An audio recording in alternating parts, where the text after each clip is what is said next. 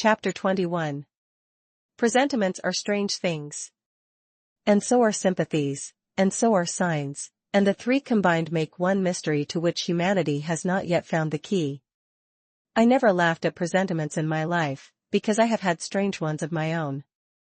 Sympathies, I believe, exist, for instance, between far distant, long absent, wholly estranged relatives asserting, notwithstanding their alienation, the unity of the source to which each traces his origin, whose workings baffle mortal comprehension. And signs, for aught we know, may be but the sympathies of nature with man. When I was a little girl, only 6 years old, I one night heard Bessie Leaven say to Martha Abbott that she had been dreaming about a little child, and that to dream of children was a sure sign of trouble, either to one's self or one's kin. The saying might have worn out of my memory, had not a circumstance immediately followed which served indelibly to fix it there. The next day Bessie was sent for home to the deathbed of her little sister. Of late I had often recalled this saying and this incident, for during the past week scarcely a night had gone over my couch that had not brought with it a dream of an infant, which I sometimes hushed in my arms, sometimes dandled on my knee, sometimes watched playing with daisies on a lawn, or again, dabbling its hands in running water. It was a wailing child this night, and a laughing one the next. Now it nestled close to me, and now it ran from me, but whatever mood the apparition evinced, whatever aspect it wore, it failed not for 7 successive nights to meet me the moment I entered the land of slumber. I did not like this iteration of one idea, this strange recurrence of one image, and I grew nervous as bedtime approached and the hour of the vision drew near. It was from companionship with this baby phantom I had been roused on that moonlight night when I heard the cry, and it was on the afternoon of the day following I was summoned downstairs by a message that someone wanted me in Mrs. Fairfax's room.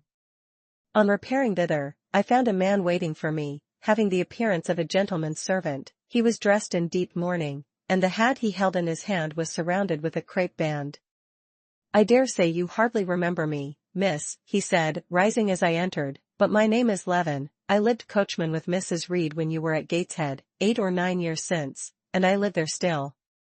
"Oh, Robert. How do you do? I remember you very well. You used to give me a ride sometimes on Miss Georgiana's bay pony. And how is Bessie?" "You are married to Bessie?" "Yes, miss, my wife is very hearty, thank you. She brought me another little one about 2 months since. We have 3 now, and both mother and child are thriving." "And are the family well at the house, Robert?" "I am sorry I can't give you better news of them, miss. They are very badly at present, in great trouble." "I hope no one is dead," I said, glancing at his black dress. He too looked down at the crape round his hat and replied, "Mr. John died yesterday was a week, at his chambers in London." "Mr. John?" "Yes." "And how does his mother bear it?" "Why, you see, Miss Eyre, it is not a common mishap. His life has been very wild. These last 3 years he gave himself up to strange ways, and his death was shocking. I heard from Bessie he was not doing well." "Doing well?" "He could not do worse. He ruined his health and his estate amongst the worst men and the worst women. He got into debt and into jail. His mother helped him out twice, but as soon as he was free he returned to his old companions and habits. His head was not strong. The knaves he lived amongst fooled him beyond anything I ever heard. He came down to Gateshead about 3 weeks ago and wanted Mrs. to give up all to him. Mrs. refused. Her means have long been much reduced by his extravagance, so he went back again, and the next news was that he was dead. How he died, God knows. They say he killed himself." I was silent. The tidings were frightful. Robert Leaven resumed.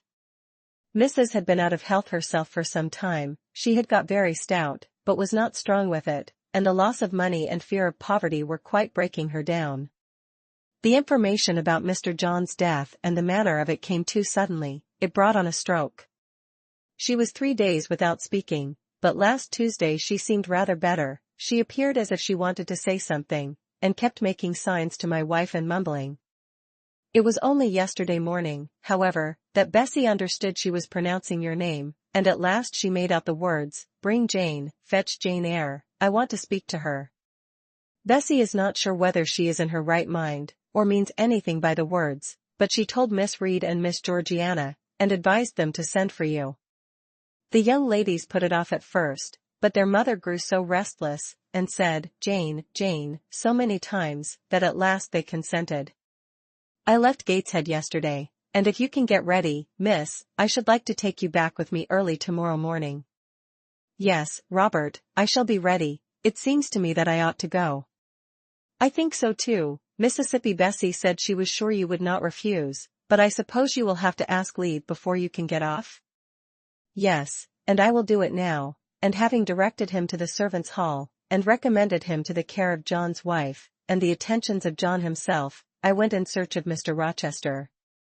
He was not in any of the lower rooms, he was not in the yard, the stables, or the grounds. I asked Mrs. Fairfax if she had seen him. Yes, she believed he was playing billiards with Miss Ingram. To the billiard room I hastened, the click of balls and the hum of voices resounded thence. Mr. Rochester, Miss Ingram, the two Misses Eshton, and their admirers, were all busied in the game.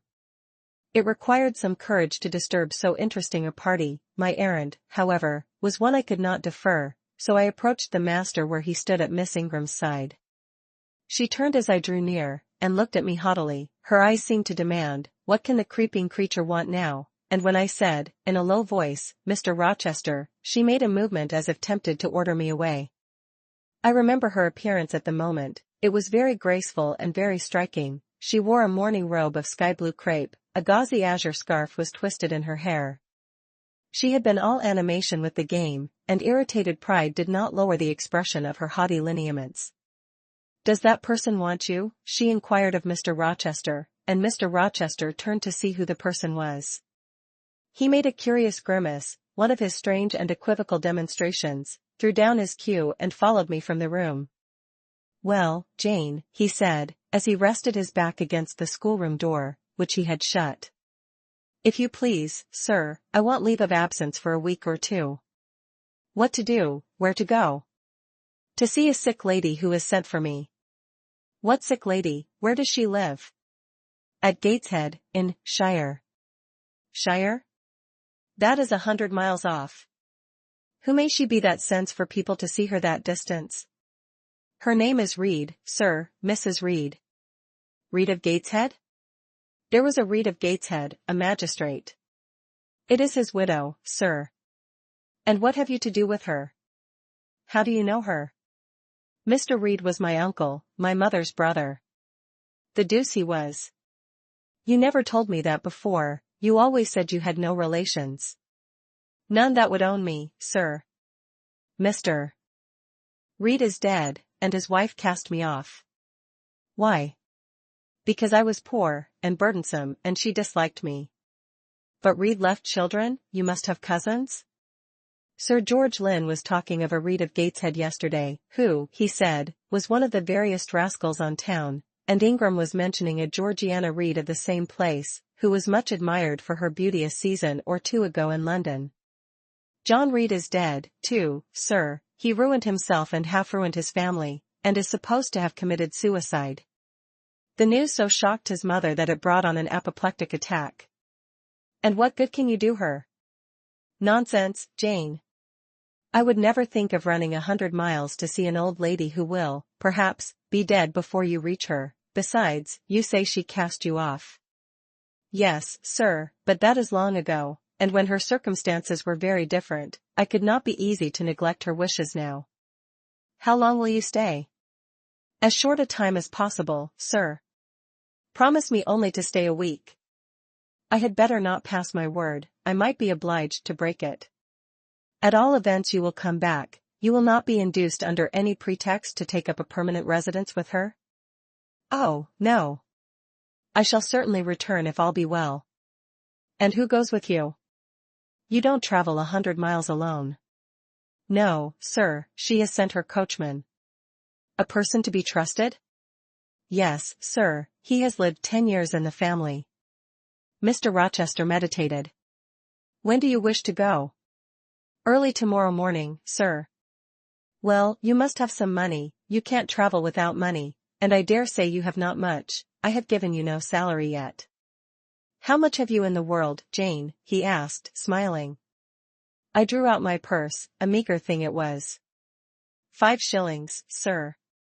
He took the purse, poured the hoard into his palm, and chuckled over it as if its scantiness amused him. Soon he produced his pocketbook. "Here," said he, offering me a note. It was £50, and he owed me but 15. I told him I had no change. "I don't want change, you know that. Take your wages." I declined accepting more than was my due. He scowled at first, then, as if recollecting something, he said, Right. Better not give you all now. You would, perhaps, stay away 3 months if you had £50. There are 10, is it not plenty?" "Yes, sir, but now you owe me 5. "Come back for it, then. I am your banker for £40. "Mr. Rochester, I may as well mention another matter of business to you while I have the opportunity." "Matter of business?" "I am curious to hear it." "You have as good as informed me, sir, that you are going shortly to be married?" "Yes, what then?" "In that case, sir, Adele ought to go to school. I am sure you will perceive the necessity of it. To get her out of my bride's way, who might otherwise walk over her rather too emphatically. There's sense in the suggestion, not a doubt of it. Adele, as you say, must go to school, and you, of course, must march straight to the devil?" "I hope not, sir, but I must seek another situation somewhere." "In course," he exclaimed, with a twang of voice and a distortion of features equally fantastic and ludicrous. He looked at me some minutes. "And old Madam Reed, or the misses, her daughters, will be solicited by you to seek a place, I suppose?" "No, sir, I am not on such terms with my relatives as would justify me in asking favors of them, but I shall advertise." "You shall walk up the pyramids of Egypt," he growled. "At your peril you advertise. I wish I had only offered you a sovereign instead of £10. Give me back £9, Jane, I've a use for it."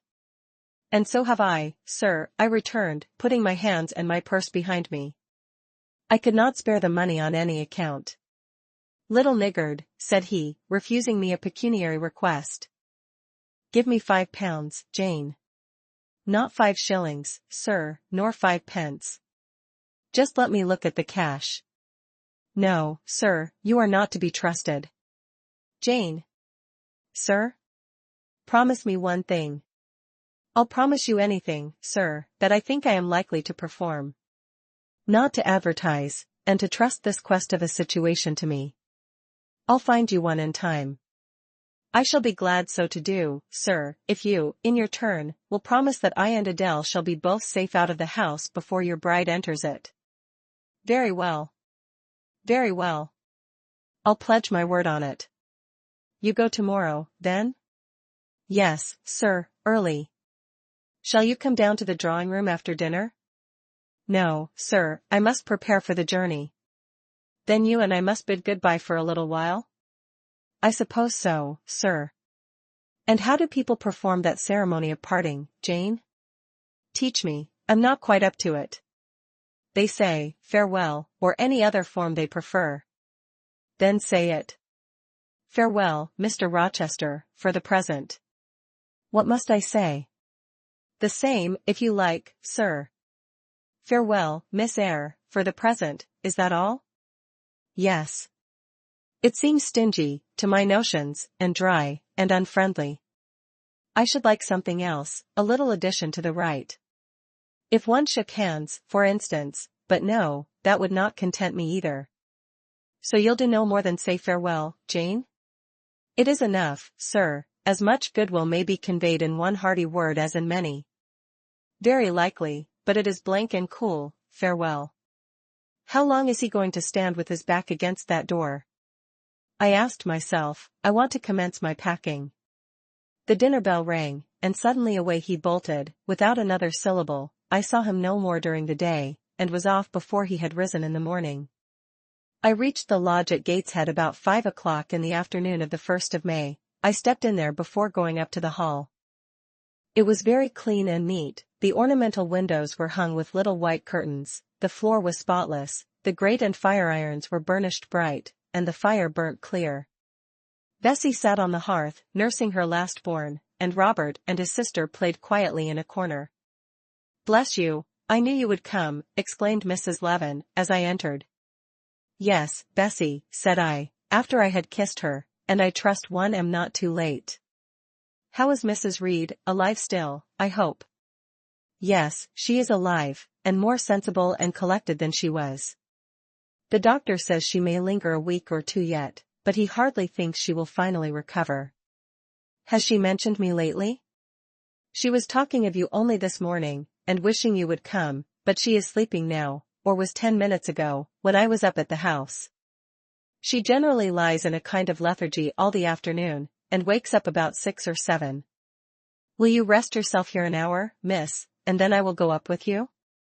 Robert here entered, and Bessie laid her sleeping child in the cradle and went to welcome him. Afterwards she insisted on my taking off my bonnet and having some tea, for she said I looked pale and tired. I was glad to accept her hospitality, and I submitted to be relieved of my traveling garb just as passively as I used to let her undress me when a child. Old times crowded fast back on me as I watched her bustling about, setting out the tea tray with her best china, cutting bread and butter, toasting a tea cake, and, between whiles, giving little Robert or Jane an occasional tap or push, just as she used to give me in former days. Bessie had retained her quick temper as well as her light foot and good looks. Tea ready, I was going to approach the table, but she desired me to sit still, quite in her old peremptory tones. "I must be served at the fireside," she said, and she placed before me a little round stand with my cup and a plate of toast, absolutely as she used to accommodate me with some privately purloined dainty on a nursery chair, and I smiled and obeyed her as in bygone days. She wanted to know if I was happy at Thornfield Hall, and what sort of a person the mistress was, and when I told her there was only a master, whether he was a nice gentleman, and if I liked him. I told her he was rather an ugly man, but quite a gentleman, and that he treated me kindly, and I was content. Then I went on to describe to her the gay company that had lately been staying at the house, and to these details Bessie listened with interest. They were precisely of the kind she relished. In such conversation an hour was soon gone. Bessie restored to me my bonnet, etc., and, accompanied by her, I quitted the lodge for the hall. It was also accompanied by her that I had, nearly 9 years ago, walked down the path I was now ascending. On a dark, misty, raw morning in January, I had left a hostel roof with a desperate and embittered heart, a sense of outlawry and almost of reprobation, to seek the chilly harbourage of Lowood, that bourne so far away and unexplored. The same hostel roof now again rose before me. My prospects were doubtful yet, and I had yet an aching heart. I still felt as a wanderer on the face of the earth, but I experienced firmer trust in myself and my own powers, and less withering dread of oppression. The gaping wound of my wrongs, too, was now quite healed, and the flame of resentment extinguished. "You shall go into the breakfast-room first," said Bessie, as she preceded me through the hall. "The young ladies will be there." In another moment I was within that apartment. There was every article of furniture looking just as it did on the morning I was first introduced to Mr. Brocklehurst. The very rug he had stood upon still covered the hearth. Glancing at the bookcases, I thought I could distinguish the 2 volumes of Bewick's British Birds occupying their old place on the 3rd shelf, and Gulliver's Travels and the Arabian Nights ranged just above.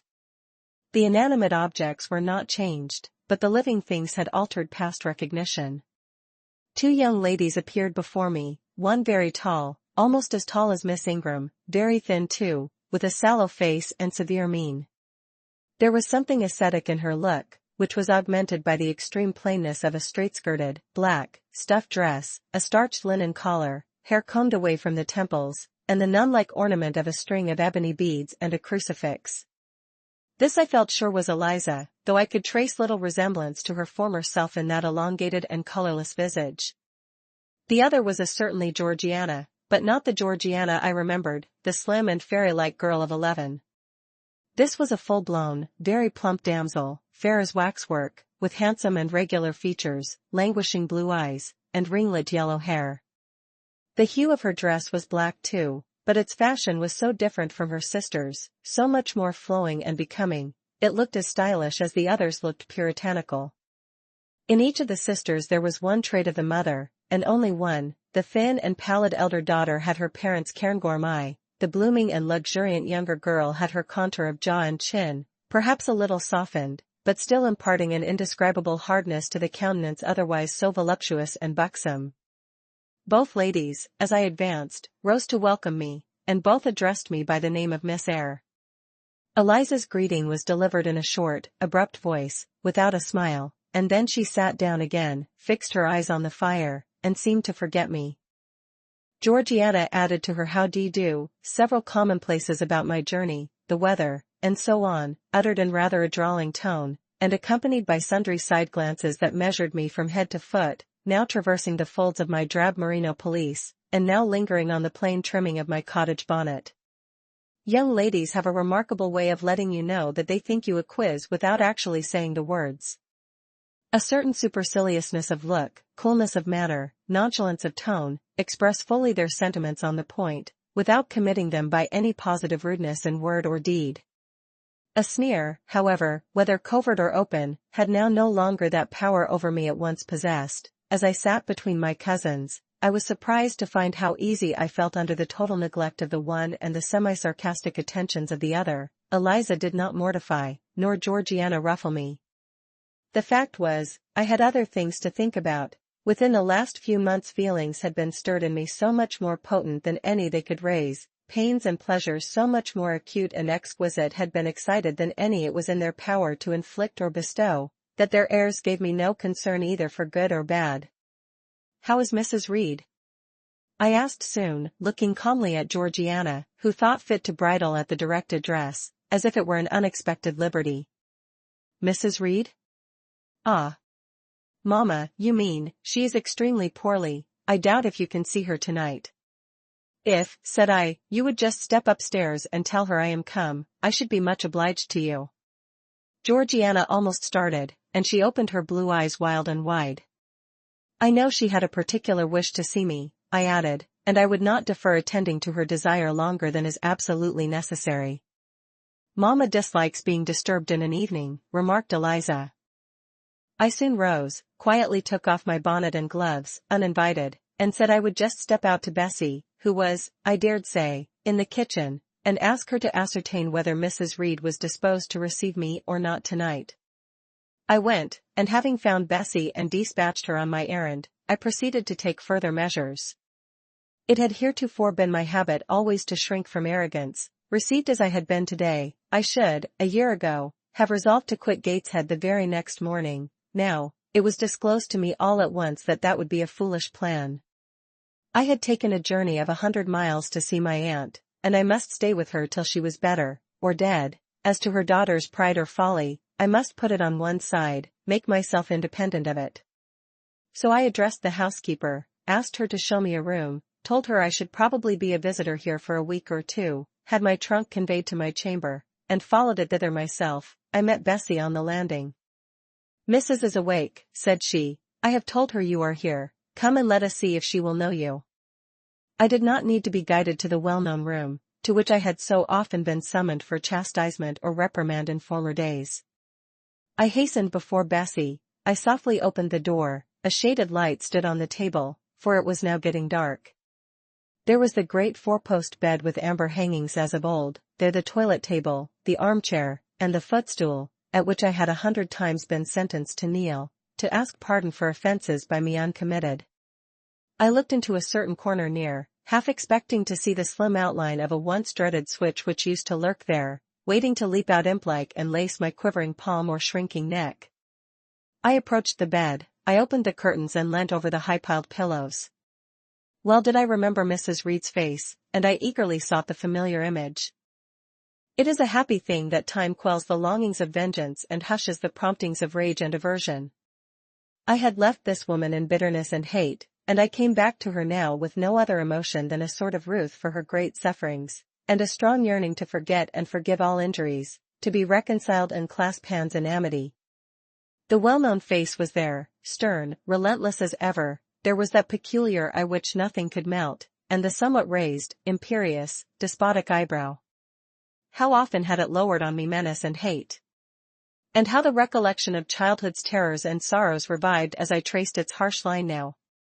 And yet I stooped down and kissed her. She looked at me. "Is this Jane Eyre?" she said. "Yes, Aunt Reed." How are you, dear aunt?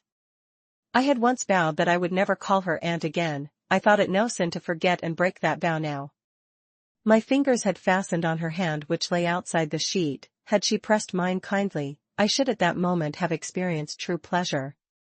But unimpressionable natures are not so soon softened, nor are natural antipathies so readily eradicated.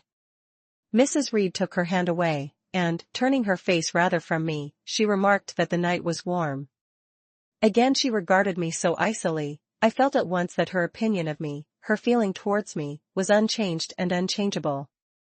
I knew by her stony eye, opaque to tenderness, indissoluble to tears, that she was resolved to consider me bad to the last, because to believe me good would give her no generous pleasure, only a sense of mortification. I felt pain, and then I felt ire, and then I felt a determination to subdue her, to be her mistress in spite both of her nature and her will. My tears had risen. Just as in childhood, I ordered them back to their source. I brought a chair to the bed head. I sat down and leaned over the pillow. You sent for me, I said, and I am here, and it is my intention to stay till I see how you get on. Oh, of course. You have seen my daughters? Yes. Well, you may tell them I wish you to stay till I can talk some things over with you I have on my mind. Tonight it is too late, and I have a difficulty in recalling them. But there was something I wished to say. Let me see. The wandering look and changed utterance told what wreck had taken place in her once vigorous frame. Turning restlessly, she drew the bedclothes round her. My elbow, resting on a corner of the quilt, fixed it down. She was at once irritated. Sit up, said she, don't annoy me with holding the clothes fast. Are you Jane Eyre? I am Jane Eyre. I have had more trouble with that child than any one would believe. Such a burden to be left on my hands, and so much annoyance as she caused me, daily and hourly, with her incomprehensible disposition, and her sudden starts of temper, and her continual, unnatural watchings of one's movements. I declare she talked to me once like something mad, or like a fiend. No child ever spoke or looked as she did. I was glad to get her away from the house. What did they do with her at Lowood? The fever broke out there, and many of the pupils died. She, however, did not die, but I said she did. I wish she had died. A strange wish, Mrs. Reed. Why do you hate her so? I had a dislike to her mother always, for she was my husband's only sister, and a great favorite with him. He opposed the family's disowning her when she made her low marriage, and when news came of her death, he wept like a simpleton. He would send for the baby, though I entreated him rather to put it out to nurse and pay for its maintenance. I hated it the first time I set my eyes on it, a sickly, whining, pining thing. It would wail in its cradle all night long, not screaming heartily like any other child, but whimpering and moaning. Reed pitied it, and he used to nurse it and notice it as if it had been his own, more, indeed, than he ever noticed his own at that age. He would try to make my children friendly to the little beggar. The darlings could not bear it, and he was angry with them when they showed their dislike. In his last illness, he had it brought continually to his bedside, and but an hour before he died, he bound me by vow to keep the creature. I would as soon have been charged with a pauper brat out of a workhouse, but he was weak, naturally weak. John does not at all resemble his father, and I am glad of it. John is like me and like my brothers. He is quite a Gibson. Oh, I wish he would cease tormenting me with letters for money. I have no more money to give him. We are getting poor. I must send away half the servants and shut up part of the house, or let it off. I can never submit to do that, yet how are we to get on? 2/3 of my income goes in paying the interest of mortgages. John gambles dreadfully, and always loses, poor boy. He is beset by sharpers. John is sunk and degraded, his look is frightful. I feel ashamed for him when I see him. She was getting much excited. I think I had better leave her now, said I to Bessie, who stood on the other side of the bed. Perhaps you had, miss, but she often talks in this way towards night. In the morning she is calmer. I rose. Stop, exclaimed Mrs. Reed, there is another thing I wished to say. He threatens me, he continually threatens me with his own death, or mine, and I dream sometimes that I see him laid out with a great wound in his throat, or with a swollen and blackened face. I am come to a strange pass. I have heavy troubles. What is to be done? How is the money to be had? Bessie now endeavored to persuade her to take a sedative draught. She succeeded with difficulty. Soon after, Mrs. Reed grew more composed, and sank into a dozing state. I then left her. More than 10 days elapsed before I had again any conversation with her. She continued either delirious or lethargic, and the doctor forbade everything which could painfully excite her. Meantime, I got on as well as I could with Georgiana and Eliza. They were very cold, indeed, at first. Eliza would sit half the day sewing, reading, or writing, and scarcely utter a word either to me or her sister. Georgiana would chatter nonsense to her canary bird by the hour, and take no notice of me. But I was determined not to seem at a loss for occupation or amusement. I had brought my drawing materials with me, and they served me for both. Provided with a case of pencils, and some sheets of paper, I used to take a seat apart from them, near the window, and busy myself in sketching fancy vignettes, representing any scene that happened momentarily to shape itself in the ever-shifting kaleidoscope of imagination, a glimpse of sea between two rocks, the rising moon, and a ship crossing its disk, a group of reeds and water flags, and a naiad's head, crowned with lotus flowers, rising out of them, an elf sitting in a hedge sparrow's nest, under a wreath of hawthorn bloom. One morning I fell to sketching a face. What sort of a face it was to be, I did not care or know. I took a soft black pencil, gave it a broad point, and worked away. Soon I had traced on the paper a broad and prominent forehead and a square lower outline of visage. That contour gave me pleasure. My fingers proceeded actively to fill it with features. Strongly marked horizontal eyebrows must be traced under that brow. Then followed, naturally, a well-defined nose, with a straight ridge and full nostrils, then a flexible-looking mouth, by no means narrow, then a firm chin, with a decided cleft down the middle of it. Of course, some black whiskers were wanted, and some jetty hair, tufted on the temples, and waved above the forehead. Now for the eyes, I had left them to the last, because they required the most careful working. I drew them large, I shaped them well. The eyelashes I traced long and somber, the irids lustrous and large. Good. But not quite the thing, I thought, as I surveyed the effect. They want more force and spirit, and I wrought the shades blacker, that the lights might flash more brilliantly. A happy touch or two secured success. There, I had a friend's face under my gaze, and what did it signify that those young ladies turned their backs on me? I looked at it, I smiled at the speaking likeness, I was absorbed and content. "Is that a portrait of someone you know?" asked Eliza, who had approached me unnoticed. I responded that it was merely a fancy head, and hurried it beneath the other sheets. Of course, I lied. It was, in fact, a very faithful representation of Mr. Rochester. But what was that to her, or to anyone but myself? Georgiana also advanced to look. The other drawings pleased her much, but she called that an ugly man. They both seemed surprised at my skill. I offered to sketch their portraits, and each, in turn, sat for a pencil outline. Then Georgiana produced her album. I promised to contribute a watercolor drawing. This put her at once into good humor. She proposed a walk in the grounds. Before we had been out 2 hours, we were deep in a confidential conversation. She had favored me with a description of the brilliant winter she had spent in London 2 seasons ago, of the admiration she had there excited, the attention she had received, and I even got hints of the titled conquest she had made.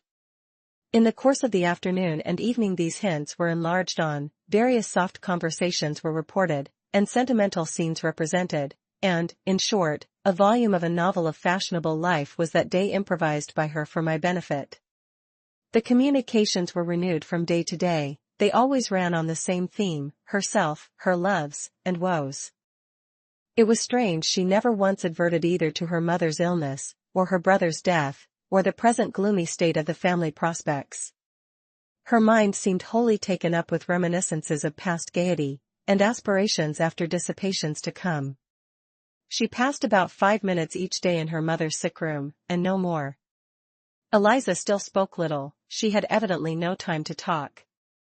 I never saw a busier person than she seemed to be, yet it was difficult to say what she did, or rather, to discover any result of her diligence. She had an alarm to call her up early. I know not how she occupied herself before breakfast, But after that meal she divided her time into regular portions, and each hour had its allotted task. 3 times a day she studied a little book, which I found, on inspection, was a common prayer book. I asked her once what was the great attraction of that volume, and she said, the rubric. 3 hours she gave to stitching, with gold thread, the border of a square crimson cloth, almost large enough for a carpet. In answer to my inquiries after the use of this article, she informed me it was a covering for the altar of a new church lately erected near Gateshead. 2 hours she devoted to her diary, 2 to working by herself in the kitchen garden, and 1 to the regulation of her accounts. She seemed to want no company, no conversation. I believe she was happy in her way. This routine sufficed for her, and nothing annoyed her so much as the occurrence of any incident which forced her to vary its clockwork regularity. She told me one evening, when more disposed to be communicative than usual, that John's conduct, and the threatened ruin of the family, had been a source of profound affliction to her, but she had now, she said, settled her mind, and formed her resolution. Her own fortune she had taken care to secure, and when her mother died, and it was wholly improbable, she tranquilly remarked, that she should either recover or linger long, she would execute a long-cherished project, seek a retirement where punctual habits would be permanently secured from disturbance, and place safe barriers between herself and a frivolous world. I asked if Georgiana would accompany her. Of course not. Georgiana and she had nothing in common, they never had had. She would not be burdened with her society for any consideration. Georgiana should take her own course, and she, Eliza, would take hers. Georgiana, when not unburdening her heart to me, spent most of her time in lying on the sofa, fretting about the dullness of the house, and wishing over and over again that her Aunt Gibson would send her an invitation up to town. It would be so much better, she said, if she could only get out of the way for a month or 2, till all was over. I did not ask what she meant by all being over, but I suppose she referred to the expected decease of her mother and the gloomy sequel of funeral rites. Eliza generally took no more notice of her sister's indolence and complaints than if no such murmuring, lounging object had been before her. One day, however, as she put away her account book and unfolded her embroidery, she suddenly took her up thus. Georgiana, a more vain and absurd animal than you was certainly never allowed to cumber the earth. You had no right to be born, for you make no use of life. Instead of living for, in, and with yourself, as a reasonable being ought, you seek only to fasten your feebleness on some other person's strength. If no one can be found willing to burden her or himself with such a fat, weak, puffy, useless thing, you cry out that you are ill-treated, neglected, miserable. Then, too, existence for you must be a scene of continual change and excitement, or else the world is a dungeon. You must be admired, you must be courted, you must be flattered, you must have music, dancing, and society, or you languish, you die away. Have you no sense to devise a system which will make you independent of all efforts, and all wills, but your own? Take one day, share it into sections, to each section apportion its task, leave no stray unemployed quarters of an hour, 10 minutes, 5 minutes, include all, do each piece of business in its turn with method, with rigid regularity. The day will close almost before you are aware it has begun, and you are indebted to no one for helping you to get rid of one vacant moment. You have had to seek no one's company, conversation, sympathy, forbearance. You have lived, in short, as an independent being ought to do. Take this advice, the first and last I shall offer you, then you will not want me or anyone else, happen what may. Neglect it, go on as heretofore, craving, whining, and idling, and suffer the results of your idiocy, however bad and insufferable they may be. I tell you this plainly, and listen, for though I shall no more repeat what I am now about to say, I shall steadily act on it. After my mother's death, I wash my hands of you. From the day her coffin is carried to the vault in Gateshead Church, you and I will be as separate as if we had never known each other. You need not think that because we chance to be born of the same parents, I shall suffer you to fasten me down by even the feeblest claim. I can tell you this, if the whole human race, ourselves excepted, were swept away, and we two stood alone on the earth, I would leave you in the old world, and betake myself to the new. She closed her lips. You might have spared yourself the trouble of delivering that tirade, answered Georgiana. Everybody knows you are the most selfish, heartless creature in existence, and I know your spiteful hatred towards me. I have had a specimen of it before in the trick you played me about Lord Edwin Vere. You could not bear me to be raised above you, to have a title, to be received into circles where you dare not show your face, and so you acted the spy and informer, and ruined my prospects forever. Georgiana took out her handkerchief and blew her nose for an hour afterwards. Eliza sat cold, impassible, and assiduously industrious. True, generous feeling is made small account of by some, but here were two natures rendered, the one intolerably acrid, the other despicably savourless for the want of it. Feeling without judgment is a washy draught indeed, but judgment untempered by feeling is too bitter and husky a morsel for human deglutition. It was a wet and windy afternoon. Georgiana had fallen asleep on the sofa over the perusal of a novel. Eliza was gone to attend a Saints' Day service at the new church, for in matters of religion she was a rigid formalist. No weather ever prevented the punctual discharge of what she considered her devotional duties. Fair or foul, she went to church thrice every Sunday, and as often on weekdays as there were prayers. I bethought myself to go upstairs and see how the dying woman sped, who lay there almost unheeded. The very servants paid her but a remittent attention. The hired nurse, being little looked after, would slip out of the room whenever she could.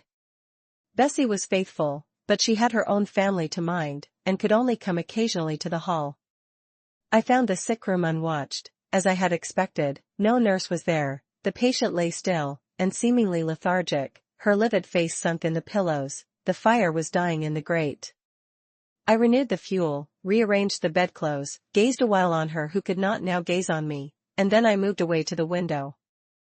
The rain beat strongly against the panes, the wind blew tempestuously. One lies there, I thought, who will soon be beyond the war of earthly elements. Whither will that spirit, now struggling to quit its material tenement, flit when at length released? In pondering the great mystery, I thought of Helen Burns, recalled her dying words, her faith, her doctrine of the equality of disembodied souls. I was still listening in thought to her well-remembered tones, still picturing her pale and spiritual aspect, her wasted face and sublime gaze, as she lay on her placid deathbed, and whispered her longing to be restored to her divine Father's bosom, when a feeble voice murmured from the couch behind, "Who is that?" I knew Mrs. Reed had not spoken for days. Was she reviving? I went up to her. "It is I, Aunt Reed." "Who, I?" was her answer. "Who are you?" looking at me with surprise and a sort of alarm, but still not wildly. "You are quite a stranger to me. Where is Bessie?" "She is at the lodge, Aunt." "Aunt," she repeated. "Who calls me Aunt?"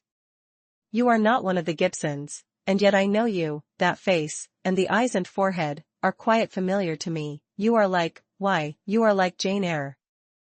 I said nothing. I was afraid of occasioning some shock by declaring my identity. "Yet," said she, "I am afraid it is a mistake. My thoughts deceive me.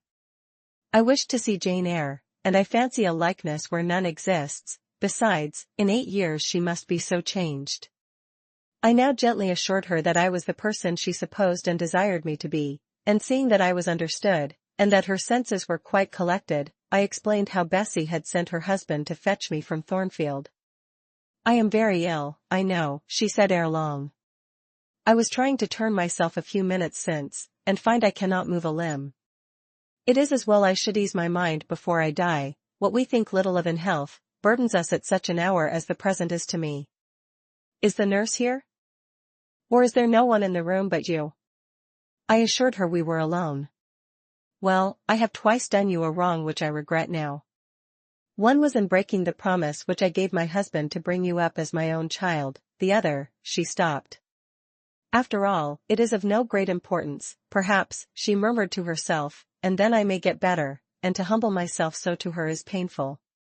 She made an effort to alter her position, but failed. Her face changed. She seemed to experience some inward sensation, the precursor, perhaps, of the last pang. "Well, I must get it over.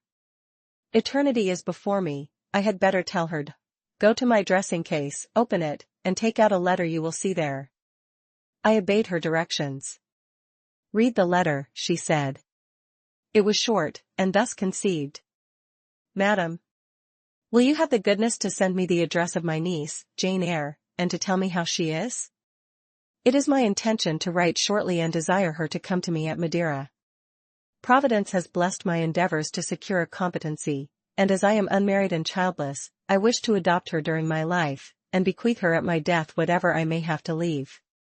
I am, Madam, etc., etc.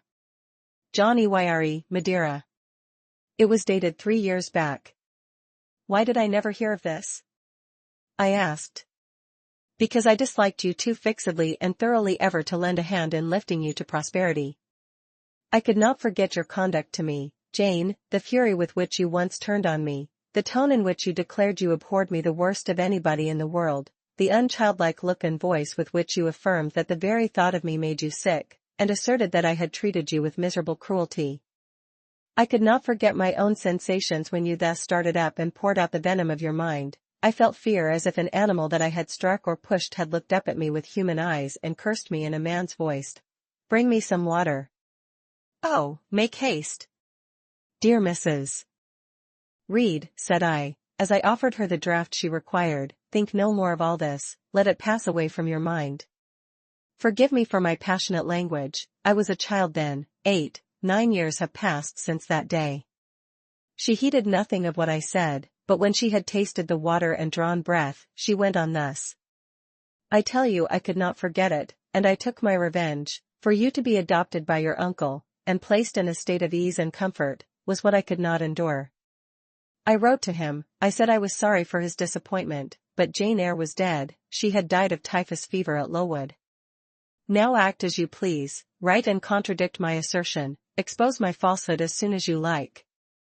You were born, I think, to be my torment, my last hour is racked by the recollection of a deed which, but for you, I should never have been tempted to commit. If you could but be persuaded to think no more of it, and to regard me with kindness and forgiveness. You have a very bad disposition, said she, and one to this day I feel it impossible to understand, how for 9 years you could be patient and quiescent under any treatment, and in the 10th break out all fire and violence, I can never comprehend. My disposition is not so bad as you think, I am passionate, but not vindictive. Many a time, as a little child, I should have been glad to love you if you would have let me, and I long earnestly to be reconciled to you now. Kiss me, aunt. I approached my cheek to her lips, she would not touch it. She said I oppressed her by leaning over the bed, and again demanded water. As I laid her down, for I raised her and supported her on my arm while she drank, I covered her ice-cold and clammy hand with mine, the feeble fingers shrank from my touch, the glazing eyes shunned my gaze. Love me, then, or hate me, as you will, I said at last, you have my full and free forgiveness, ask now for God's, and be at peace. Poor, suffering woman! It was too late for her to make now the effort to change her habitual frame of mind. Living, she had ever hated me, dying, she must hate me still. The nurse now entered, and Bessie followed. I yet lingered half an hour longer, hoping to see some sign of amity, but she gave none. She was fast relapsing into stupor, nor did her mind again rally. At 12 o'clock that night she died. I was not present to close her eyes, nor were either of her daughters. They came to tell us the next morning that all was over. She was by that time laid out. Eliza and I went to look at her. Georgiana, who had burst out into loud weeping, said she dared not go. There was stretched Sarah Reed's once robust and active frame, rigid and still, her eye of flint was covered with its cold lid, her brow and strong traits wore yet the impress of her inexorable soul. A strange and solemn object was that corpse to me. I gazed on it with gloom and pain, nothing soft, nothing sweet, nothing pitying, or hopeful, or subduing did it inspire, only a grating anguish for her woes, not my loss, and a somber tearless dismay at the fearfulness of death in such a form. Eliza surveyed her parent calmly. After a silence of some minutes she observed. With her constitution she should have lived to a good old age, her life was shortened by trouble. And then a spasm constricted her mouth for an instant, as it passed away she turned and left the room, and so did I. Neither of us had dropped a tear. Chapter 22. Mr. Rochester had given me but 1 week's leave of absence, yet a month elapsed before I quitted Gateshead. I wished to leave immediately after the funeral, but Georgiana entreated me to stay till she could get off to London, whither she was now at last invited by her uncle, Mr. Gibson, who had come down to direct his sister's interment and settle the family affairs. Georgiana said she dreaded being left alone with Eliza. From her she got neither sympathy in her dejection, support in her fears, nor aid in her preparations, so I bore with her feeble-minded wailings and selfish lamentations as well as I could, and did my best in sewing for her and packing her dresses. It is true, that while I worked, she would idle, and I thought to myself, if you and I were destined to live always together, cousin, we would commence matters on a different footing. I should not settle tamely down into being the forbearing party. I should assign you your share of labor, and compel you to accomplish it, or else it should be left undone. I should insist, also, on your keeping some of those drawling, half-insincere complaints hushed in your own breast. It is only because our connection happens to be very transitory, and comes at a peculiarly mournful season, that I consent thus to render it so patient and compliant on my part. At last I saw Georgiana off, but now it was Eliza's turn to request me to stay another week. Her plans required all her time and attention, she said. She was about to depart for some unknown bourne, and all day long she stayed in her own room, her door bolted within, filling trunks, emptying drawers, burning papers, and holding no communication with anyone.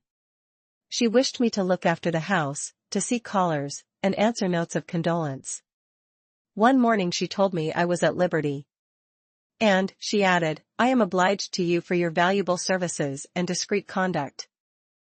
There is some difference between living with such an one as you and with Georgiana. You perform your own part in life and burden no one. Tomorrow, she continued, I set out for the continent. I shall take up my abode in a religious house near Lisle, a nunnery you would call it. There I shall be quiet and unmolested.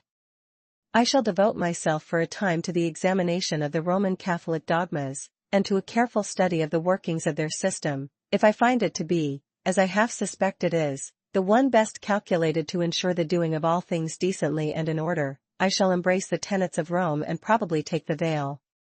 I neither expressed surprise at this resolution nor attempted to dissuade her from it. The vocation will fit you to a hair, I thought. Much good may it do you. When we parted, she said, Goodbye, cousin Jane Eyre, I wish you well, you have some sense. I then returned, You are not without sense, cousin Eliza, but what you have, I suppose, in another year will be walled up alive in a French convent. However, it is not my business, and so it suits you, I don't much care. You are in the right, said she, and with these words we each went our separate way. As I shall not have occasion to refer either to her or her sister again, I may as well mention here, that Georgiana made an advantageous match with a wealthy worn-out man of fashion, and that Eliza actually took the veil, and is at this day superior of the convent where she passed the period of her novitiate, and which she endowed with her fortune. How people feel when they are returning home from an absence, long or short, I did not know. I had never experienced the sensation. I had known what it was to come back to Gateshead when a child after a long walk, to be scolded for looking cold or gloomy, and later, what it was to come back from church to Lowood, to long for a plenteous meal and a good fire, and to be unable to get either. Neither of these returnings was very pleasant or desirable. No magnet drew me to a given point, increasing in its strength of attraction the nearer I came. The return to Thornfield was yet to be tried. My journey seemed tedious, very tedious, 50 miles one day, a night spent at an inn, 50 miles the next day. During the first 12 hours I thought of Mrs. Reed in her last moments. I saw her disfigured and discolored face, and heard her strangely altered voice. I mused on the funeral day, the coffin, the hearse, the black train of tenants and servants. Few was the number of relatives, the gaping vault, the silent church, the solemn service. Then I thought of Eliza and Georgiana. I beheld one the cynosure of a ballroom, the other the inmate of a convent cell, and I dwelt on and analyzed their separate peculiarities of person and character. The evening arrival at the great town of scattered these thoughts. Night gave them quite another turn. Laid down on my traveler's bed, I left reminiscence for anticipation. I was going back to Thornfield, but how long was I to stay there? Not long, of that I was sure. I had heard from Mrs. Fairfax in the interim of my absence. The party at the Hall was dispersed. Mr. Rochester had left for London 3 weeks ago. but he was then expected to return in a fortnight. Mrs. Fairfax surmised that he was gone to make arrangements for his wedding, as he had talked of purchasing a new carriage. She said the idea of his marrying Miss Ingram still seemed strange to her, but from what everybody said, and from what she had herself seen, she could no longer doubt that the event would shortly take place. "You would be strangely incredulous if you did doubt it," was my mental comment. "I don't doubt it." The question followed, where was I to go? I dreamt of Miss Ingram all the night. In a vivid morning dream I saw her closing the gates of Thornfield against me and pointing me out another road, and Mr. Rochester looked on with his arms folded, smiling sardonically, as it seemed, at both her and me. I had not notified to Mrs. Fairfax the exact day of my return, for I did not wish either car or carriage to meet me at Millcote. I proposed to walk the distance quietly by myself, and very quietly, after leaving my box in the ostler's care, did I slip away from the George Inn, about 6 o'clock of a June evening, and take the old road to Thornfield, a road which lay chiefly through fields, and was now little frequented. It was not a bright or splendid summer evening, though fair and soft. The haymakers were at work all along the road, and the sky, though far from cloudless, was such as promised well for the future. Its blue, where blue was visible, was mild and settled, and its cloud strata high and thin. The west, too, was warm, no watery gleam chilled it. It seemed as if there was a fire lit, an altar burning behind its screen of marbled vapor, and out of apertures shone a golden redness. I felt glad as the road shortened before me, so glad that I stopped once to ask myself what that joy meant, and to remind reason that it was not to my home I was going, or to a permanent resting place, or to a place where fond friends looked out for me and waited my arrival. "Mrs. Fairfax will smile you a calm welcome, to be sure," said I, "and little Adele will clap her hands and jump to see you, but you know very well you are thinking of another than they, and that he is not thinking of you." But what is so headstrong as youth? What so blind as inexperience? These affirmed that it was pleasure enough to have the privilege of again looking on Mr. Rochester, whether he looked on me or not, and they added, "Hasten. Hasten. Be with him while you may, but a few more days or weeks, at most, and you are parted from him forever." And then I strangled a newborn agony, a deformed thing which I could not persuade myself to own and rear, and ran on. They are making hay, too, in Thornfield meadows, or rather, the laborers are just quitting their work, and returning home with their rakes on their shoulders, now, at the hour I arrive. I have but a field or two to traverse, and then I shall cross the road and reach the gates. How full the hedges are of roses! But I have no time to gather any, I want to be at the house. I passed a tall briar, shooting leafy and flowery branches across the path. I see the narrow stile with stone steps, and I see Mr. Rochester sitting there, a book and a pencil in his hand. He is writing. Well, he is not a ghost, yet every nerve I have is unstrung. For a moment I am beyond my own mastery. What does it mean? I did not think I should tremble in this way when I saw him, or lose my voice or the power of motion in his presence. I will go back as soon as I can stir. I need not make an absolute fool of myself. I know another way to the house. It does not signify if I knew 20 ways, for he has seen me. "Hello," he cries, and he puts up his book and his pencil. "There you are. Come on, if you please." I suppose I do come on, though in what fashion I know not, being scarcely cognizant of my movements, and solicitous only to appear calm, and, above all, to control the working muscles of my face, which I feel rebel insolently against my will, and struggle to express what I had resolved to conceal. But I have a veil, it is down, I may make shift yet to behave with decent composure. "And this is Jane Eyre? Are you coming from Millcote, and on foot?" "Yes, just one of your tricks, not to send for a carriage, and come clattering over street and road like a common mortal, but to steal into the vicinage of your home along with twilight, just as if you were a dream or a shade. What the deuce have you done with yourself this last month?" "I have been with my aunt, sir, who is dead." A true Jenny in reply. Good angels be my guard. She comes from the other world, from the abode of people who are dead, and tells me so when she meets me alone here in the gloaming. If I dared, I'd touch you, to see if you are substance or shadow, you elf, but I'd as soon offer to take hold of a blue ignis fatuus light in a marsh. Truant. Truant, he added, when he had paused an instant. Absent from me a whole month, and forgetting me quite, I'll be sworn. I knew there would be pleasure in meeting my master again, even though broken by the fear that he was so soon to cease to be my master, and by the knowledge that I was nothing to him, but there was ever in Mr. Rochester, so at least I thought, such a wealth of the power of communicating happiness, that to taste but of the crumbs he scattered to stray and stranger birds like me, was to feast genially. His last words were balm. They seemed to imply that it imported something to him whether I forgot him or not. And he had spoken of Thornfield as my home, would that it were my home. He did not leave the stile, and I hardly liked to ask to go by. I inquired soon if he had not been to London. Yes, I suppose you found that out by second sight. Mrs. Fairfax told me in a letter. And did she inform you what I went to do? Oh, yes, sir. Everybody knew your errand. You must see the carriage, Jane, and tell me if you don't think it will suit Mrs. Rochester exactly, and whether she won't look like Queen Boadicea, leaning back against those purple cushions. I wish, Jane, I were a trifle better adapted to match with her externally. Tell me now, fairy as you are, can't you give me a charm, or a philtre, or something of that sort, to make me a handsome man? It would be past the power of magic, sir, and, in thought, I added, a loving eye is all the charm needed, to such you are handsome enough, or rather your sternness has a power beyond beauty. Mr. Rochester had sometimes read my unspoken thoughts with an acumen to me incomprehensible. In the present instance he took no notice of my abrupt vocal response, but he smiled at me with a certain smile he had of his own, and which he used but on rare occasions. He seemed to think it too good for common purposes. It was the real sunshine of feeling, he shed it over me now.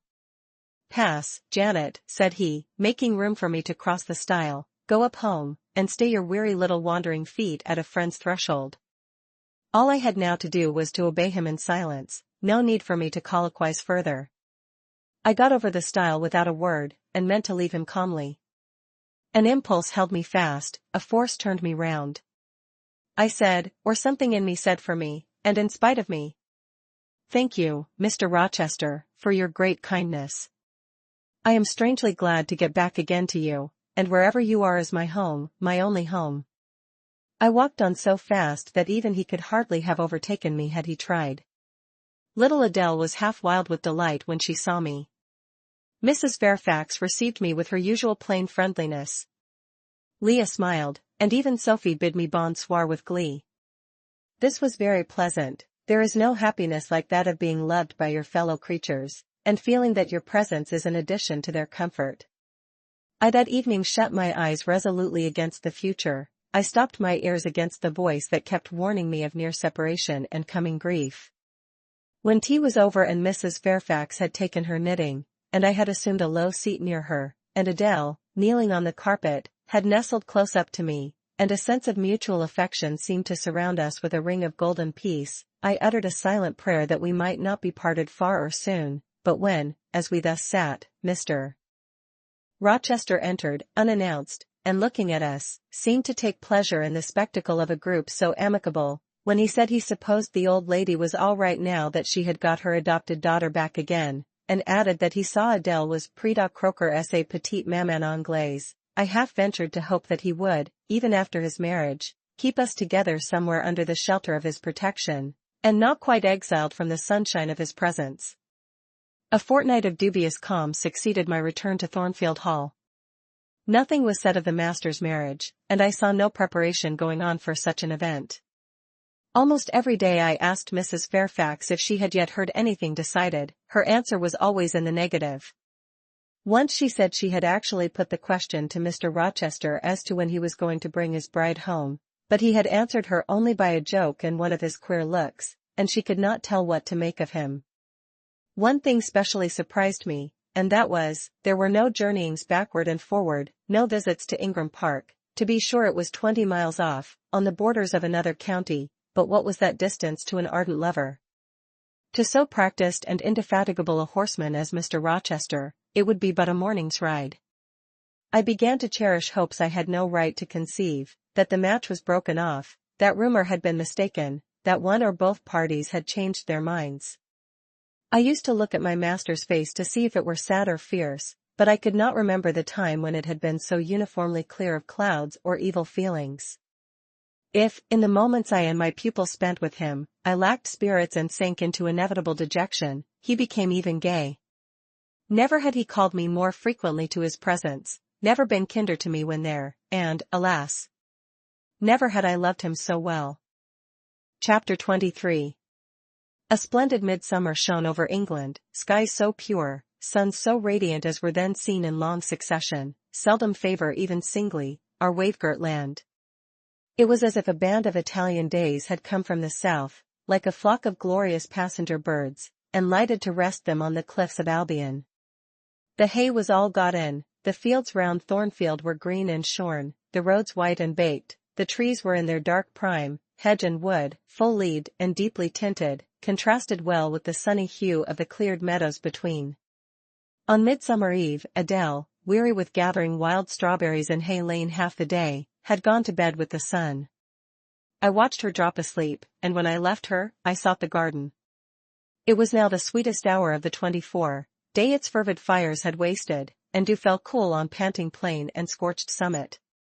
Where the sun had gone down in simple state, pure of the pomp of clouds, spread a solemn purple, burning with the light of red jewel and furnace flame at one point, on one hill peak, and extending high and wide, soft and still softer, over half heaven. The east had its own charm or fine deep blue, and its own modest gem, a rising and solitary star. Soon it would boast the moon, but she was yet beneath the horizon. I walked a while on the pavement, but a subtle, well-known scent, that of a cigar, stole from some window. I saw the library casement open a handbreadth. I knew I might be watched thence, so I went apart into the orchard.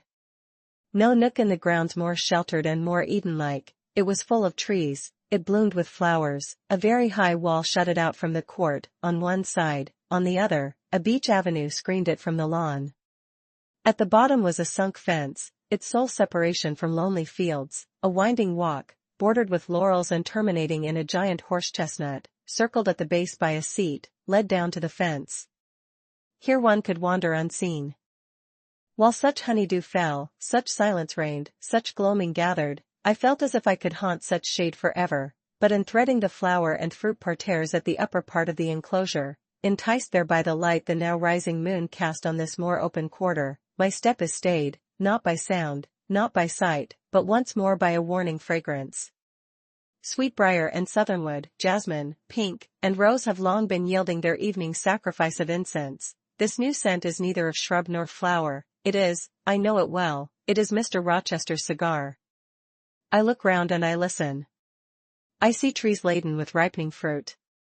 I hear a nightingale warbling in a wood half a mile off. No moving form is visible, no coming step audible, but that perfume increases. I must flee.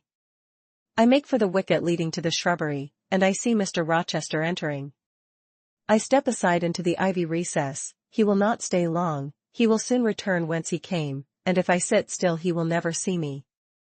But no, eventide is as pleasant to him as to me, and this antique garden as attractive, and he strolls on, now lifting the gooseberry tree branches to look at the fruit, large as plums, with which they are laden, now taking a ripe cherry from the wall, now stooping towards a knot of flowers, either to inhale their fragrance or to admire the dew beads on their petals.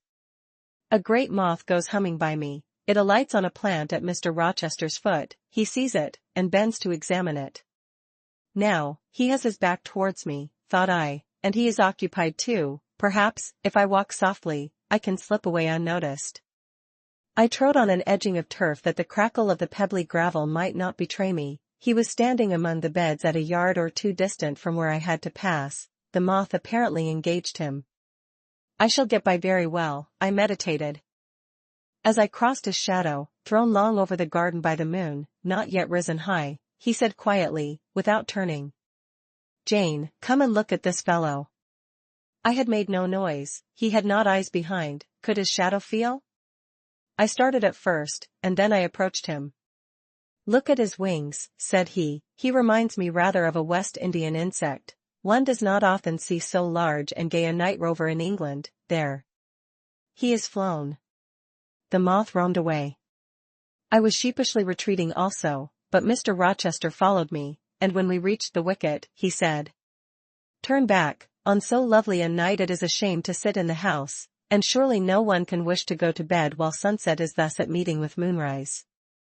It is one of my faults, that though my tongue is sometimes prompt enough at an answer, there are times when it sadly fails me in framing an excuse, and always the lapse occurs at some crisis, when a facile word or plausible pretext is specially wanted to get me out of painful embarrassment.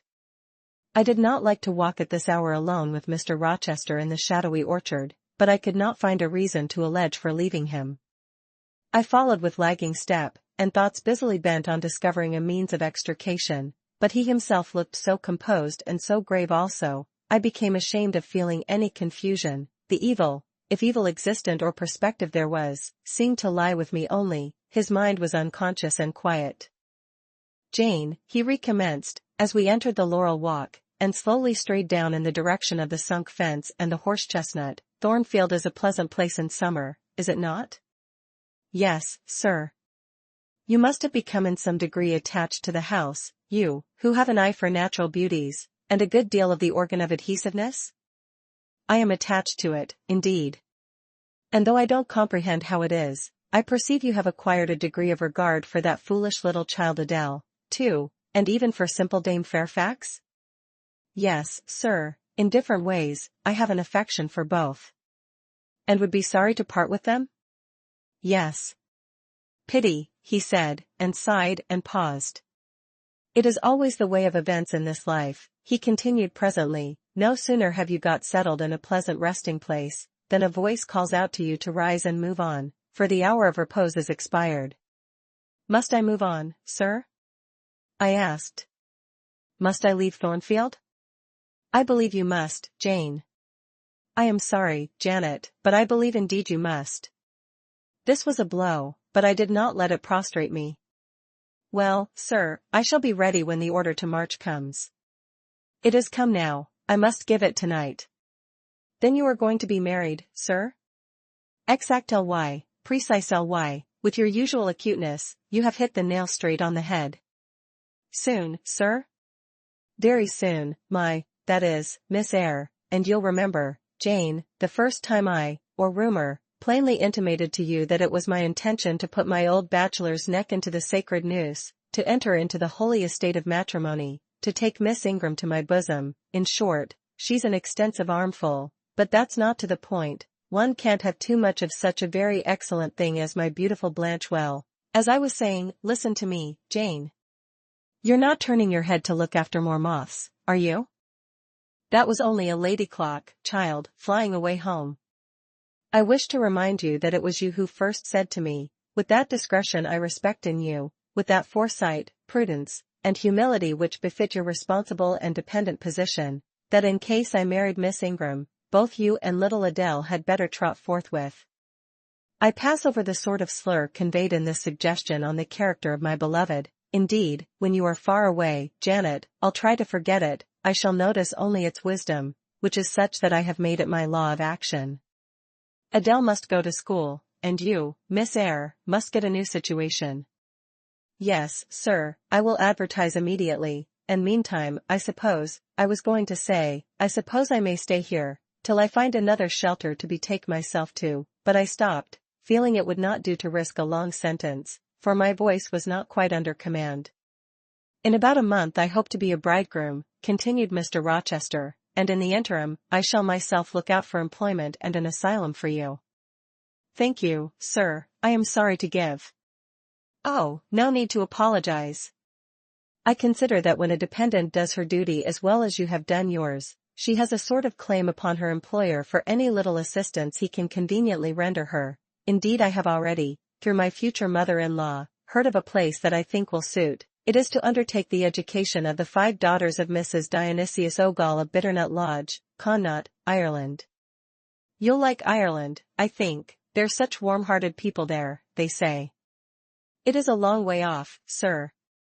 "No matter, a girl of your sense will not object to the voyage or the distance." "Not the voyage, but the distance, and then the sea is a barrier."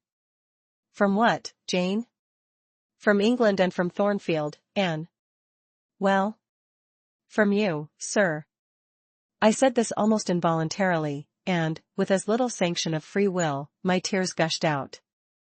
I did not cry so as to be heard, however. I avoided sobbing.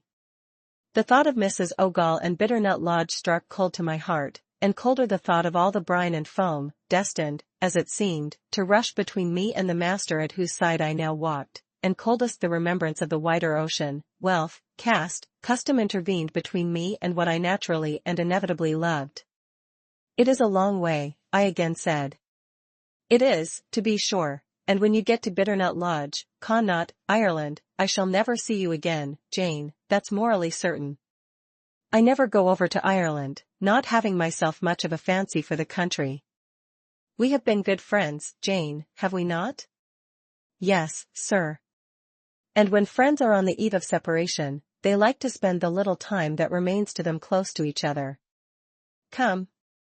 We'll talk over the voyage and the parting quietly half an hour or so, while the stars enter into their shining life up in heaven yonder. Here is the chestnut tree, here is the bench at its old roots. Come, we will sit there in peace tonight, though we should never more be destined to sit there together." He seated me and himself. "It is a long way to Ireland, Janet, and I am sorry to send my little friend on such weary travels, but if I can't do better, how is it to be helped? Are you anything akin to me, do you think, Jane?" I could risk no sort of answer by this time. My heart was still. "Because," he said, "I sometimes have a queer feeling with regard to you, especially when you are near me, as now. It is as if I had a string somewhere under my left ribs, tightly and inextricably knotted to a similar string situated in the corresponding quarter of your little frame. And if that boisterous channel, and 200 miles or so of land come broad between us, I am afraid that cord of communion will be snapped, and then I've a nervous notion I should take to bleeding inwardly. As for you, you'd forget me." "That I never should, sir, you know, impossible to proceed. Jane, do you hear that nightingale singing in the wood? Listen." In listening, I sobbed convulsively, for I could repress what I endured no longer. I was obliged to yield, and I was shaken from head to foot with acute distress. When I did speak, it was only to express an impetuous wish that I had never been born, or never come to Thornfield. "Because you are sorry to leave it?" The vehemence of emotion, stirred by grief and love within me, was claiming mastery, and struggling for full sway, and asserting a right to predominate, to overcome, to live, rise, and reign at last, yes, and to speak. "I grieve to leave Thornfield. I love Thornfield, I love it, because I have lived in it a full and delightful life, momentarily at least. I have not been trampled on. I have not been petrified. I have not been buried with inferior minds, and excluded from every glimpse of communion with what is bright and energetic and high. I have talked, face to face, with what I reverence, with what I delight in, with an original, a vigorous and expanded mind. I have known you, Mr. Rochester, and it strikes me with terror and anguish to feel I absolutely must be torn from you forever. I see the necessity of departure, and it is like looking on the necessity of death." "Where do you see the necessity?" he asked suddenly. "Where? You, sir, have placed it before me." "In what shape?" "In the shape of Miss Ingram, a noble and beautiful woman, your bride." "My bride? What bride? I have no bride." "But you will have." "Yes, I will, I will." He set his teeth. "Then I must go, you have said it yourself." "No, you must stay." "I swear it, and the oath shall be kept." "I tell you I must go," I retorted, roused to something like passion. "Do you think I can stay to become nothing to you? Do you think I am an automaton, a machine without feelings? And can bear to have my morsel of bread snatched from my lips, and my drop of living water dashed from my cup? Do you think, because I am poor, obscure, plain, and little, I am soulless and heartless? You think wrong. I have as much soul as you, and full as much heart. And if God had gifted me with some beauty and much wealth, I should have made it as hard for you to leave me, as it is now for me to leave you. I am not talking to you now through the medium of custom, conventionalities, nor even of mortal flesh. It is my spirit that addresses your spirit, just as if both had passed through the grave, and we stood at God's feet, equal, as we are. As we are, repeated Mr. Rochester, so, he added, enclosing me in his arms, gathering me to his breast, pressing his lips on my lips, so, Jane. Yes, so, sir, I rejoined, and yet not so, for you are a married man, or as good as a married man, and wed to one inferior to you, to one with whom you have no sympathy, whom I do not believe you truly love, for I have seen and heard you sneer at her. I would scorn such a union, therefore I am better than you, let me go. Where, Jane? To Ireland? Yes, to Ireland. I have spoken my mind, and can go anywhere now. Jane, be still, don't struggle so, like a wild frantic bird that is rending its own plumage in its desperation. I am no bird, and no net ensnares me, I am a free human being with an independent will, which I now exert to leave you. Another effort set me at liberty, and I stood erect before him. And your will shall decide your destiny, he said, I offer you my hand, my heart, and a share of all my possessions. You play a farce, which I merely laugh at.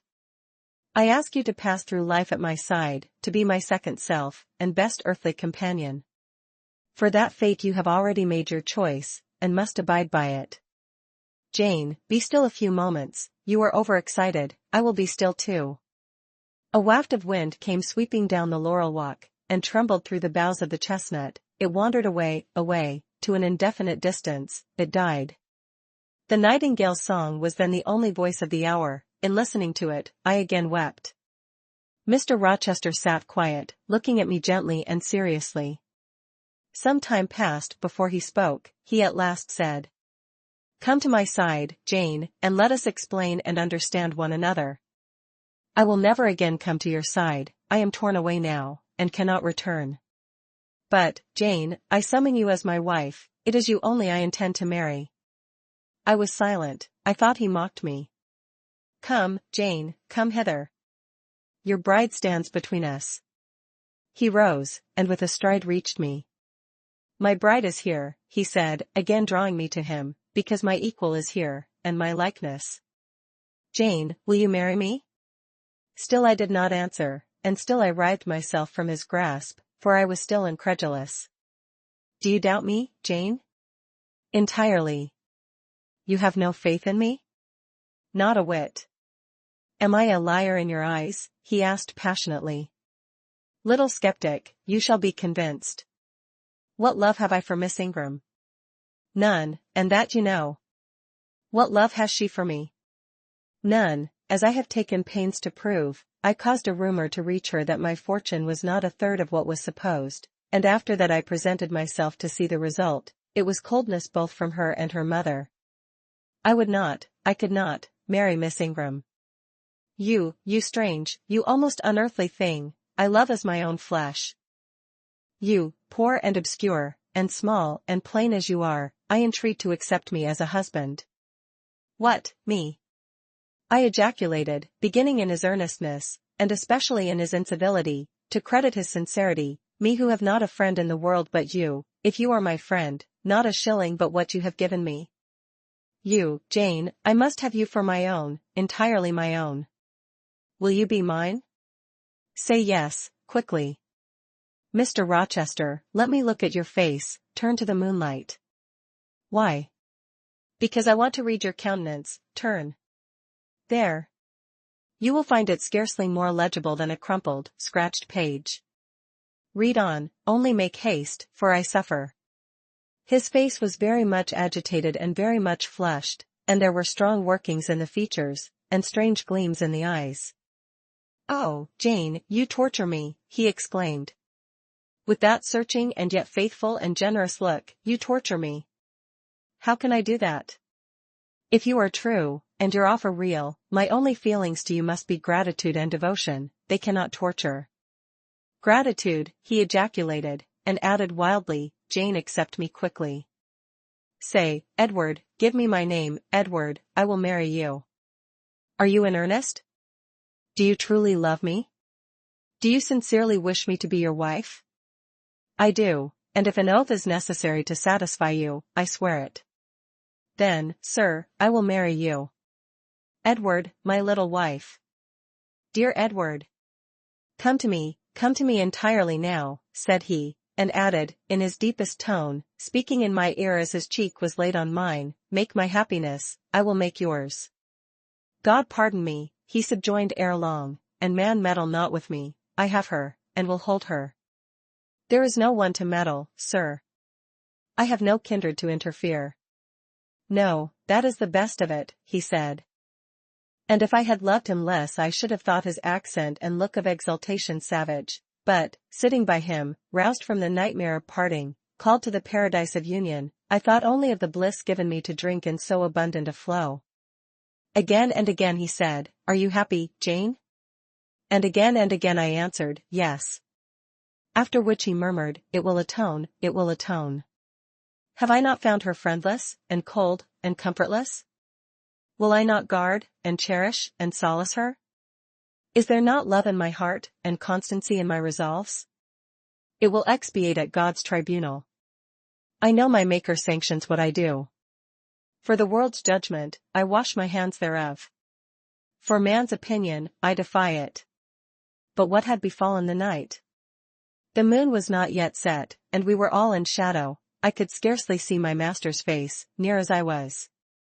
And what ailed the chestnut tree? It writhed and groaned, while wind roared in the laurel walk, and came sweeping over us. "We must go in," said Mr. Rochester, "the weather changes." I could have sat with thee till morning, Jane. And so, thought I, could I with you. I should have said so, perhaps, but a vivid spark leapt out of a cloud at which I was looking, and there was a crack, a crash, and a close rattling peal, and I thought only of hiding my dazzled eyes against Mr. Rochester's shoulder. The rain rushed down. He hurried me up the walk, through the grounds, and into the house, but we were quite wet before we could pass the threshold. He was taking off my shawl in the hall, and shaking the water out of my loosened hair, when Mrs. Fairfax emerged from her room. I did not observe her at first, nor did Mr. Rochester. The lamp was lit. The clock was on the stroke of 12. "Hasten to take off your wet things," said he, "and before you go, good night, my darling." He kissed me repeatedly. When I looked up, on leaving his arms, there stood the widow, pale, grave, and amazed. I only smiled at her, and ran upstairs. Explanation will do for another time, thought I. Still, when I reached my chamber, I felt a pang at the idea she should even temporarily misconstrue what she had seen. But joy soon effaced every other feeling, and loud as the wind blew, near and deep as the thunder crashed, fierce and frequent as the lightning gleamed, cataract-like as the rain fell during a storm of 2 hours' duration, I experienced no fear and little awe. Mr. Rochester came thrice to my door in the course of it, to ask if I was safe and tranquil, and that was comfort, that was strength for anything. Before I left my bed in the morning, little Adele came running in to tell me that the great horse-chestnut at the bottom of the orchard had been struck by lightning in the night, and half of it split away. Chapter 24.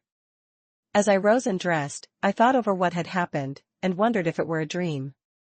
I could not be certain of the reality till I had seen Mr. Rochester again, and heard him renew his words of love and promise. While arranging my hair, I looked at my face in the glass, and felt it was no longer plain. There was hope in its aspect and life in its color, and my eyes seemed as if they had beheld the fount of fruition, and borrowed beams from the lustrous ripple. I had often been unwilling to look at my master, because I feared he could not be pleased at my look, but I was sure I might lift my face to his now, and not cool his affection by its expression. I took a plain but clean and light summer dress from my drawer and put it on. It seemed no attire had ever so well become me, because none had I ever worn in so blissful a mood. I was not surprised, when I ran down into the hall, to see that a brilliant June morning had succeeded to the tempest of the night, and to feel, through the open glass door, the breathing of a fresh and fragrant breeze. Nature must be gladsome when I was so happy. A beggar woman and her little boy, pale, ragged objects both, were coming up the walk, and I ran down and gave them all the money I happened to have in my purse, some 3 or 4 shillings, good or bad, they must partake of my jubilee. The rooks cawed, and blither birds sang, but nothing was so merry or so musical as my own rejoicing heart. Mrs. Fairfax surprised me by looking out of the window with a sad countenance, and saying gravely, "Miss Eyre, will you come to breakfast?" During the meal she was quiet and cool, but I could not undeceive her then. I must wait for my master to give explanations, and so must she. I ate what I could, and then I hastened upstairs. I met Adele leaving the schoolroom. "Where are you going?" "It is time for lessons. Mr. Rochester has sent me away to the nursery." "Where is he?" "In there," pointing to the apartment she had left, and I went in, and there he stood. "Come and bid me good morning," said he. I gladly advanced, and it was not merely a cold word now, or even a shake of the hand that I received, but an embrace and a kiss. It seemed natural, it seemed genial to be so well loved, so caressed by him. "Jane, you look blooming, and smiling, and pretty," said he, "truly pretty this morning. Is this my pale, little elf? Is this my mustard seed? This little sunny-faced girl with the dimpled cheek and rosy lips, the satin-smooth hazel hair, and the radiant hazel eyes?" I had green eyes, reader, but you must excuse the mistake, for him they were new-dyed, I suppose. "It is Jane Eyre, sir. Soon to be Jane Rochester," he added, "in 4 weeks, Janet, not a day more. Do you hear that?" I did, and I could not quite comprehend it, it made me giddy. The feeling, the announcement sent through me, was something stronger than was consistent with joy, something that smote and stunned. It was, I think, almost fear. "You blushed, and now you are white, Jane, what is that for?" "Because you gave me a new name, Jane Rochester, and it seems so strange." "Yes, Mrs. Rochester," said he, "young Mrs. Rochester, Fairfax Rochester's girl bride." "It can never be, sir, it does not sound likely. Human beings never enjoy complete happiness in this world. I was not born for a different destiny to the rest of my species. To imagine such a lot befalling me is a fairy tale, a daydream, which I can and will realize. I shall begin today. This morning I wrote to my banker in London to send me certain jewels he has in his keeping, heirlooms for the ladies of Thornfield. In a day or two I hope to pour them into your lap, for every privilege, every attention shall be yours that I would accord a peer's daughter, if about to marry her." "Oh, sir, never rain jewels. I don't like to hear them spoken of. Jewels for Jane Eyre sounds unnatural and strange, I would rather not have them.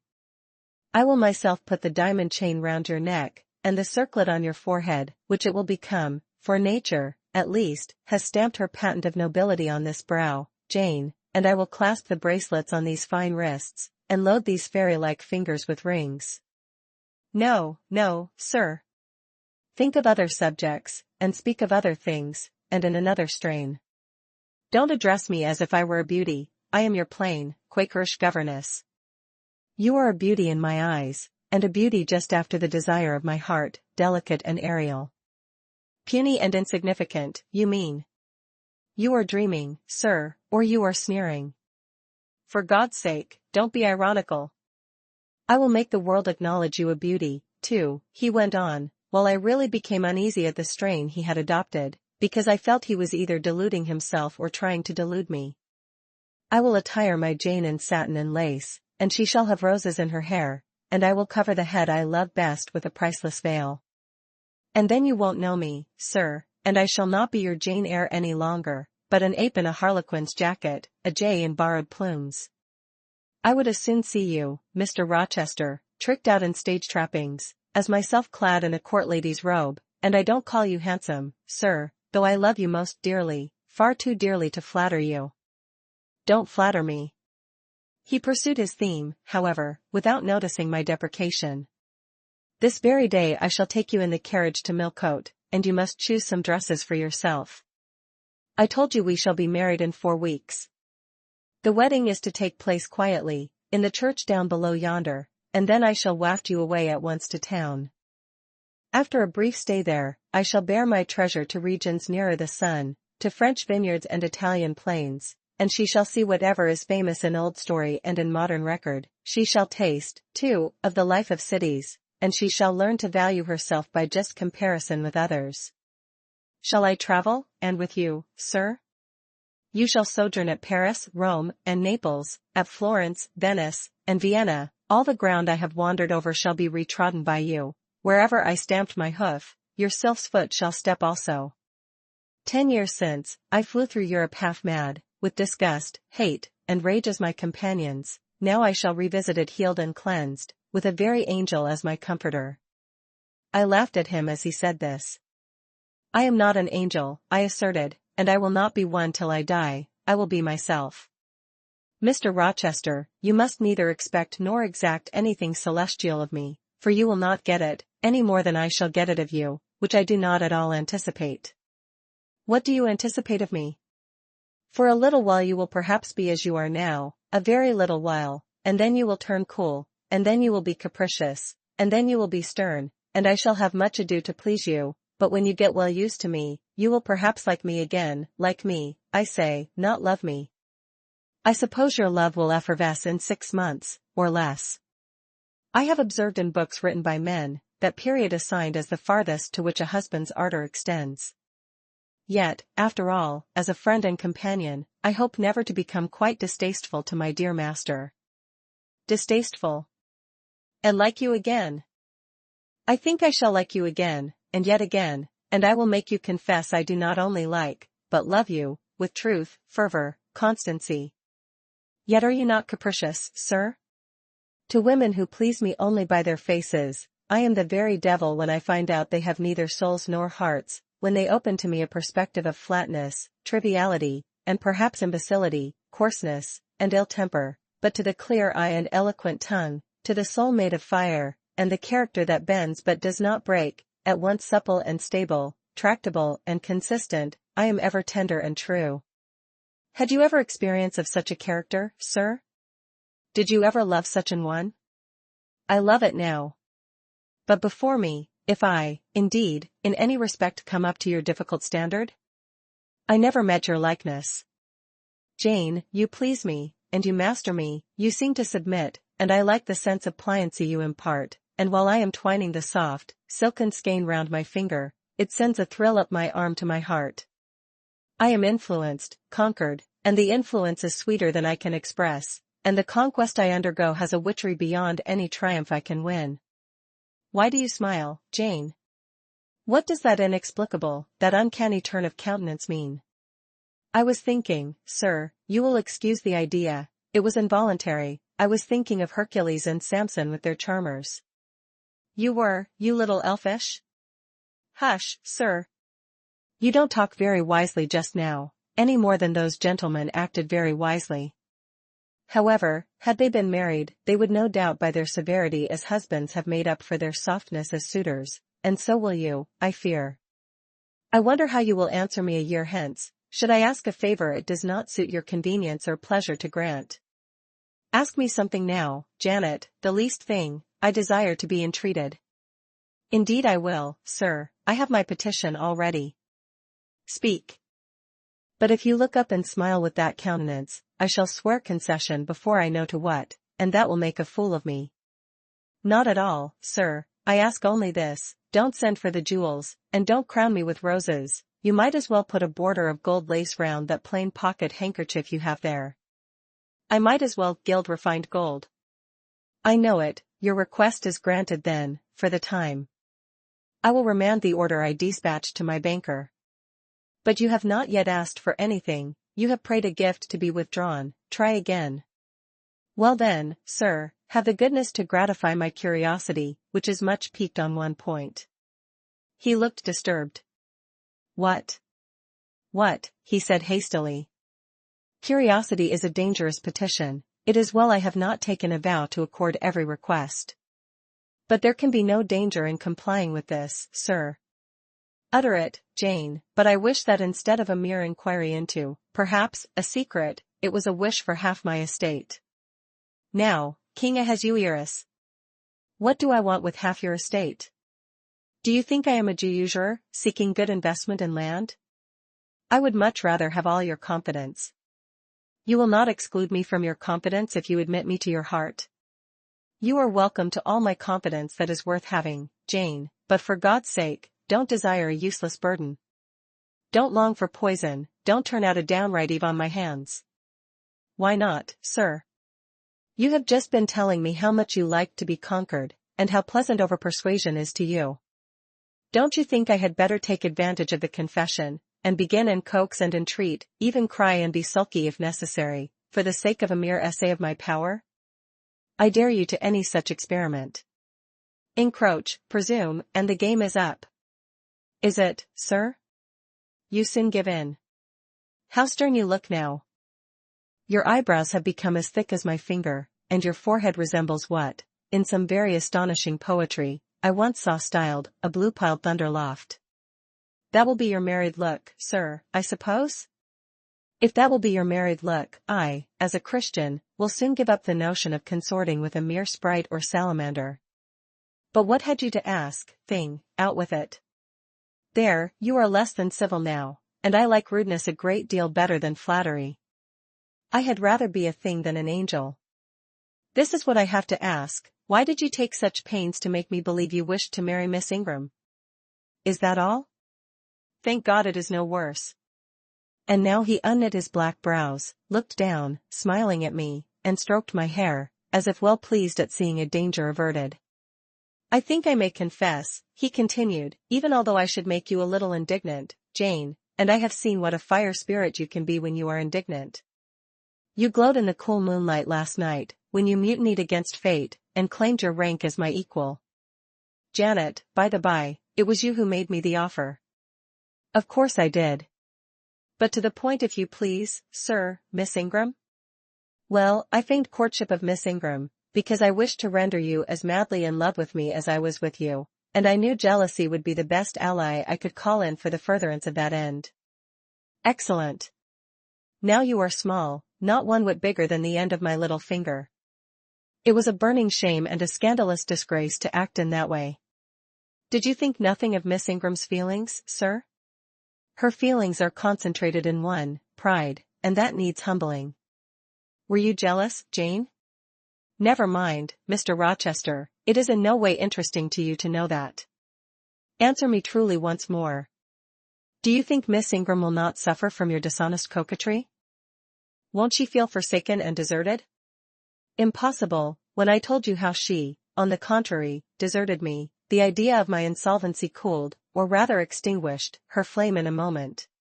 You have a curious, designing mind, Mr. Rochester. I am afraid your principles on some points are eccentric. My principles were never trained, Jane, they may have grown a little awry for want of attention. Once again, seriously, may I enjoy the great good that has been vouchsafed to me, without fearing that anyone else is suffering the bitter pain I myself felt a while ago? That you may, my good little girl, there is not another being in the world has the same pure love for me as yourself, for I lay that pleasant unction to my soul, Jane, a belief in your affection. I turned my lips to the hand that lay on my shoulder. I loved him very much, more than I could trust myself to say, more than words had power to express. Ask something more, he said presently, it is my delight to be entreated, and to yield. I was again ready with my request. Communicate your intentions to Mrs. Fairfax, sir, she saw me with you last night in the hall, and she was shocked. Give her some explanation before I see her again. It pains me to be misjudged by so good a woman. Go to your room, and put on your bonnet, he replied. I mean you to accompany me to Millcote this morning, and while you prepare for the drive, I will enlighten the old lady's understanding. Did she think, Janet, you had given the world for love, and considered it well lost? I believe she thought I had forgotten my station, and yours, sir. Station. Station, your station is in my heart, and on the necks of those who would insult you, now or hereafter. Go. I was soon dressed, and when I heard Mr. Rochester quit Mrs. Fairfax's parlor, I hurried down to it. The old lady had been reading her morning portion of Scripture, the lesson for the day, her Bible lay open before her, and her spectacles were upon it. Her occupation, suspended by Mr. Rochester's announcement, seemed now forgotten, her eyes, fixed on the blank wall opposite, expressed the surprise of a quiet mind stirred by unwonted tidings. Seeing me, she roused herself, she made a sort of effort to smile, and framed a few words of congratulation, but the smile expired, and the sentence was abandoned unfinished. She put up her spectacles, shut the Bible, and pushed her chair back from the table. I feel so astonished, she began, I hardly know what to say to you, Miss Eyre. I have surely not been dreaming, have I? Sometimes I half fall asleep when I am sitting alone and fancy things that have never happened. It has seemed to me more than once when I have been in a doze, that my dear husband, who died 15 years since, has come in and sat down beside me, and that I have even heard him call me by my name, Alice, as he used to do. Now, can you tell me whether it is actually true that Mr. Rochester has asked you to marry him? Don't laugh at me. But I really thought he came in here 5 minutes ago, and said that in a month you would be his wife. He has said the same thing to me, I replied. He has. Do you believe him? Have you accepted him? Yes. She looked at me bewildered. I could never have thought it. He's a proud man, all the Rochesters were proud, and his father, at least, liked money. He, too, has always been called careful. He means to marry you? He tells me so. She surveyed my whole person. In her eyes I read that they had there found no charm powerful enough to solve the enigma. It passes me, she continued, but no doubt it is true since you say so. How it will answer, I cannot tell, I really don't know. Equality of position and fortune is often advisable in such cases, and there are 20 years of difference in your ages. He might almost be your father. No, indeed, Mrs. Fairfax, exclaimed I, nettled, he is nothing like my father. No one, who saw us together, would suppose it for an instant. Mr. Rochester looks as young, and is as young, as some men at 25. Is it really for love he is going to marry you? She asked. I was so hurt by her coldness and skepticism, that the tears rose to my eyes. I am sorry to grieve you, pursued the widow, but you are so young, and so little acquainted with men, I wish to put you on your guard. It is an old saying that all is not gold that glitters, and in this case I do fear there will be something found to be different to what either you or I expect. Why, am I a monster? I said, is it impossible that Mr. Rochester should have a sincere affection for me? No, you are very well, and much improved of late, and Mr. Rochester, I dare say, is fond of you. I have always noticed that you were a sort of pet of his. There are times when, for your sake, I have been a little uneasy at his marked preference, and have wished to put you on your guard, but I did not like to suggest even the possibility of wrong. I knew such an idea would shock, perhaps offend you, and you were so discreet, and so thoroughly modest and sensible, I hoped you might be trusted to protect yourself. Last night I cannot tell you what I suffered when I sought all over the house, and could find you nowhere, nor the master either, and then, at 12 o'clock, saw you come in with him. Well, never mind that now, I interrupted impatiently, it is enough that all was right. I hope all will be right in the end, she said, but believe me, you cannot be too careful. Try and keep Mr. Rochester at a distance, distrust yourself as well as him. Gentlemen in his station are not accustomed to marry their governesses. I was growing truly irritated. Happily, Adele ran in. Let me go to Millcote too, she cried. Mr. Rochester won't, though there is so much room in the new carriage. Beg him to let me go, mademoiselle. That I will, Adele, and I hastened away with her, glad to quit my gloomy monitress. The carriage was ready, they were bringing it round to the front, and my master was pacing the pavement, Pilot following him backwards and forwards. Adele may accompany us, may she not, sir? I told her no. I'll have no brats, I'll have only you. Do let her go, Mr. Rochester, if you please, it would be better. Not it, she will be a restraint. He was quite peremptory, both in look and voice. The chill of Mrs. Fairfax's warnings, and the damp of her doubts were upon me, something of unsubstantiality and uncertainty had beset my hopes. I half lost the sense of power over him. I was about mechanically to obey him, without further remonstrance, but as he helped me into the carriage, he looked at my face. What is the matter? He asked, all the sunshine is gone. Do you really wish the bairn to go? Will it annoy you if she is left behind? I would far rather she went, sir. Then off for your bonnet, and back like a flash of lightning, cried he to Adele. She obeyed him with what speed she might. After all, a single morning's interruption will not matter much, said he, when I mean shortly to claim you, your thoughts, conversation, and company, for life. Adele, when lifted in, commenced kissing me, by way of expressing her gratitude for my intercession. She was instantly stowed away into a corner on the other side of him. She then peeped round to where I sat, so stern a neighbor was too restrictive. To him, in his present fractious mood, she dared whisper no observations, nor ask of him any information. "Let her come to me," I entreated. "She will, perhaps, trouble you, sir. There is plenty of room on this side." He handed her over as if she had been a lapdog. "I'll send her to school yet," he said, but now he was smiling. Adele heard him, and asked if she was to go to school, sans mademoiselle?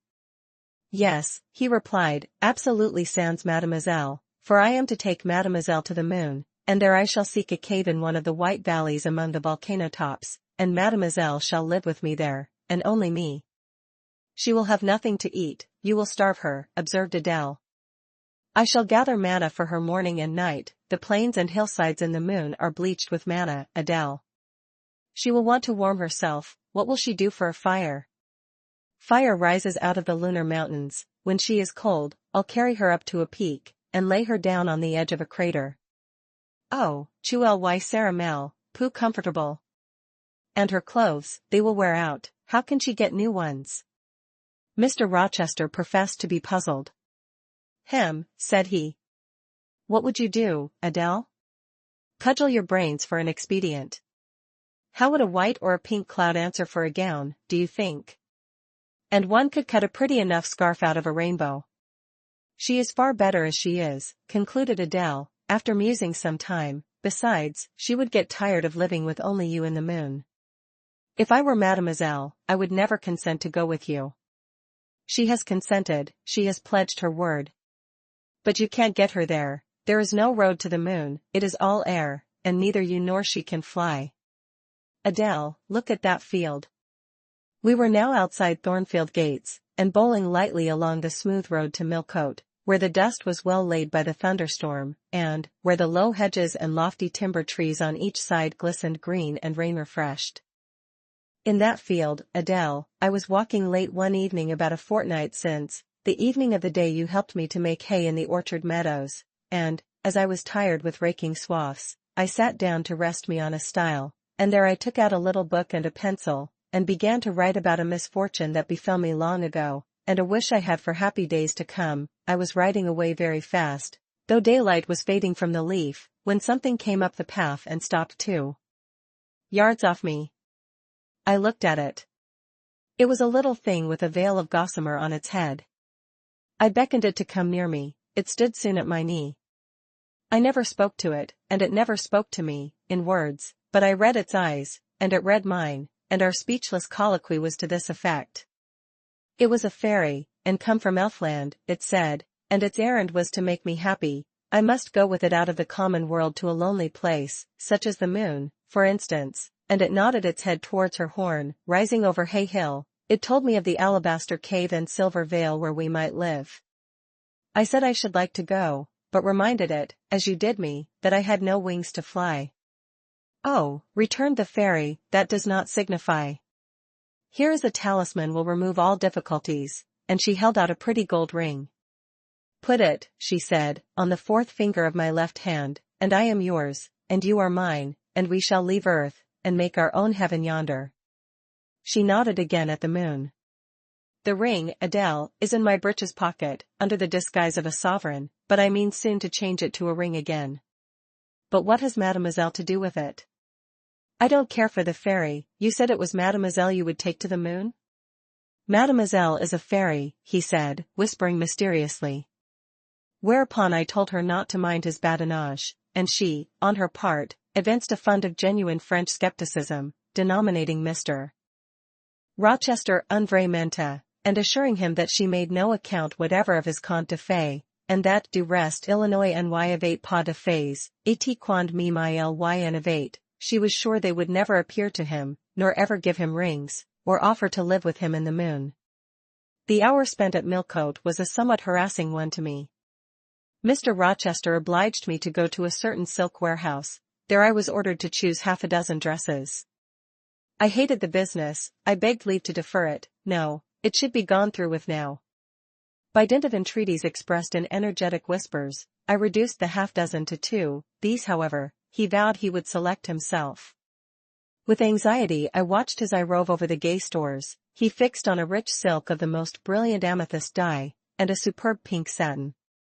I told him in a new series of whispers, that he might as well buy me a gold gown and a silver bonnet at once, I should certainly never venture to wear his choice. With infinite difficulty, for he was stubborn as a stone, I persuaded him to make an exchange in favor of a sober black satin and pearl grey silk. It might pass for the present, he said, but he would yet see me glittering like a parterre. Glad was I to get him out of the silk warehouse, and then out of a jeweller's shop. The more he bought me, the more my cheek burned with a sense of annoyance and degradation. As we re-entered the carriage, and I sat back feverish and fagged, I remembered what, in the hurry of events, dark and bright, I had wholly forgotten, the letter of my uncle, John Eyre, to Mrs. Reed, his intention to adopt me and make me his legatee. It would, indeed, be a relief, I thought, if I had ever so small an independency. I never can bear being dressed like a doll by Mr. Rochester, or sitting like a second Danae with the golden shower falling daily round me. I will write to Madeira the moment I get home, and tell my Uncle John the first am going to be married, and to whom, if I had but a prospect of one day bringing Mr. Rochester an accession of fortune, I could better endure to be kept by him now. And somewhat relieved by this idea, which I failed not to execute that day, I ventured once more to meet my master's and lover's eye, which most pertinaciously sought mine, though I averted both face and gaze. He smiled, and I thought his smile was such as a sultan might, in a blissful and fond moment, bestow on a slave his gold and gems had enriched. I crushed his hand, which was ever hunting mine, vigorously, and thrust it back to him red with the passionate pressure. You need not look in that way, I said. If you do, I'll wear nothing but my old Lowood frocks to the end of the chapter. I'll be married in this lilac gingham. You may make a dressing gown for yourself out of the pearl grey silk, and an infinite series of waistcoats out of the black satin. He chuckled, he rubbed his hands. Oh, it is rich to see and hear her, he exclaimed. Is she original? Is she piquant? I would not exchange this one little English girl for the Grand Turk's whole seraglio, gazelle eyes, hoary forms, and all. The Eastern allusion bit me again. I'll not stand you an inch in the stead of a seraglio, I said, so don't consider me an equivalent for one. If you have a fancy for anything in that line, away with you, sir, to the bazaars of Stamboul without delay, and lay out in extensive slate purchases some of that spare cash you seem at a loss to spend satisfactorily here. And what will you do, Janet, while I am bargaining for so many tons of flesh and such an assortment of black eyes?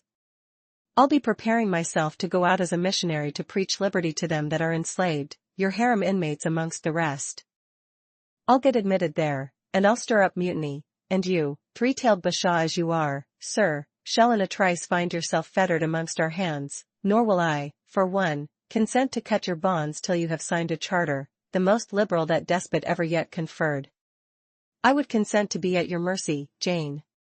I would have no mercy, Mr. Rochester, if you supplicated for it with an eye like that. While you looked so, I should be certain that whatever charter you might grant under coercion, your first act, when released, would be to violate its conditions. Why, Jane, what would you have? I fear you will compel me to go through a private marriage ceremony, besides that performed at the altar. You will stipulate, I see, for peculiar terms. What will they be?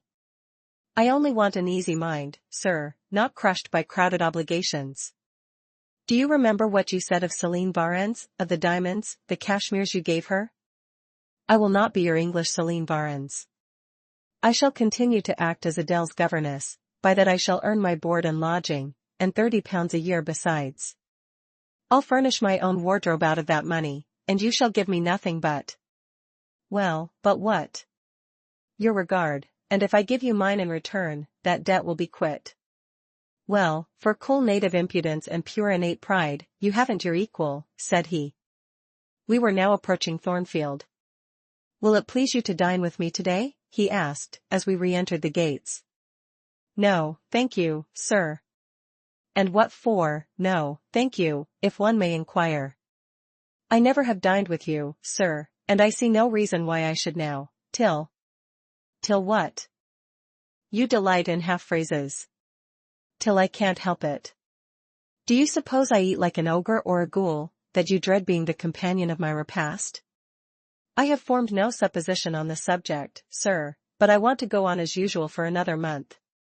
You will give up your governessing slavery at once. Indeed, begging your pardon, sir, I shall not. I shall just go on with it as usual.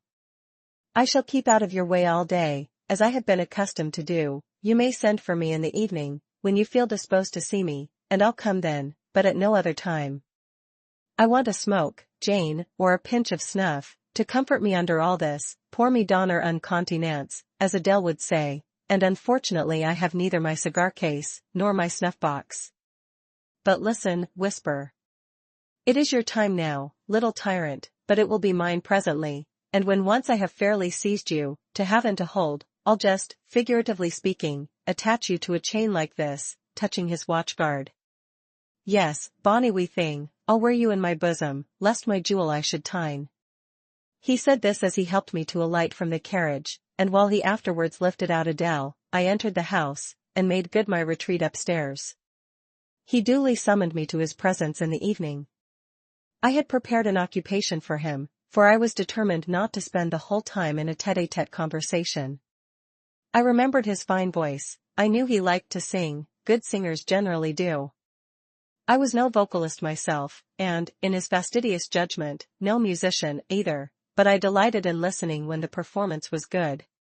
No sooner had twilight, that hour of romance, began to lower her blue and starry banner over the lattice, than I rose, opened the piano, and entreated him, for the love of heaven, to give me a song.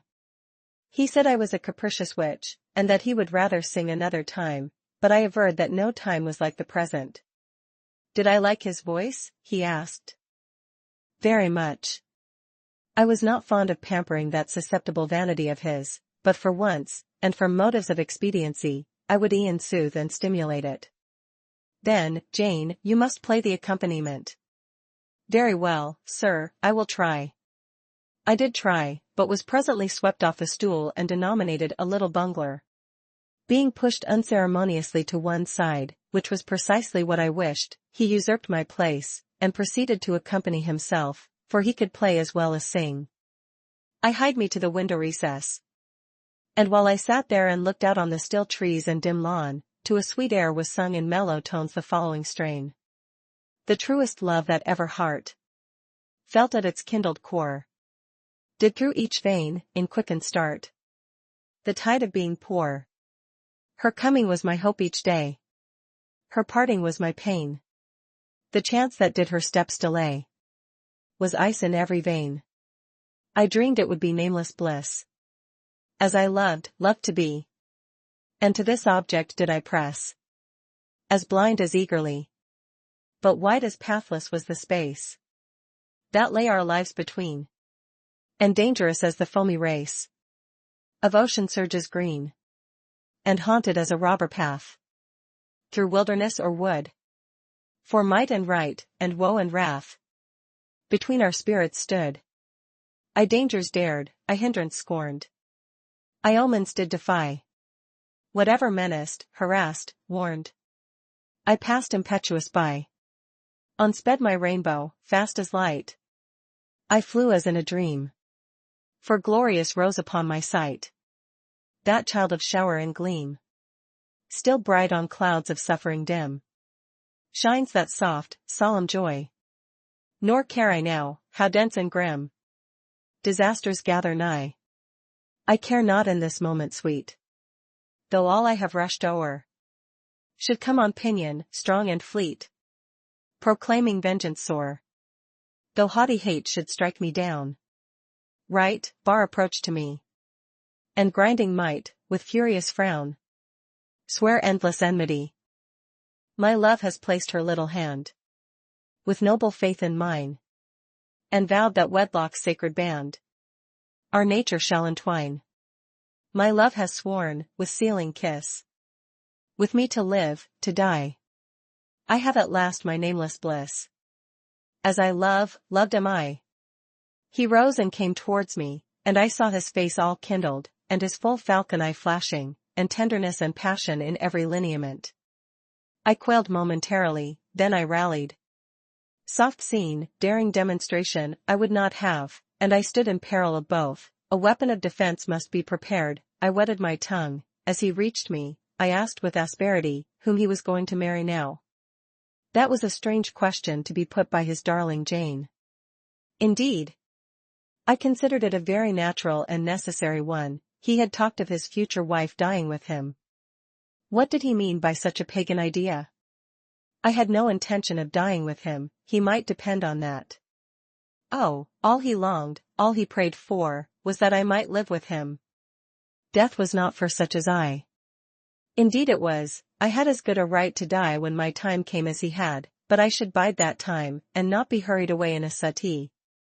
Would I forgive him for the selfish idea, and prove my pardon by a reconciling kiss? No, I would rather be excused. Here I heard myself apostrophized as a hard little thing, and it was added, any other woman would have been melted to marrow at hearing such stanzas crooned in her praise. I assured him I was naturally hard, very flinty, and that he would often find me so, and that, moreover, I was determined to show him divers rugged points in my character before the ensuing 4 weeks elapsed. He should know fully what sort of a bargain he had made, while there was yet time to rescind it. Would I be quiet and talk rationally? I would be quiet if he liked, and as to talking rationally, I flattered myself I was doing that now. He fretted, pished, and pshawed. Very good, I thought, you may fume and fidget as you please, but this is the best plan to pursue with you, I am certain. I like you more than I can say, but I'll not sink into a bathos of sentiment, and with this needle of repartee I'll keep you from the edge of the gulf too, and, moreover, maintain by its pungent aid that distance between you and myself most conducive to our real mutual advantage. From less to more, I worked him up to considerable irritation, then, after he had retired, in dudgeon, quite to the other end of the room, I got up, and saying, I wish you good night, sir, in my natural and wonted respectful manner, I slipped out by the side door and got away. The system thus entered on, I pursued during the whole season of probation, and with the best success. He was kept, to be sure, rather cross and crusty, but on the whole I could see he was excellently entertained, and that a lamb-like submission and turtle-dove sensibility, while fostering his despotism more, would have pleased his judgment, satisfied his common sense, and even suited his taste less. In other people's presence I was, as formerly, deferential and quiet, any other line of conduct being uncalled for. It was only in the evening conferences I thus thwarted and afflicted him. He continued to send for me punctually the moment the clock struck 7, though when I appeared before him now, he had no such honeyed terms as love and darling on his lips. The best words at my service were provoking puppet, malicious elf, sprite, changeling, etc. For caresses, too, I now got grimaces, for a pressure of the hand, a pinch on the arm, for a kiss on the cheek, a severe tweak of the ear. It was all right. At present I decidedly preferred these fierce favors to anything more tender. Mrs. Fairfax, I saw, approved me, her anxiety on my account vanished, therefore I was certain I did well. Meantime, Mr. Rochester affirmed I was wearing him to skin and bone, and threatened awful vengeance for my present conduct at some period fast coming.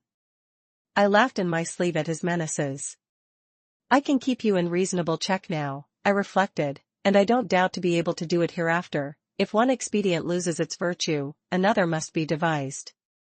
Yet after all my task was not an easy one, often I would rather have pleased than teased him. My future husband was becoming to me my whole world, and more than the world, almost my hope of heaven. He stood between me and every thought of religion, as an eclipse intervenes between man and the broad sun. I could not, in those days, see God for his creature, of whom I had made an idol. Chapter 25. The month of courtship had wasted, its very last hours were being numbered. There was no putting off the day that advanced, the bridal day, and all preparations for its arrival were complete. I, at least, had nothing more to do. There were my trunks, packed, locked, corded, ranged in a row along the wall of my little chamber. Tomorrow, at this time, they would be far on their road to London, and so should I, D.V., or rather, not I, but one Jane Rochester, a person whom as yet I knew not. The cards of address alone remained to nail on. They lay, for little squares, in the drawer. Mr. Rochester had himself written the direction, Mrs. Rochester, Hotel, London, on each. I could not persuade myself to affix them, or to have them affixed. Mrs. Rochester. She did not exist. She would not be born till tomorrow, sometime after 8 a.m., and I would wait to be assured she had come into the world alive before I assigned to her all that property.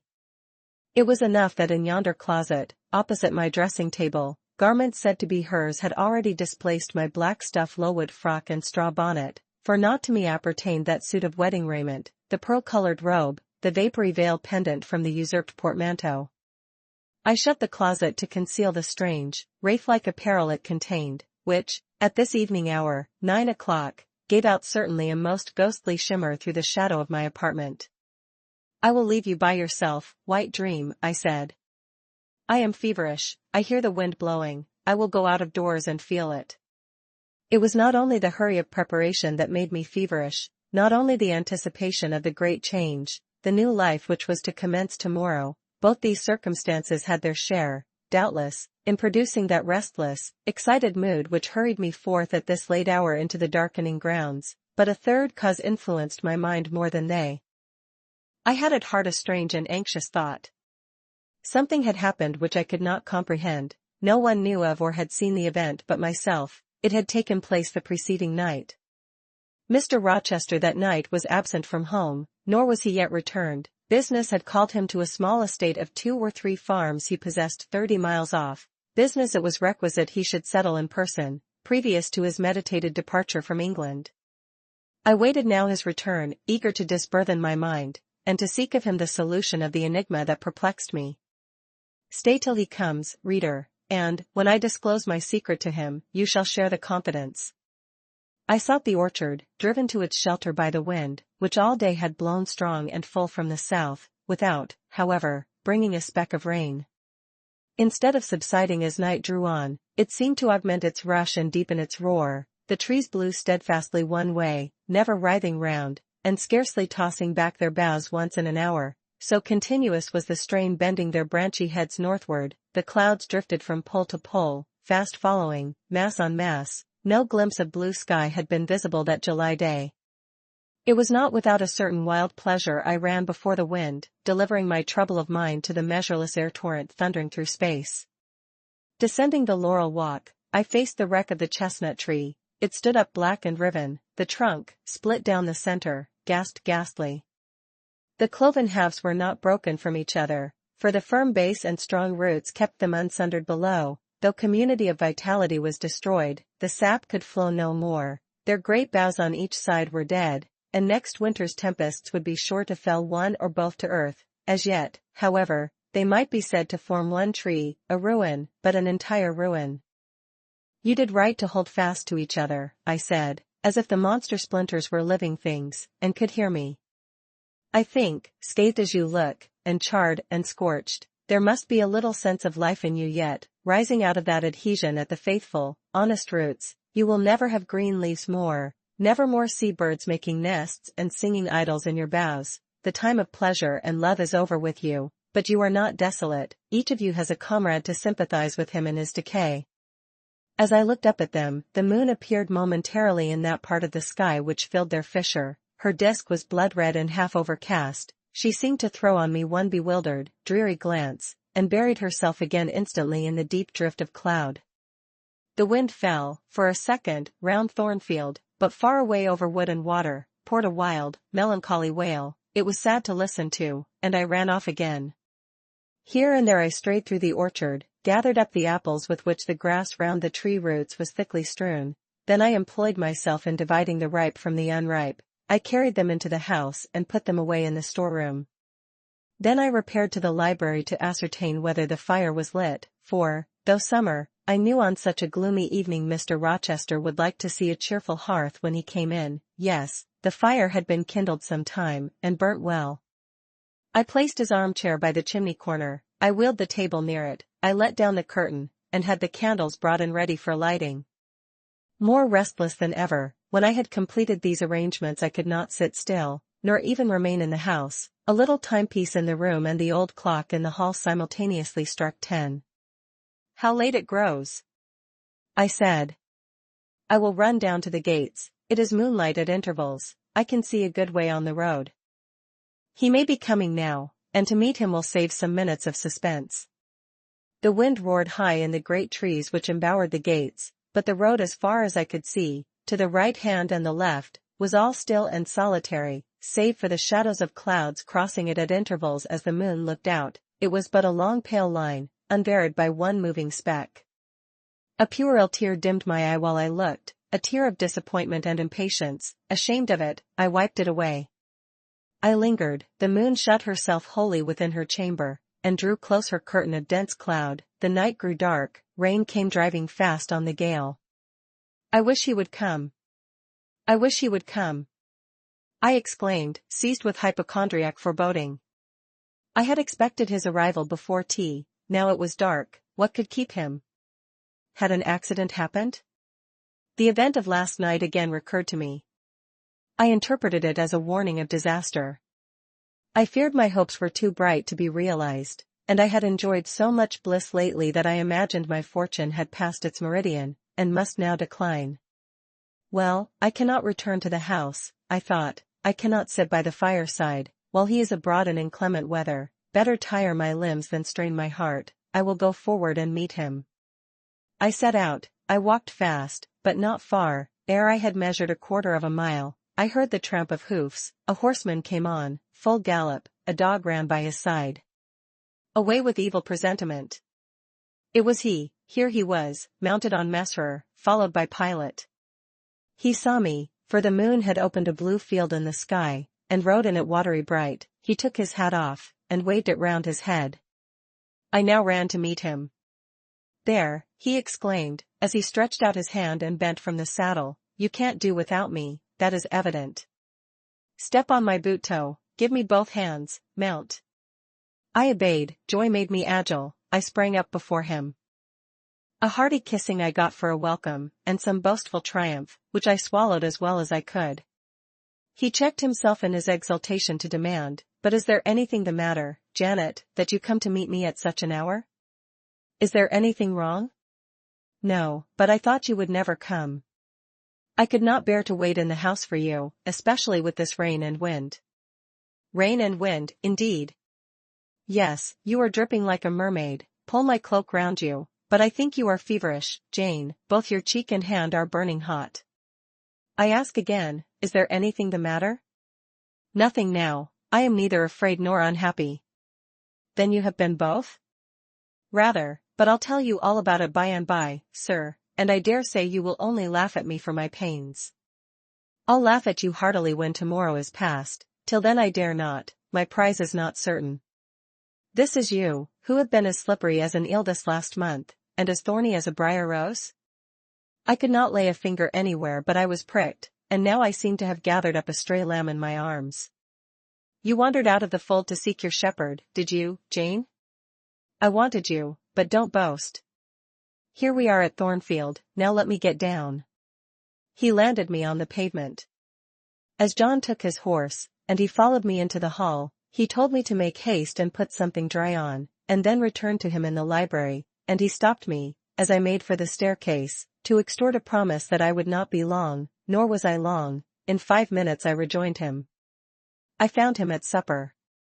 "Take a seat and bear me company, Jane, please God. It is the last meal but one you will eat at Thornfield Hall for a long time." I sat down near him, but told him I could not eat. "Is it because you have the prospect of a journey before you, Jane?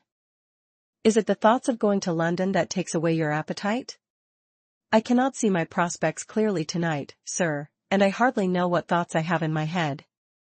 Everything in life seems unreal. Accept me, I am substantial enough, touch me.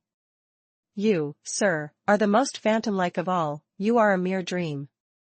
He held out his hand, laughing. "Is that a dream?" said he, placing it close to my eyes. He had a rounded, muscular, and vigorous hand, as well as a long, strong arm. "Yes, though I touch it, it is a dream," said I, as I put it down from before my face. "Sir, have you finished supper?" "Yes, Jane." I rang the bell and ordered away the tray. When we were again alone, I stirred the fire, and then took a low seat at my master's knee. "It is near midnight," I said. "Yes, but remember, Jane, you promised to wake with me the night before my wedding." "I did, and I will keep my promise. For an hour or two at least, I have no wish to go to bed." "Are all your arrangements complete?" "All, sir." "And on my part likewise," he returned. "I have settled everything, and we shall leave Thornfield tomorrow, within half an hour after our return from church." "Very well, sir." With what an extraordinary smile you uttered that word, "very well, Jane." What a bright spot of color you have on each cheek. And how strangely your eyes glitter. Are you well? "I believe I am." "Believe? What is the matter? Tell me what you feel." "I could not, sir, no words could tell you what I feel. I wish this present hour would never end. Who knows with what fate the next may come charged. This is hypochondria, Jane. You have been overexcited, or overfatigued. Do you, sir, feel calm and happy?" "Calm, no, but happy, to the heart's core." I looked up at him to read the signs of bliss in his face. It was ardent and flushed. "Give me your confidence, Jane," he said. "Relieve your mind of any weight that oppresses it, by imparting it to me." "What do you fear, that I shall not prove a good husband?" "It is the idea farthest from my thoughts." "Are you apprehensive of the new sphere you are about to enter, of the new life into which you are passing?" "No." "You puzzle me, Jane. Your look and tone of sorrowful audacity perplex and pain me. I want an explanation." "Then, sir, listen. You were from home last night?" "I was, I know that, and you hinted a while ago at something which had happened in my absence. Nothing, probably, of consequence, but, in short, it has disturbed you." "Let me hear it." "Mrs. Fairfax has said something, perhaps? Or you have overheard the servants' talk, your sensitive self-respect has been wounded?" "No, sir." It struck 12, I waited till the timepiece had concluded its silver chime, and the clock its hoarse, vibrating stroke, and then I proceeded. "All day yesterday I was very busy, and very happy in my ceaseless bustle, for I am not, as you seem to think, troubled by any haunting fears about the new sphere, etc. I think it a glorious thing to have the hope of living with you, because I love you. No, sir, don't caress me now, let me talk undisturbed. Yesterday I trusted well in Providence, and believed that events were working together for your good and mine. It was a fine day, if you recollect. The calmness of the air and sky forbade apprehensions respecting your safety or comfort on your journey. I walked a little while on the pavement after tea, thinking of you, and I beheld you in imagination so near me, I scarcely missed your actual presence. I thought of the life that lay before me, your life, sir, an existence more expansive and stirring than my own, as much more so as the depths of the sea to which the brook runs are than the shallows of its own straight channel. I wondered why moralists call this world a dreary wilderness. For me it blossomed like a rose. Just at sunset, the air turned cold and the sky cloudy. I went in, Sophie called me upstairs to look at my wedding dress, which they had just brought, and under it in the box I found your present, the veil which, in your princely extravagance, you sent for from London, resolved, I suppose, since I would not have jewels, to cheat me into accepting something as costly. I smiled as I unfolded it, and devised how I would tease you about your aristocratic tastes, and your efforts to mask your plebeian bride in the attributes of a peeress. I thought how I would carry down to you the square of unembroidered blonde I had myself prepared as a covering for my low-born head, and ask if that was not good enough for a woman who could bring her husband neither fortune, beauty, nor connections. I saw plainly how you would look, and heard your impetuous republican answers, and your haughty disavowal of any necessity on your part to augment your wealth, or elevate your standing, by marrying either a purse or a coronet. How well you read me, you witch, interposed Mr. Rochester, but what did you find in the veil besides its embroidery? Did you find poison, or a dagger, that you look so mournful now? No, no, sir, besides the delicacy and richness of the fabric, I found nothing save Fairfax Rochester's pride, and that did not scare me, because I am used to the sight of the demon. But, sir, as it grew dark, the wind rose. It blew yesterday evening, not as it blows now, wild and high, but with a sullen, moaning sound far more eerie. I wished you were at home. I came into this room, and the sight of the empty chair and fireless hearth chilled me. For some time after I went to bed, I could not sleep, a sense of anxious excitement distressed me. The gale still rising seemed to my ear to muffle a mournful undersound, whether in the house or abroad I could not at first tell, but it recurred, doubtful yet doleful at every lull. At last I made out it must be some dog howling at a distance. I was glad when it ceased. On sleeping, I continued in dreams the idea of a dark and gusty night. I continued also the wish to be with you, and experienced a strange, regretful consciousness of some barrier dividing us. During all my first sleep, I was following the windings of an unknown road, total obscurity environed me, rain pelted me, I was burdened with the charge of a little child, a very small creature, too young and feeble to walk, and which shivered in my cold arms, and wailed piteously in my ear.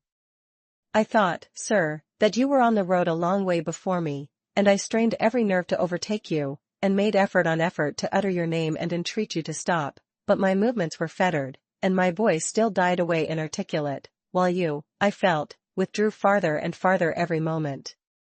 And these dreams weigh on your spirits now, Jane, when I am close to you? Little nervous subject. Forget visionary woe, and think only of real happiness. You say you love me, Janet, yes, I will not forget that, and you cannot deny it. Those words did not die inarticulate on your lips. I heard them clear and soft, a thought too solemn perhaps, but sweet as music. I think it is a glorious thing to have the hope of living with you, Edward, because I love you. Do you love me, Jane? Repeat it. I do, sir, I do, with my whole heart. Well, he said, after some minutes' silence, it is strange, but that sentence has penetrated my breast painfully. Why? I think because you said it with such an earnest, religious energy, and because your upward gaze at me now is the very sublime of faith, truth, and devotion. It is too much as if some spirit were near me. Look wicked, Jane, as you know well how to look, coin one of your wild, shy, provoking smiles, tell me you hate me, tease me, vex me, do anything but move me. I would rather be incensed than saddened. I will tease you and vex you to your heart's content, when I have finished my tale, but hear me to the end. I thought, Jane, you had told me all. I thought I had found the source of your melancholy in a dream. I shook my head. What? Is there more? But I will not believe it to be anything important. I warn you of incredulity beforehand. Go on. The disquietude of his air, the somewhat apprehensive impatience of his manner, surprised me, but I proceeded. I dreamt another dream, sir, that Thornfield Hall was a dreary ruin, the retreat of bats and owls. I thought that of all the stately front nothing remained but a shell-like wall, very high and very fragile-looking. I wandered, on a moonlight night, through the grass-grown enclosure within. Here I stumbled over a marble hearth, and there over a fallen fragment of cornice. Wrapped up in a shawl, I still carried the unknown little child. I might not lay it down anywhere, however tired were my arms, however much its weight impeded my progress, I must retain it. I heard the gallop of a horse at a distance on the road. I was sure it was you, and you were departing for many years and for a distant country. I climbed the thin wall with frantic perilous haste, eager to catch one glimpse of you from the top. The stones rolled from under my feet, the ivy branches I grasped gave way, the child clung round my neck in terror, and almost strangled me. At last I gained the summit. I saw you like a speck on a white track, lessening every moment. The blast blew so strong I could not stand.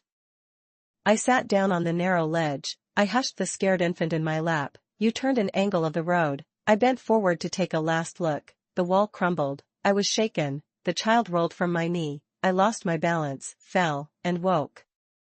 Now, Jane, that is all. All the preface, sir. The tale is yet to come. On waking, a gleam dazzled my eyes. I thought, oh, it is daylight. But I was mistaken, it was only candlelight. Sophie, I supposed, had come in. There was a light in the dressing table, and the door of the closet, where, before going to bed, I had hung my wedding dress and veil, stood open. I heard a rustling there. I asked, Sophie, what are you doing? No one answered. but a form emerged from the closet. It took the light, held it aloft, and surveyed the garments pendant from the portmanteau. "Sophie! Sophie!" I again cried, and still it was silent. I had risen up in bed. I bent forward. First surprise, then bewilderment, came over me, and then my blood crept cold through my veins. Mr. Rochester, this was not Sophie, it was not Leah, it was not Mrs. Fairfax, it was not, no, I was sure of it, and am still, it was not even that strange woman, Grace Poole. "It must have been one of them," interrupted my master. "No, sir, I solemnly assure you to the contrary." The shape standing before me had never crossed my eyes within the precincts of Thornfield Hall before. The height, the contour were new to me. "Describe it, Jane." It seemed, sir, a woman, tall and large, with thick and dark hair hanging long down her back. I know not what dress she had on, it was white and straight, but whether gown, sheet, or shroud, I cannot tell. "Did you see her face?" "Not at first. But presently she took my veil from its place, she held it up, gazed at it long, and then she threw it over her own head, and turned to the mirror. At that moment I saw the reflection of the visage and features quite distinctly in the dark oblong glass. And how were they? Fearful and ghastly to me. Oh, sir, I never saw a face like it. It was a discolored face, it was a savage face. I wish I could forget the roll of the red eyes and the fearful blackened inflation of the lineaments. Ghosts are usually pale, Jane. This, sir, was purple, the lips were swelled and dark, the brow furrowed, the black eyebrows widely raised over the bloodshot eyes. Shall I tell you of what it reminded me? You may. Of the foul German spectre, the vampire. Ah, what did it do? Sir, it removed my veil from its gaunt head, rent it in two parts, and flinging both on the floor, trampled on them. Afterwards? It drew aside the window curtain and looked out. Perhaps it saw dawn approaching, for, taking the candle, it retreated to the door. Just at my bedside, the figure stopped, the fiery eyes glared upon me, she thrust up her candle close to my face, and extinguished it under my eyes. I was aware her lurid visage flamed over mine, and I lost consciousness. For the second time in my life, only the second time, I became insensible from terror. Who was with you when you revived? No one, sir, but the broad day. I rose, bathed my head and face in water, drank a long draught, felt that though enfeebled I was not ill, and determined that to none but you would I impart this vision. Now, sir, tell me who and what that woman was. The creature of an overstimulated brain, that is certain. I must be careful of you, my treasure. Nerves like yours were not made for rough handling. Sir, depend on it, my nerves were not in fault, the thing was real, the transaction actually took place. And your previous dreams, were they real too? Is Thornfield Hall a ruin? Am I severed from you by insuperable obstacles? Am I leaving you without a tear, without a kiss, without a word? Not yet. Am I about to do it? Why, the day is already commenced which is to bind us indissolubly, and when we are once united, there shall be no recurrence of these mental terrors, I guarantee that. Mental terrors, sir. I wish I could believe them to be only such. I wish it more now than ever, since even you cannot explain to me the mystery of that awful visitant. And since I cannot do it, Jane, it must have been unreal. But, sir, when I said so to myself on rising this morning, and when I looked round the room to gather courage and comfort from the cheerful aspect of each familiar object in full daylight, there, on the carpet, I saw what gave the distinct lie to my hypothesis, the veil, torn from top to bottom in two halves. I felt Mr. Rochester start and shudder. He hastily flung his arms round me. Thank God, he exclaimed, that if anything malignant did come near you last night, it was only the veil that was harmed. Oh, to think what might have happened! He drew his breath short, and strained me so close to him, I could scarcely pant. After some minutes' silence, he continued, cheerily. Now, Janet, I'll explain to you all about it. It was half dream, half reality. A woman did, I doubt not, enter your room, and that woman must have been, Grace Poole. You call her a strange being yourself, from all you know, you have reason so to call her. What did she do to me? What to Mason? In a state between sleeping and waking, you noticed her entrance and her actions, but feverish, almost delirious as you were, you ascribed to her a goblin appearance different from her own. The long disheveled hair, the swelled black face, the exaggerated stature, were figments of imagination, results of nightmare. The spiteful tearing of the veil was real, and it is like her. I see you would ask why I keep such a woman in my house. When we have been married a year and a day, I will tell you, but not now. Are you satisfied, Jane? Do you accept my solution of the mystery? I reflected, and in truth it appeared to me the only possible one. Satisfied I was not, but to please him I endeavored to appear so. Relieved, I certainly did feel, so I answered him with a contented smile. And now, as it was long past 1, I prepared to leave him. Does not Sophie sleep with Adele in the nursery? He asked, as I lit my candle. Yes, sir. And there is room enough in Adele's little bed for you. You must share it with her tonight, Jane. It is no wonder that the incident you have related should make you nervous, and I would rather you did not sleep alone. Promise me to go to the nursery. I shall be very glad to do so, sir. And fasten the door securely on the inside.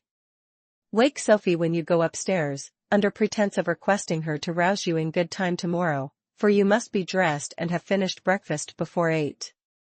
And now, no more somber thoughts, chase dull care away, Janet. Don't you hear to what soft whispers the wind has fallen? And there is no more beating of rain against the window panes. Look here, he lifted up the curtain, it is a lovely night. It was. Half heaven was pure and stainless. The clouds, now trooping before the wind, which had shifted to the west, were filing off eastward in long, silvered columns. The moon shone peacefully. Well, said Mr. Rochester, gazing inquiringly into my eyes, how is my Janet now? The night is serene, sir, and so am I. And you will not dream of separation and sorrow tonight, but of happy love and blissful union. This prediction was but half fulfilled. I did not indeed dream of sorrow, but as little did I dream of joy, for I never slept at all. With little Adele in my arms, I watched the slumber of childhood, so tranquil, so passionless, so innocent, and waited for the coming day. All my life was awake and astir in my frame, and as soon as the sun rose I rose too. I remember Adele clung to me as I left her, I remember I kissed her as I loosened her little hands from my neck, and I cried over her with strange emotion, and quitted her because I feared my sobs would break her still sound repose.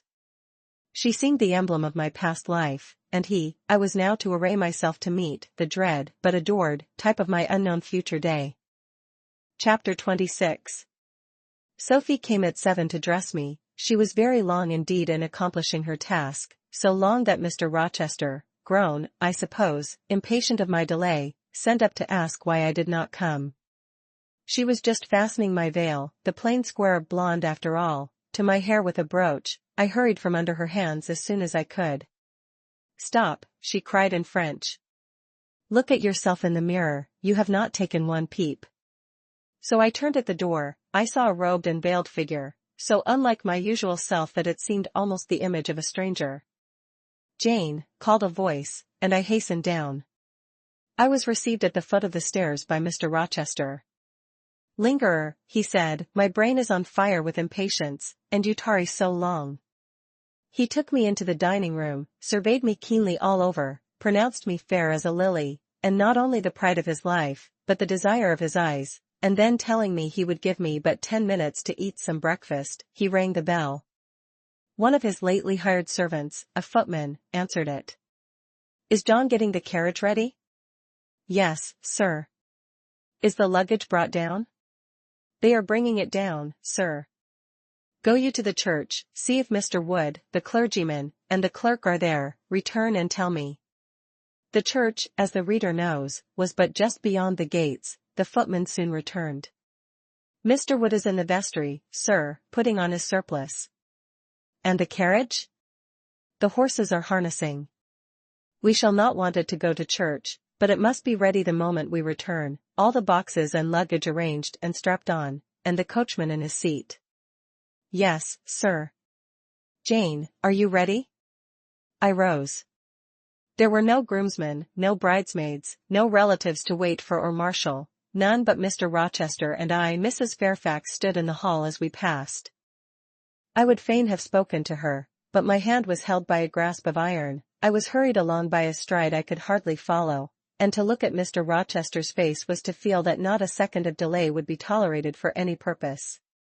I wonder what other bridegroom ever looked as he did, so bent up to a purpose, so grimly resolute, or who, under such steadfast brows, ever revealed such flaming and flashing eyes.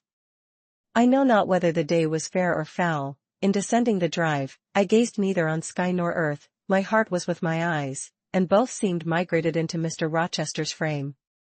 I wanted to see the invisible thing on which, as we went along, he appeared to fasten a glance fierce and foul. I wanted to feel the thoughts whose force he seemed breasting and resisting. At the churchyard wicket he stopped. He discovered I was quite out of breath. "Am I cruel in my love?" he said. "Delay an instant, lean on me, Jane." And now I can recall the picture of the grey old house of God rising calm before me, of a rook wheeling round the steeple, of a ruddy morning sky beyond. I remember something, too, of the green grave mounds, and I have not forgotten, either, two figures of strangers straying amongst the low hillocks and reading the mementos graven on the few mossy headstones. I noticed them, because, as they saw us, they passed round to the back of the church, and I doubted not they were going to enter by the side aisle door and witness the ceremony.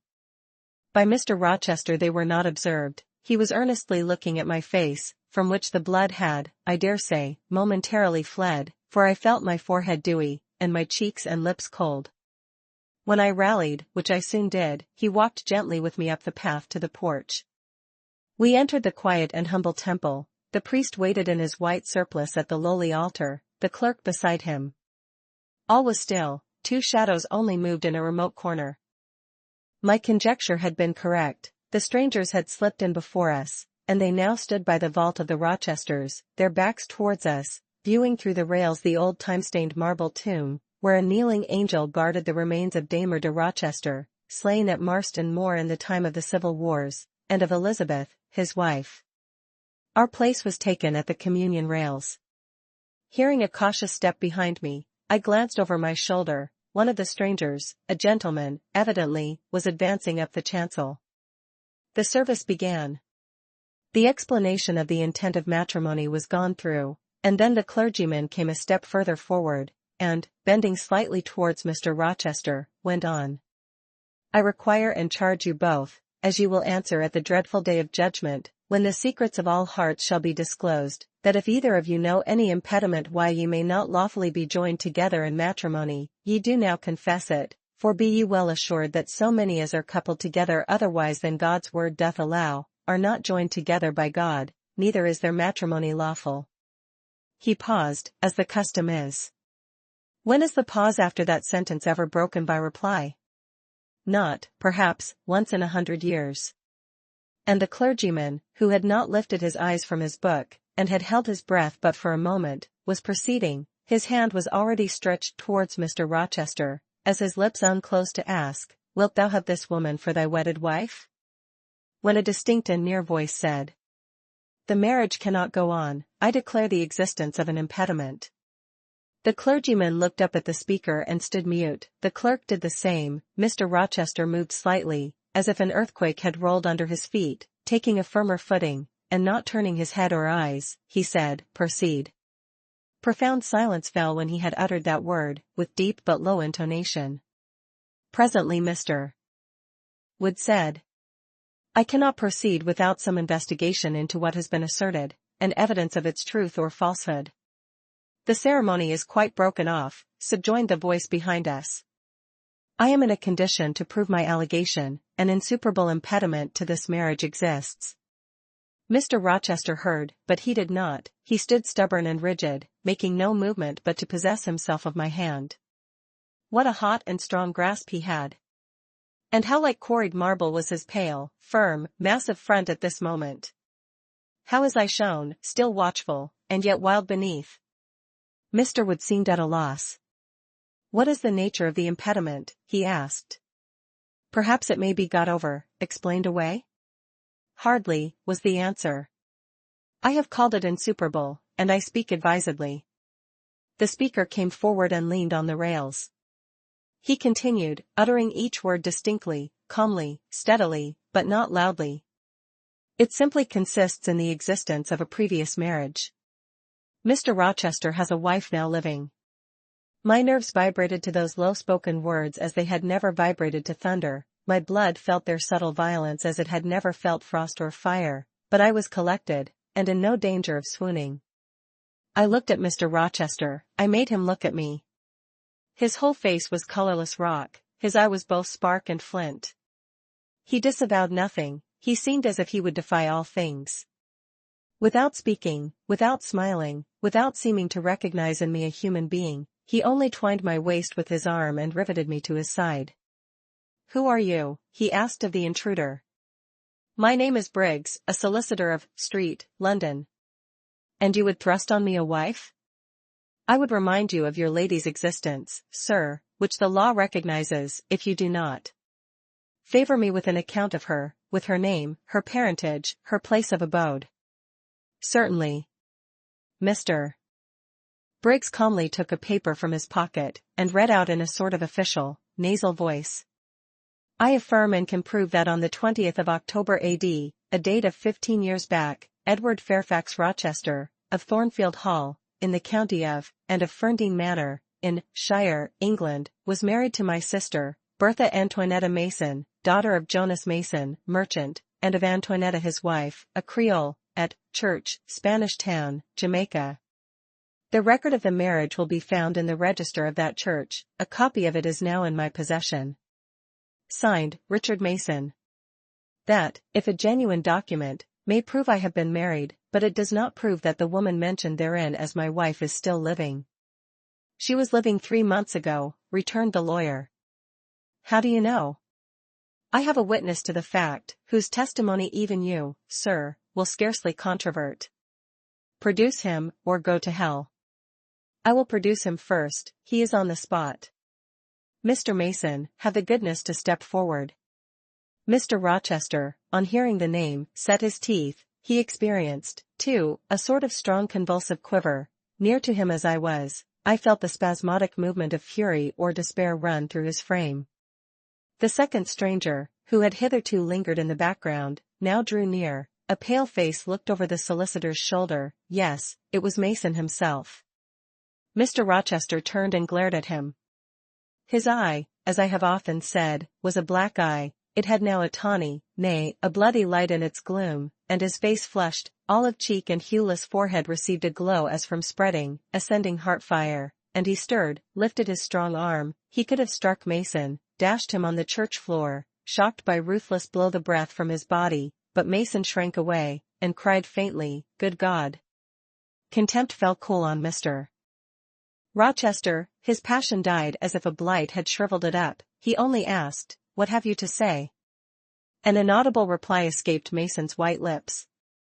"The devil is in it if you cannot answer distinctly. I again demand, what have you to say?" Sir, interrupted the clergyman, "do not forget you are in a sacred place." Then addressing Mason, he inquired gently, "Are you aware, sir, whether or not this gentleman's wife is still living?" "Courage," urged the lawyer, "speak out." "She is now living at Thornfield Hall," said Mason, in more articulate tones. "I saw her there last April." "I am her brother." "At Thornfield Hall," ejaculated the clergyman. "Impossible. I am an old resident in this neighborhood, sir, and I never heard of a Mrs. Rochester at Thornfield Hall."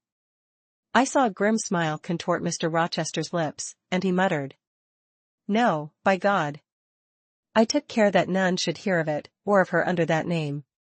He mused. For 10 minutes he held counsel with himself. He formed his resolve, and announced it.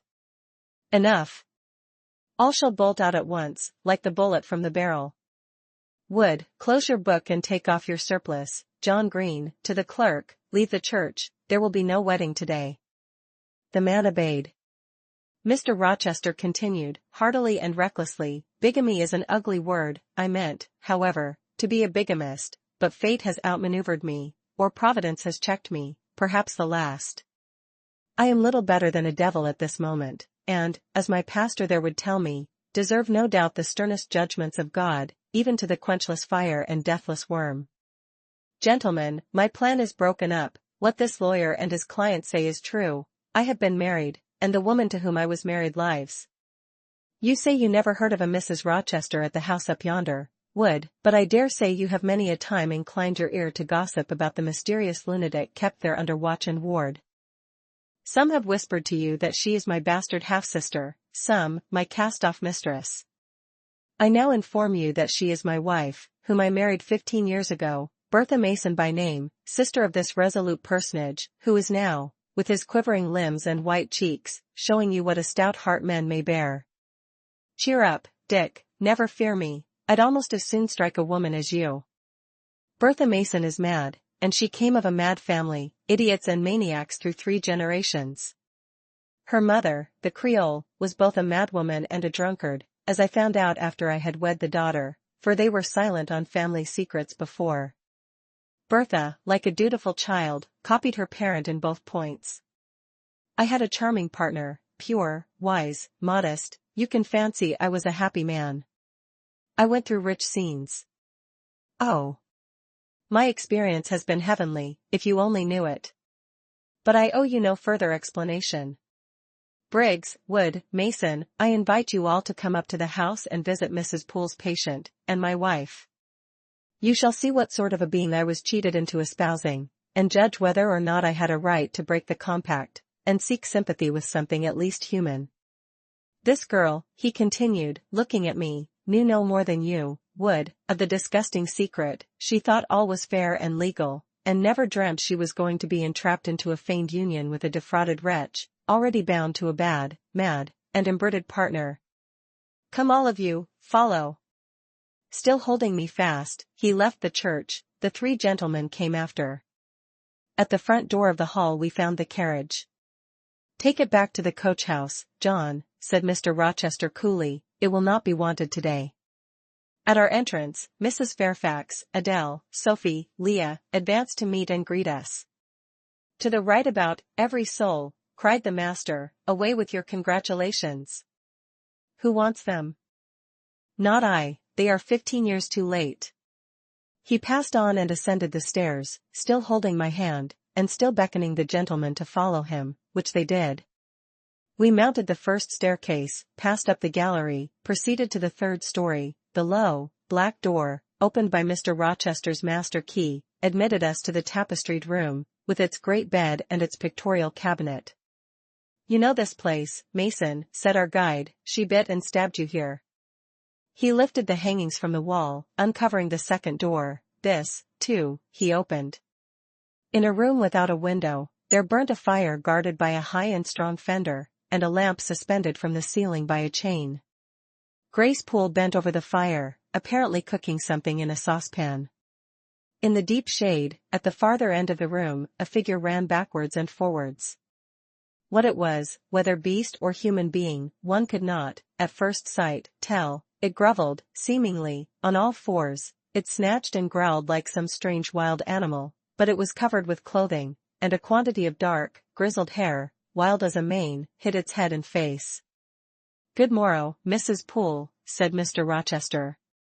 How are you? And how is your charge today?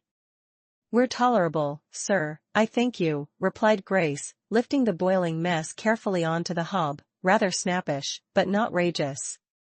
A fierce cry seemed to give the lie to her favorable report. The clothed hyena rose up, and stood tall on its hind feet. Ah!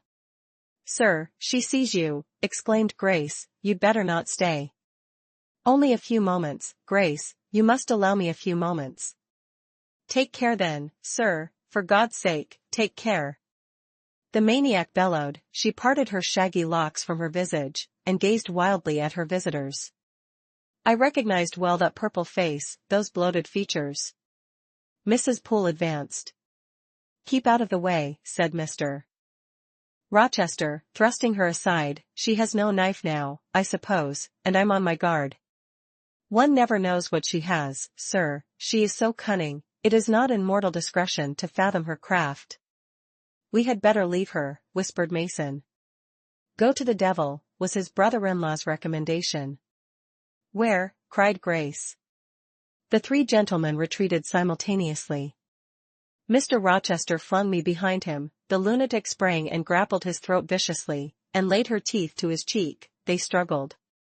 She was a big woman, in stature almost equaling her husband, and corpulent besides. She showed virile force in the contest. More than once she almost throttled him, athletic as he was. He could have settled her with a well-planted blow, but he would not strike, he would only wrestle.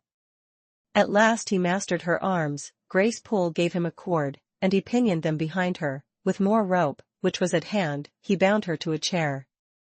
The operation was performed amidst the fiercest yells and the most convulsive plunges. Mr. Rochester then turned to the spectators. He looked at them with a smile both acrid and desolate. "That is my wife," said he. "Such is the sole conjugal embrace I am ever to know, such are the endearments which are to solace my leisure hours. And this is what I wish to have," laying his hand on my shoulder, "this young girl, who stands so grave and quiet at the mouth of hell, looking collectedly at the gambols of a demon. I wanted her just as a change after that fierce ragout. Wood and Briggs, look at the difference. Compare these clear eyes with the red balls yonder, this face with that mask, this form with that bulk, then judge me, priest of the gospel and man of the law, and remember with what judgment ye judge ye shall be judged. Off with you now. I must shut up my prize." We all withdrew. Mr. Rochester stayed a moment behind us, to give some further order to Grace Poole. The solicitor addressed me as he descended the stair.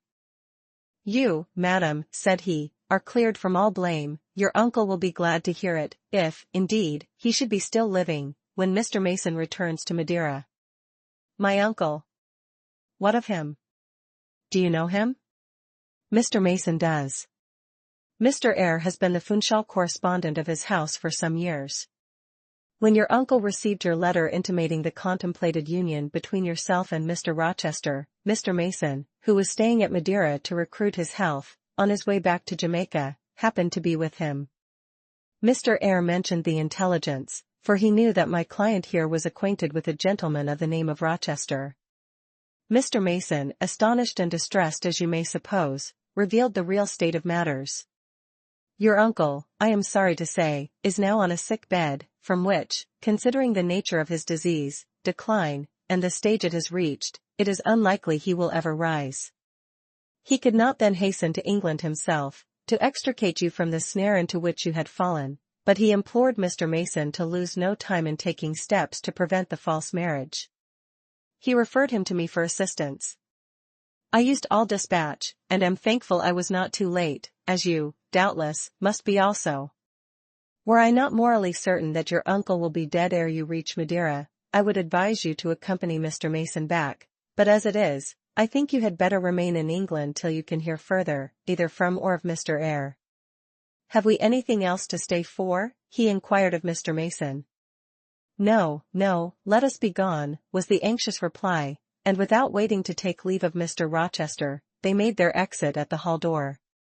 The clergyman stayed to exchange a few sentences, either of admonition or reproof, with his haughty parishioner. This duty done, he too departed. I heard him go as I stood at the half-open door of my own room, to which I had now withdrawn. The house cleared, I shut myself in, fastened the bolt that none might intrude, and proceeded, not to weep, not to mourn, I was yet too calm for that, but, mechanically to take off the wedding dress, and replace it by the stuff gown I had worn yesterday, as I thought, for the last time. I then sat down. I felt weak and tired. I leaned my arms on a table, and my head dropped on them. And now I thought, till now I had only heard, seen, moved, followed up and down where I was led or dragged, watched event rush on event, disclosure open beyond disclosure, but now, I thought.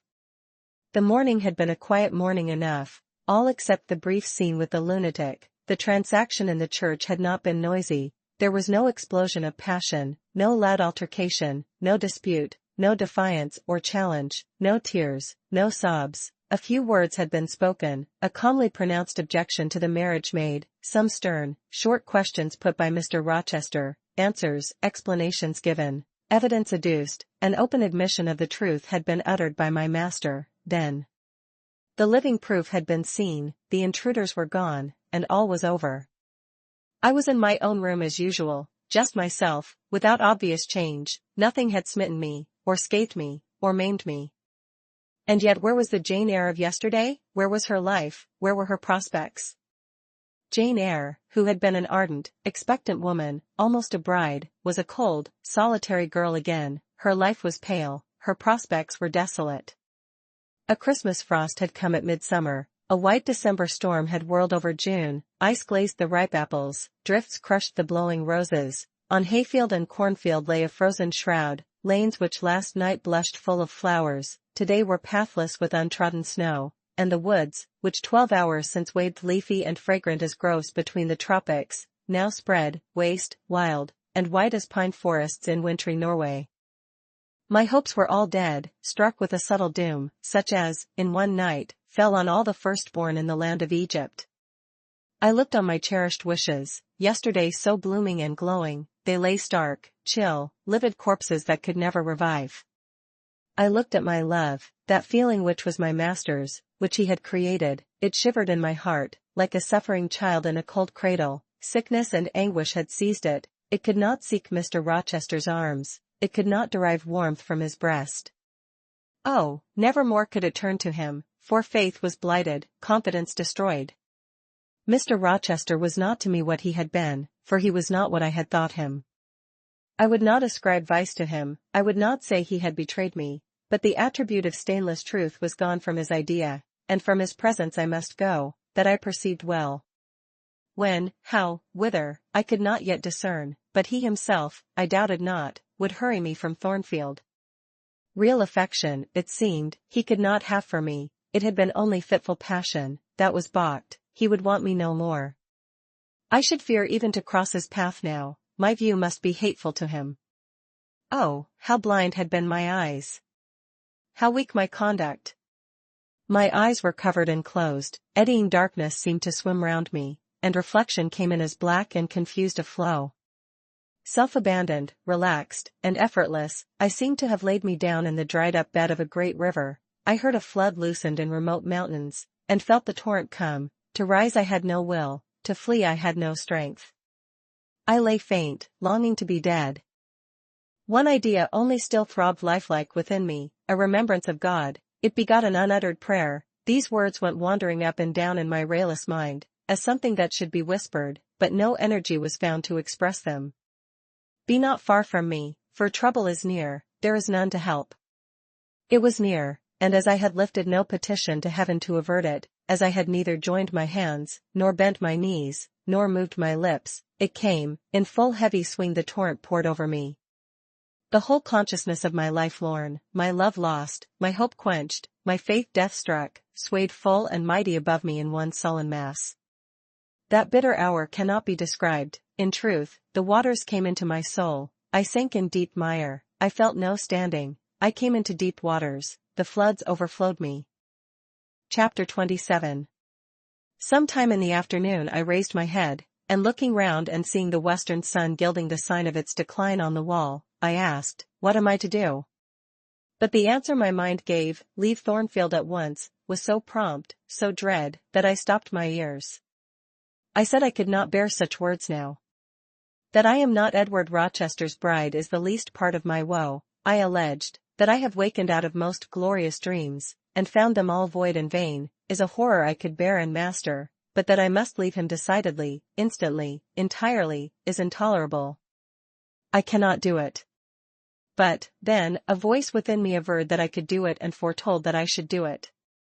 I wrestled with my own resolution. I wanted to be weak that I might avoid the awful passage of further suffering I saw laid out for me, and conscience, turned tyrant, held passion by the throat, told her tauntingly, she had yet but dipped her dainty foot in the slough, and swore that with that arm of iron he would thrust her down to unsound depths of agony.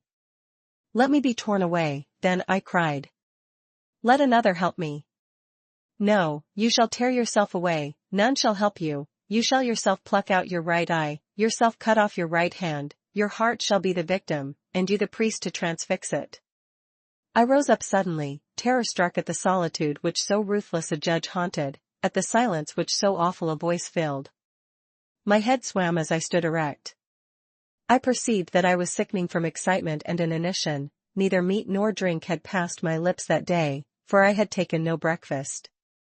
And, with a strange pang, I now reflected that, long as I had been shut up here, no message had been sent to ask how I was, or to invite me to come down. Not even little Adele had tapped at the door, not even Mrs. Fairfax had sought me. "Friends always forget those whom fortune forsakes," I murmured, as I undrew the bolt and passed out. I stumbled over an obstacle, my head was still dizzy, my sight was dim, and my limbs were feeble. I could not soon recover myself. I fell, but not onto the ground. An outstretched arm caught me. I looked up. I was supported by Mr. Rochester, who sat in a chair across my chamber threshold. "You come out at last," he said. "Well, I have been waiting for you long, and listening, yet not one movement have I heard, nor one sob. 5 minutes more of that death-like hush, and I should have forced the lock like a burglar." "So you shun me? You shut yourself up and grieve alone?" "I would rather you had come and upbraided me with vehemence." "You are passionate. I expected a scene of some kind." I was prepared for the hot rain of tears, only I wanted them to be shed on my breast. Now a senseless floor has received them, or your drenched handkerchief. But I err, you have not wept at all. I see a white cheek and a faded eye, but no trace of tears. I suppose, then, your heart has been weeping blood? Well, Jane.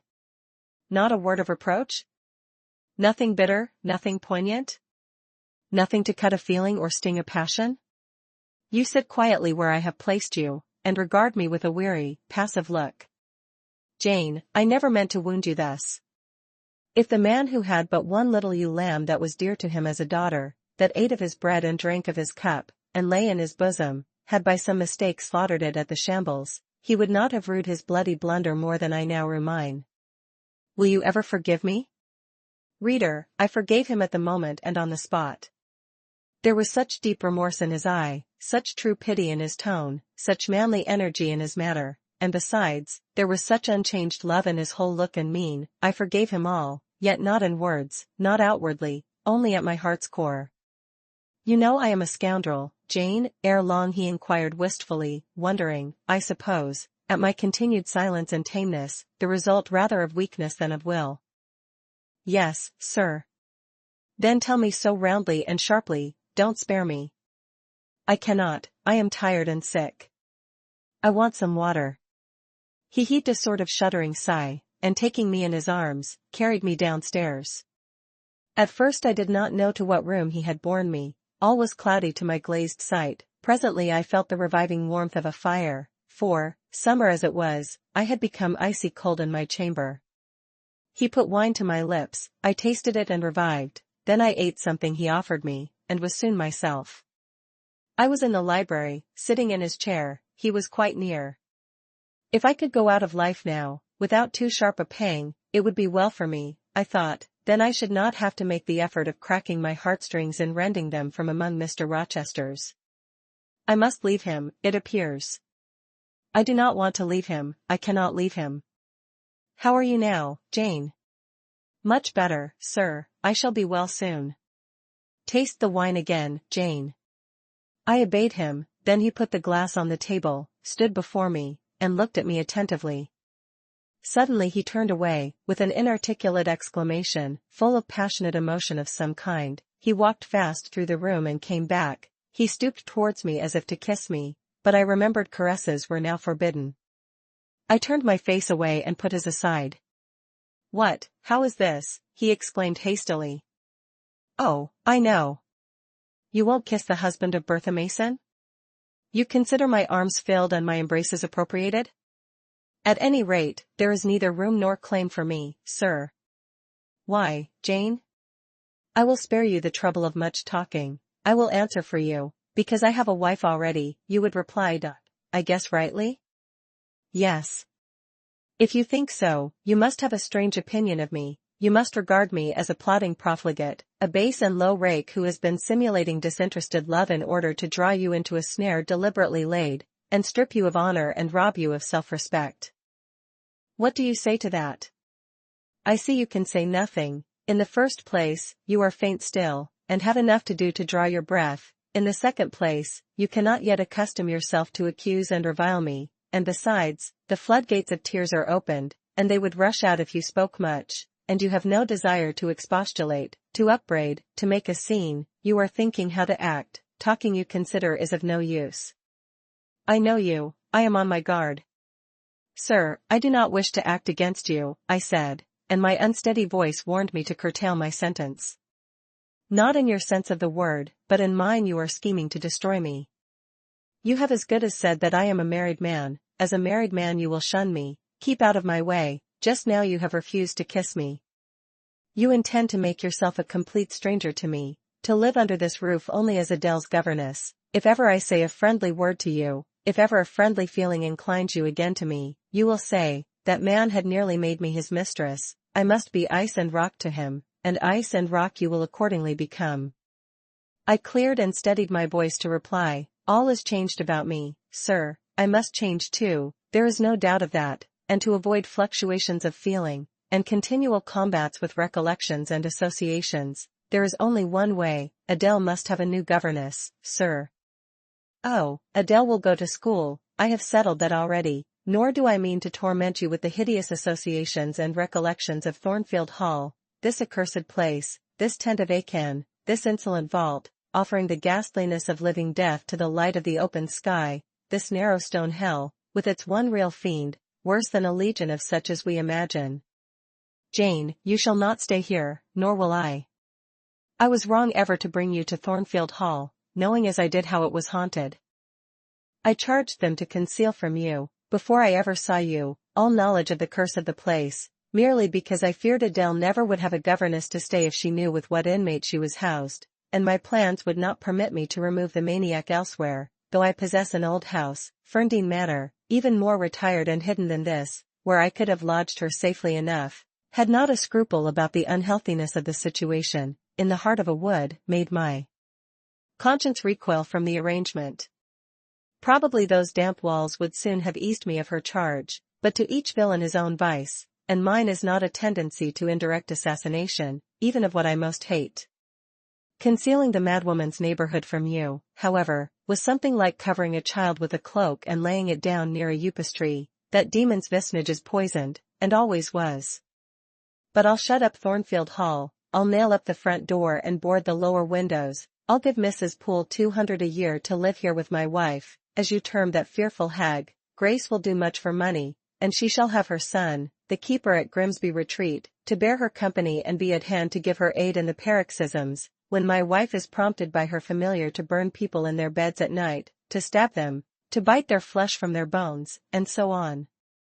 Sir, I interrupted him, you are inexorable for that unfortunate lady, you speak of her with hate, with vindictive antipathy. It is cruel, she cannot help being mad. Jane, my little darling, so I will call you, for so you are, you don't know what you are talking about, you misjudge me again, it is not because she is mad I hate her. If you were mad, do you think I should hate you? I do indeed, sir. Then you are mistaken, and you know nothing about me, and nothing about the sort of love of which I am capable. Every atom of your flesh is as dear to me as my own, in pain and sickness it would still be dear. Your mind is my treasure, and if it were broken, it would be my treasure still. If you raved, my arms should confine you, and not a strait waistcoat. Your grasp, even in fury, would have a charm for me. If you flew at me as wildly as that woman did this morning, I should receive you in an embrace, at least as fond as it would be restrictive.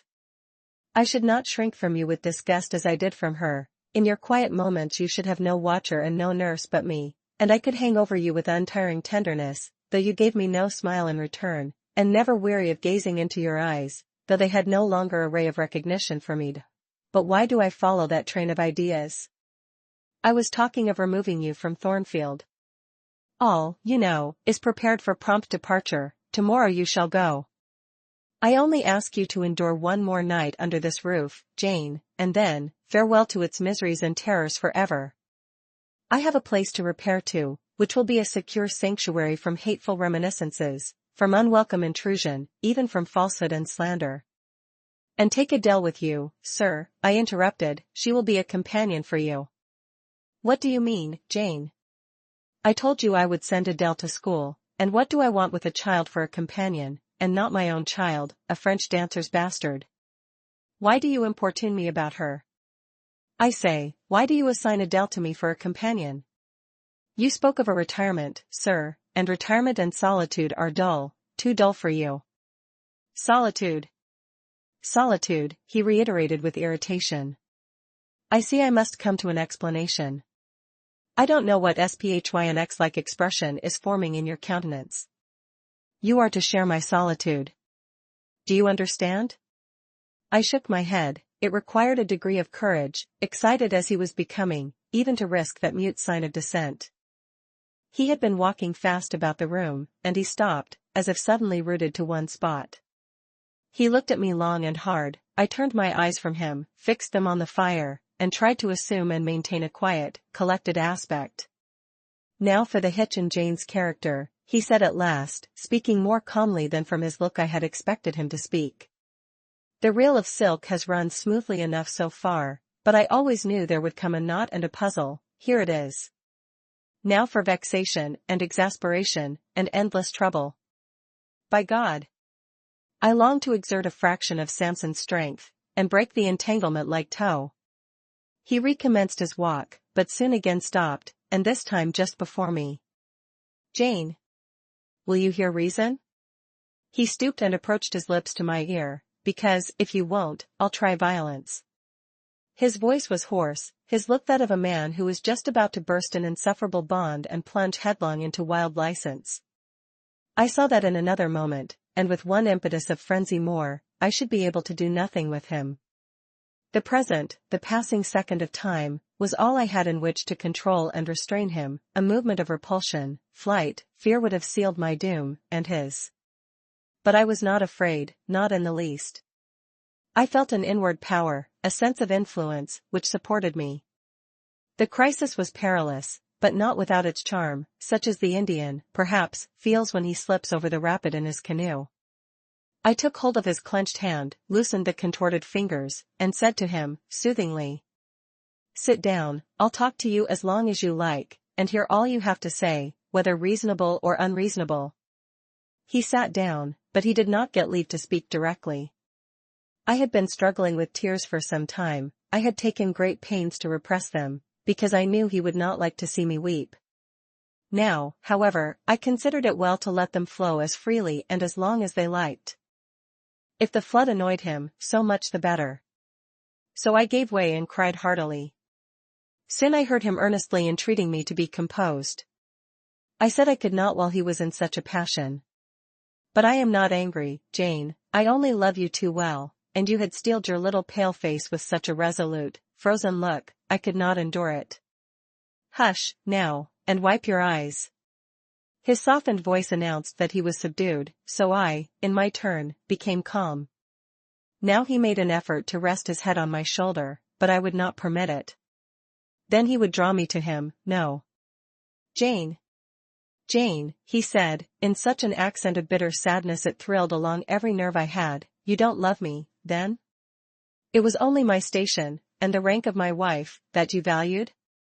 Now that you think me disqualified to become your husband, you recoil from my touch as if I were some toad or ape. These words cut me, yet what could I do or I say? I ought probably to have done or said nothing, but I was so tortured by a sense of remorse at thus hurting his feelings, I could not control the wish to drop balm where I had wounded. I do love you, I said, more than ever, but I must not show or indulge the feeling, and this is the last time I must express it. The last time, Jane. What? Do you think you can live with me, and see me daily, and yet, if you still love me, be always cold and distant? No, sir, that I am certain I could not, and therefore I see there is but one way, but you will be furious if I mention it. Oh, mention it. If I storm, you have the art of weeping. Mr. Rochester, I must leave you. For how long, Jane? For a few minutes, while you smooth your hair, which is somewhat disheveled, and bathe your face, which looks feverish. I must leave Adele and Thornfield. I must part with you for my whole life. I must begin a new existence among strange faces and strange scenes. Of course, I told you you should. I pass over the madness about parting from me. You mean you must become a part of me. As to the new existence, it is all right, you shall yet be my wife, I am not married. You shall be Mrs. Rochester, both virtually and nominally. I shall keep only to you so long as you and I live. You shall go to a place I have in the south of France, a whitewashed villa on the shores of the Mediterranean. There you shall live a happy, and guarded, and most innocent life. Never fear that I wish to lure you into error, to make you my mistress. Why did you shake your head? Jane, you must be reasonable, or in truth I shall again become frantic. His voice and hand quivered, his large nostrils dilated, his eye blazed, still I dared to speak. Sir, your wife is living, that is a fact acknowledged this morning by yourself. If I lived with you as you desire, I should then be your mistress. To say otherwise is sophistical, is false. Jane, I am not a gentle-tempered man, you forget that, I am not long-enduring, I am not cool and dispassionate. Out of pity to me and yourself, put your finger on my pulse, feel how it throbs, and, beware. He bared his wrist, and offered it to me, the blood was forsaking his cheek and lips, they were growing livid, I was distressed on all hands. To agitate him thus deeply, by a resistance he so abhorred, was cruel, to yield was out of the question. I did what human beings do instinctively when they are driven to utter extremity, looked for aid to one higher than man, the words God help me, burst involuntarily from my lips. I am a fool, cried Mr. Rochester suddenly. I keep telling her I am not married, and do not explain to her why. I forget she knows nothing of the character of that woman, or of the circumstances attending my infernal union with her. Oh, I am certain Jane will agree with me in opinion, when she knows all that I know. Just put your hand in mine, Janet, that I may have the evidence of touch as well as sight, to prove you are near me, and I will in a few words show you the real state of the case. Can you listen to me? Yes, sir, for hours if you will. I ask only minutes. Jane, did you ever hear or know that I was not the eldest son of my house, that I had once a brother older than I? I remember Mrs. Fairfax told me so once. And did you ever hear that my father was an avaricious, grasping man? I have understood something to that effect. Well, Jane, being so, it was his resolution to keep the property together. He could not bear the idea of dividing his estate and leaving me a fair portion. All, he resolved, should go to my brother, Roland. Yet as little could he endure that a son of his should be a poor man. I must be provided for by a wealthy marriage. He sought me a partner betimes. Mr. Mason, a West India planter and merchant, was his old acquaintance. He was certain his possessions were real and vast, he made inquiries. Mr. Mason, he found, had a son and daughter, and he learned from him that he could and would give the latter a fortune of £30,000, that sufficed. When I left college, I was sent out to Jamaica, to espouse a bride already courted for me. My father said nothing about her money, but he told me Miss Mason was the boast of Spanish Town for her beauty, and this was no lie. I found her a fine woman, in the style of Blanche Ingram, tall, dark, and majestic. Her family wished to secure me because I was of a good race, and so did she. They showed her to me in parties, splendidly dressed. I seldom saw her alone, and had very little private conversation with her. She flattered me, and lavishly displayed for my pleasure her charms and accomplishments. All the men in her circle seemed to admire her and envy me. I was dazzled, stimulated, my senses were excited, and being ignorant, raw, and inexperienced, I thought I loved her. There is no folly so besotted that the idiotic rivalries of society, the prurience, the rashness, the blindness of youth, will not hurry a man to its commission.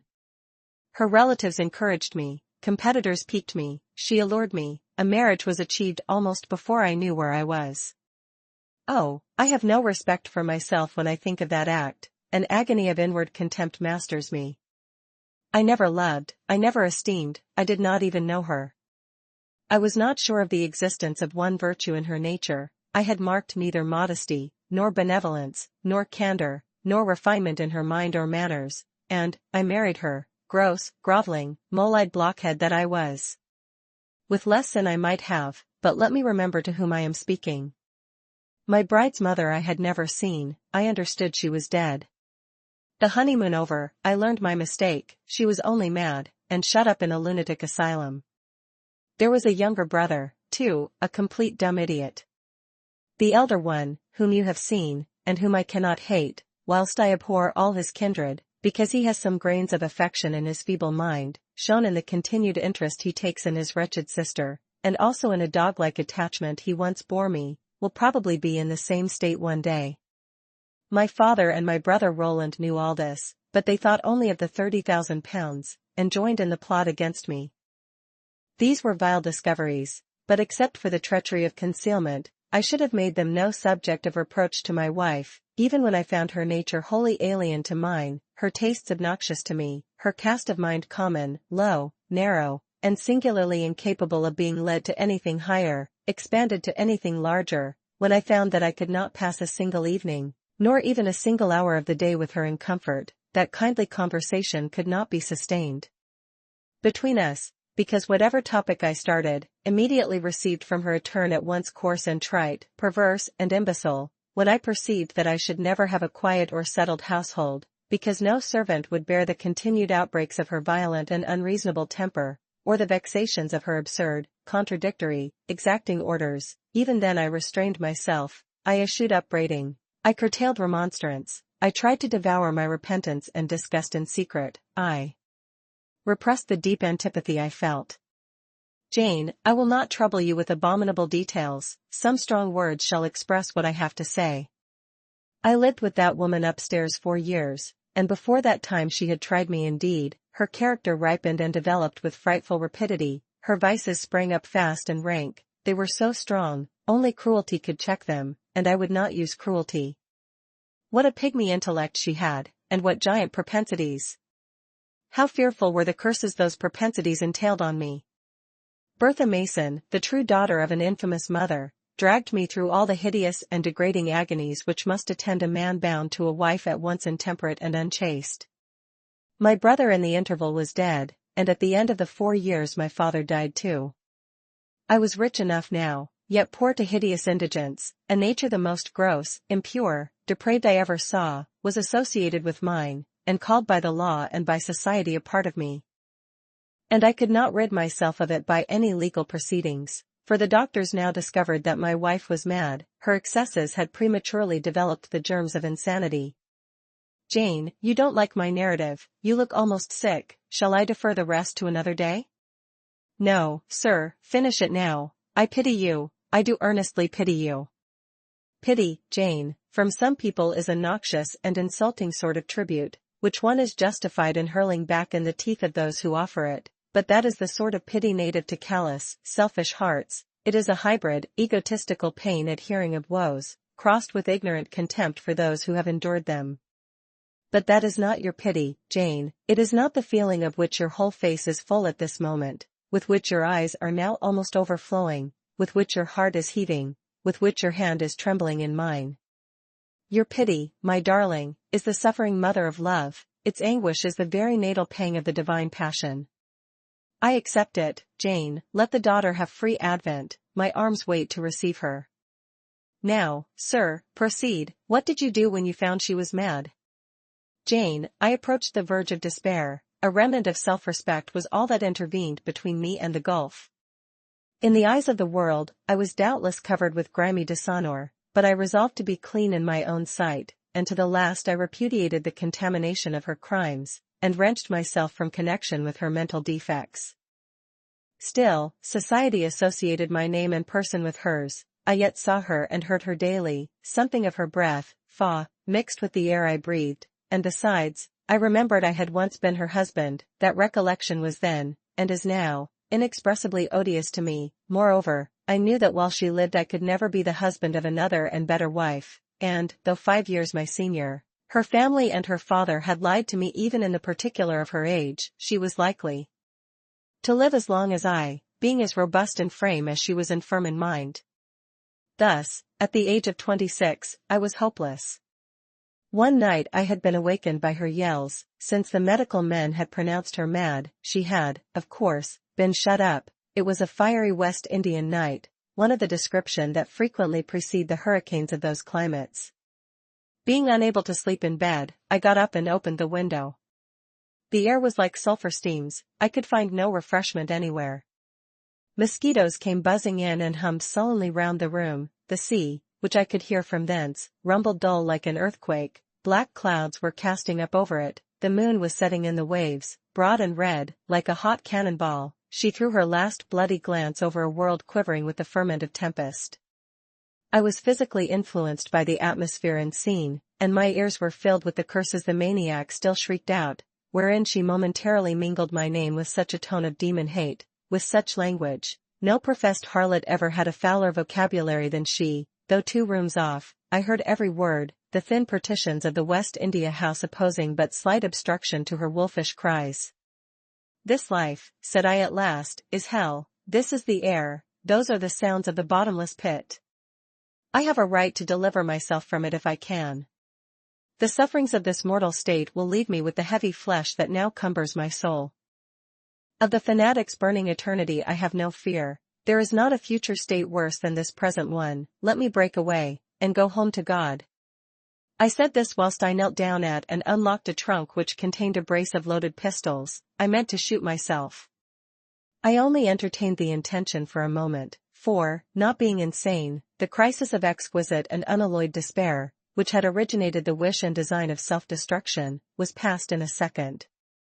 A wind fresh from Europe blew over the ocean and rushed through the open casement. The storm broke, streamed, thundered, blazed, and the air grew pure. I then framed and fixed a resolution. While I walked under the dripping orange trees of my wet garden, and amongst its drenched pomegranates and pineapples, and while the refulgent dawn of the tropics kindled round me, I reasoned thus: "Jane, and now listen, for it was true wisdom that consoled me in that hour, and showed me the right path to follow." The sweet wind from Europe was still whispering in the refreshed leaves, and the Atlantic was thundering in glorious liberty. My heart, dried up and scorched for a long time, swelled to the tone, and filled with living blood. My being longed for renewal, my soul thirsted for a pure draught. I saw hope revive, and felt regeneration possible. From a flowery arch at the bottom of my garden I gazed over the sea, bluer than the sky. The old world was beyond, clear prospects opened thus. "Go," said Hope, "and live again in Europe. There it is not known what a sullied name you bear, nor what a filthy burden is bound to you. You may take the maniac with you to England, confine her with due attendance and precautions at Thornfield, then travel yourself to what clime you will, and form what new tie you like. That woman, who has so abused your long-suffering, so sullied your name, so outraged your honor, so blighted your youth, is not your wife, nor are you her husband. See that she is cared for as her condition demands, and you have done all that God and humanity require of you. Let her identity, her connection with yourself, be buried in oblivion. You are bound to impart them to no living being. Place her in safety and comfort, shelter her degradation with secrecy, and leave her." I acted precisely on this suggestion.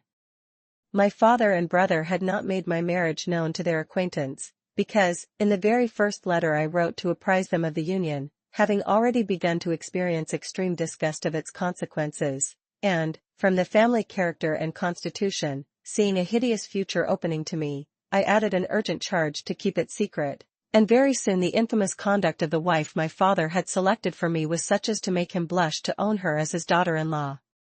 Far from desiring to publish the connection, he became as anxious to conceal it as myself. To England, then, I conveyed her. A fearful voyage I had with such a monster in the vessel. Glad was I when I at last got her to Thornfield, and saw her safely lodged in that third-story room, of whose secret inner cabinet she has now for 10 years made a wild beast's den, a goblin's cell. I had some trouble in finding an attendant for her, as it was necessary to select one on whose fidelity dependence could be placed, for her ravings would inevitably betray my secret. Besides, she had lucid intervals of days, sometimes weeks, which she filled up with abuse of me. At last I hired Grace Poole from the Grimsby retreat. She and the surgeon, Carter, who dressed Mason's wounds that night he was stabbed and worried, are the only 2 I have ever admitted to my confidence. Mrs. Fairfax may indeed have suspected something, but she could have gained no precise knowledge as to facts. Grace has, on the whole, proved a good keeper, though, owing partly to a fault of her own, of which it appears nothing can cure her, and which is incident to her harassing profession, her vigilance has been more than once lulled and baffled. The lunatic is both cunning and malignant, she has never failed to take advantage of her guardian's temporary lapses, once to secrete the knife with which she stabbed her brother, and twice to possess herself of the key of her cell, and issue therefrom in the night time. On the first of these occasions, she perpetrated the attempt to burn me in my bed. On the second, she paid that ghastly visit to you. I thank Providence, who watched over you, that she then spent her fury on your wedding apparel, which perhaps brought back vague reminiscences of her own bridal days, but on what might have happened, I cannot endure to reflect. When I think of the thing which flew at my throat this morning, hanging its black and scarlet visage over the nest of my dove, my blood curdles. And what, sir, I asked, while he paused, did you do when you had settled her here? Where did you go? What did I do, Jane? I transformed myself into a will-o'-the-wisp. Where did I go? I pursued wanderings as wild as those of the March spirit. I sought the continent, and went devious through all its lands. My fixed desire was to seek and find a good and intelligent woman, whom I could love, a contrast to the fury I left at Thornfield. But you could not marry, sir. I had determined and was convinced that I could and ought. It was not my original intention to deceive, as I have deceived you. I meant to tell my tale plainly, and make my proposals openly, and it appeared to me so absolutely rational that I should be considered free to love and be loved. I never doubted some woman might be found willing and able to understand my case and accept me, in spite of the curse with which I was burdened. Well, sir? When you are inquisitive, Jane, you always make me smile. You open your eyes like an eager bird, and make every now and then a restless movement, as if answers in speech did not flow fast enough for you, and you wanted to read the tablet of one's heart. But before I go on, tell me what you mean by your well, sir? It is a small phrase very frequent with you, and which many a time has drawn me on and on through interminable talk. I don't very well know why. I mean, what next? How did you proceed? What came of such an event? Precisely. And what do you wish to know now? Whether you found anyone you liked, whether you asked her to marry you, and what she said. I can tell you whether I found anyone I liked, and whether I asked her to marry me, but what she said is yet to be recorded in the book of fate. For 10 long years I roved about, living first in one capital, then another, sometimes in St. Petersburg, oftener in Paris, occasionally in Rome, Naples, and Florence. Provided with plenty of money and the passport of an old name, I could choose my own society, no circles were closed against me. I sought my ideal of a woman amongst English ladies, French countesses, Italian signoras, and German Grafinnen. I could not find her. Sometimes, for a fleeting moment, I thought I caught a glance, heard a tone, beheld a form, which announced the realization of my dream, but I was presently undeceived. You are not to suppose that I desired perfection, either of mind or person. I longed only for what suited me, for the antipodes of the Creole, and I longed vainly. Amongst them all I found not one whom, had I been ever so free, I, warned as I was of the risks, the horrors, the loathings of incongruous unions, would have asked to marry me. Disappointment made me reckless. I tried dissipation, never debauchery, that I hated, and hate. That was my Indian Messalina's attribute, rooted disgust at it and her restrained me much, even in pleasure. Any enjoyment that bordered on riot seemed to approach me to her and her vices, and I eschewed it. Yet I could not live alone, so I tried the companionship of mistresses. The first I chose was Celine Varens, another of those steps which make a man spurn himself when he recalls them. You already know what she was, and how my liaison with her terminated. She had 2 successors, an Italian, Giacinta, and a German, Clara, both considered singularly handsome. What was their beauty to me in a few weeks? Giacinta was unprincipled and violent, I tired of her in 3 months. Clara was honest and quiet, but heavy, mindless, and unimpressible, not one whit to my taste. I was glad to give her a sufficient sum to set her up in a good line of business, and so get decently rid of her. But, Jane, I see by your face you are not forming a very favorable opinion of me just now. You think me an unfeeling, loose-principled rake, don't you? I don't like you so well as I have done sometimes, indeed, sir. Did it not seem to you in the least wrong to live in that way, first with one mistress and then another? You talk of it as a mere matter of course. It was with me, and I did not like it. It was a groveling fashion of existence, I should never like to return to it. Hiring a mistress is the next worst thing to buying a slave, both are often by nature, and always by position, inferior, and to live familiarly with inferiors is degrading. I now hate the recollection of the time I passed with Celine, Jacinta, and Clara. I felt the truth of these words, and I drew from them the certain inference, that if I were so far to forget myself and all the teaching that had ever been instilled into me, as, under any pretext, with any justification, through any temptation, to become the successor of these poor girls, he would one day regard me with the same feeling which now in his mind desecrated their memory. I did not give utterance to this conviction, it was enough to feel it. I impressed it on my heart, that it might remain there to serve me as aid in the time of trial. Now, Jane, why don't you say well, sir? I have not done. You are looking grave. You disapprove of me still, I see. But let me come to the point. Last January, rid of all mistresses, in a harsh, bitter frame of mind, the result of a useless, roving, lonely life, corroded with disappointment, sourly disposed against all men, and especially against all womankind, for I began to regard the notion of an intellectual, faithful, loving woman as a mere dream, recalled by business, I came back to England. On a frosty winter afternoon, I rode in sight of Thornfield Hall. Abhorred spot. I expected no peace, no pleasure there. On a stile in Hay Lane I saw a quiet little figure sitting by itself.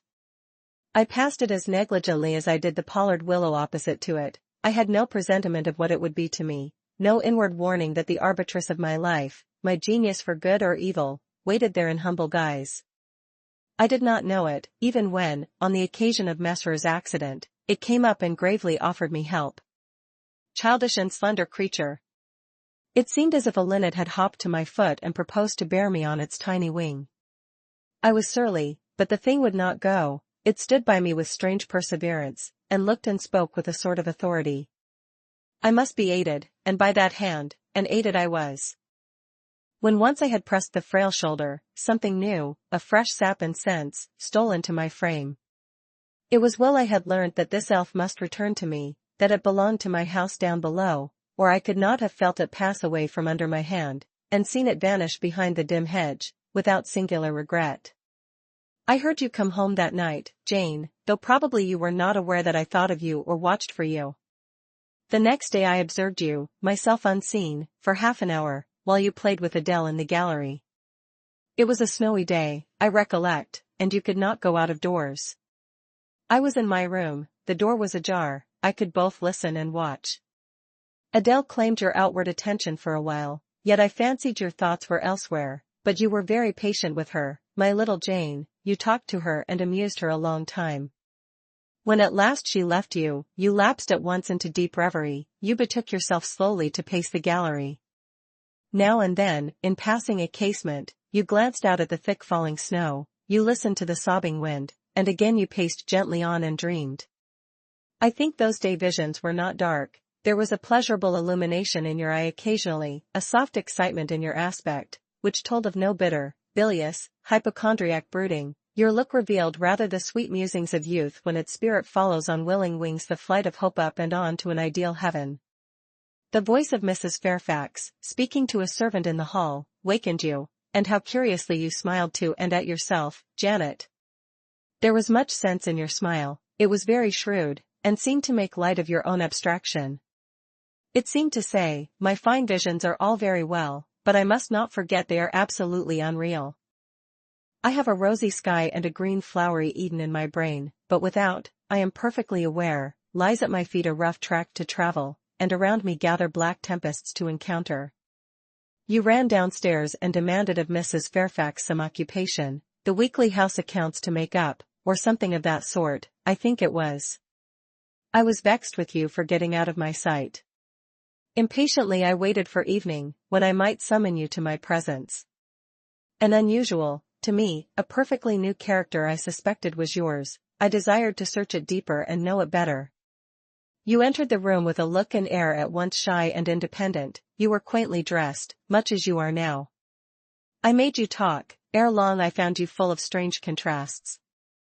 Your garb and manner were restricted by rule, your air was often diffident, and altogether that of one refined by nature, but absolutely unused to society, and a good deal afraid of making herself disadvantageously conspicuous by some solecism or blunder, yet when addressed, you lifted a keen, a daring, and a glowing eye to your interlocutor's face. There was penetration and power in each glance you gave. When plied by close questions, you found ready and round answers.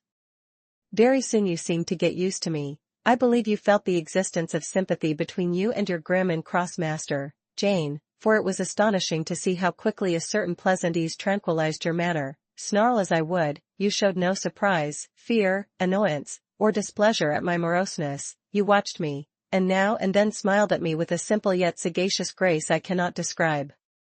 I was at once content and stimulated with what I saw. I liked what I had seen, and wished to see more. Yet, for a long time, I treated you distantly, and sought your company rarely. I was an intellectual epicure, and wished to prolong the gratification of making this novel and piquant acquaintance. Besides, I was for a while troubled with a haunting fear that if I handled the flower freely its bloom would fade, the sweet charm of freshness would leave it. I did not then know that it was no transitory blossom, but rather the radiant resemblance of one, cut in an indestructible gem.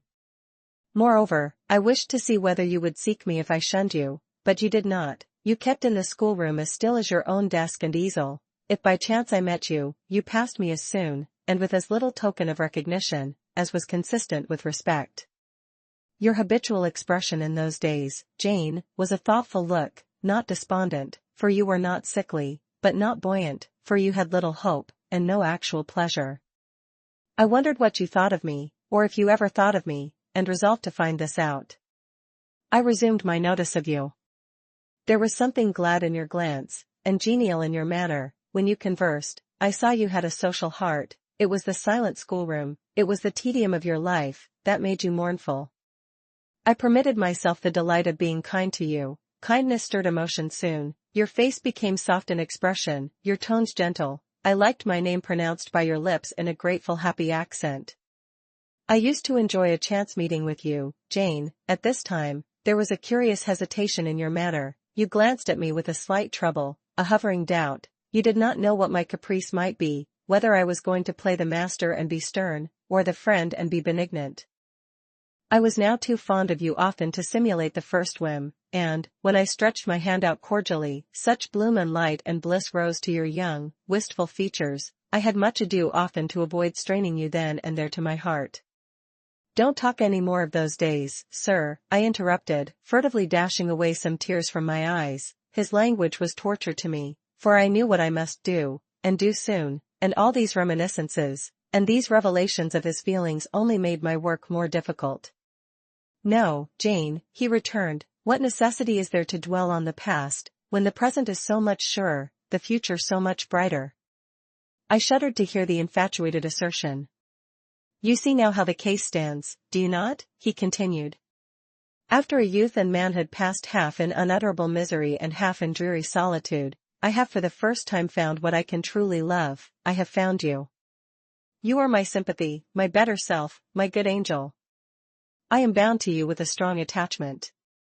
I think you good, gifted, lovely. A fervent, a solemn passion is conceived in my heart. It leans to you, draws you to my center and spring of life, wraps my existence about you, and, kindling in pure, powerful flame, fuses you and me in one. It was because I felt and knew this, that I resolved to marry you. To tell me that I had already a wife is empty mockery. You know now that I had but a hideous demon. I was wrong to attempt to deceive you, but I feared a stubbornness that exists in your character. I feared early instilled prejudice. I wanted to have you safe before hazarding confidences. This was cowardly. I should have appealed to your nobleness and magnanimity at first, as I do now, opened to you plainly my life of agony, described to you my hunger and thirst after a higher and worthier existence, shown to you, not my resolution, that word is weak, but my resistless bent to love faithfully and well, where I am faithfully and well loved in return. Then I should have asked you to accept my pledge of fidelity and to give me yours. Jane, give it me now. A pause. Why are you silent, Jane? I was experiencing an ordeal. A hand of fiery iron grasped my vitals. Terrible moment, full of struggle, blackness, burning. Not a human being that ever lived could wish to be loved better than I was loved, and him who thus loved me I absolutely worshipped, and I must renounce love and idol. One drear word comprised my intolerable duty: depart. Jane, you understand what I want of you? Just this promise: I will be yours, Mr. Rochester. Mr. Rochester, I will not be yours. Another long silence. Jane, recommenced he, with a gentleness that broke me down with grief, and turned me stone cold with ominous terror, for this still voice was the pant of a lion rising. Jane, do you mean to go one way in the world, and to let me go another? I do. Jane, bending towards and embracing me, do you mean it now? I do. And now, softly kissing my forehead and cheek. I do, extricating myself from restraint rapidly and completely. Oh, Jane, this is bitter. This is wicked. It would not be wicked to love me. It would to obey you. A wild look raised his brows, crossed his features, he rose, but he forbore yet. I laid my hand on the back of a chair for support, I shook, I feared, but I resolved. One instant, Jane. Give one glance to my horrible life when you are gone. All happiness will be torn away with you. What then is left?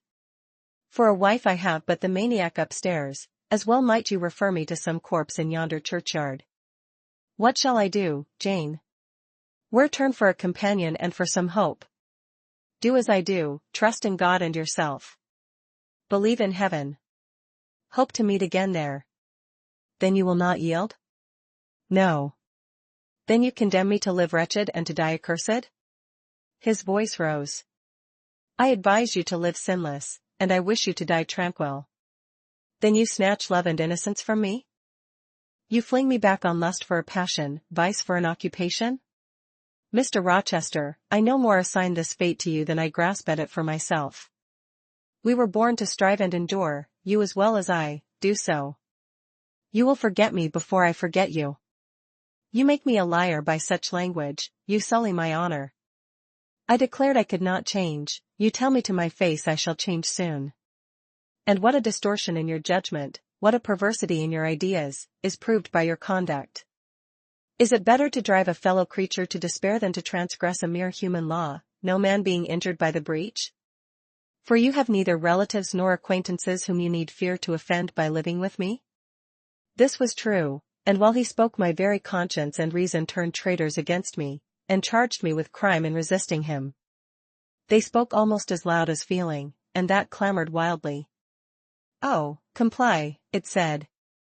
Think of his misery, think of his danger, look at his state when left alone, remember his headlong nature, consider the recklessness following on despair, soothe him, save him, love him, tell him you love him and will be his.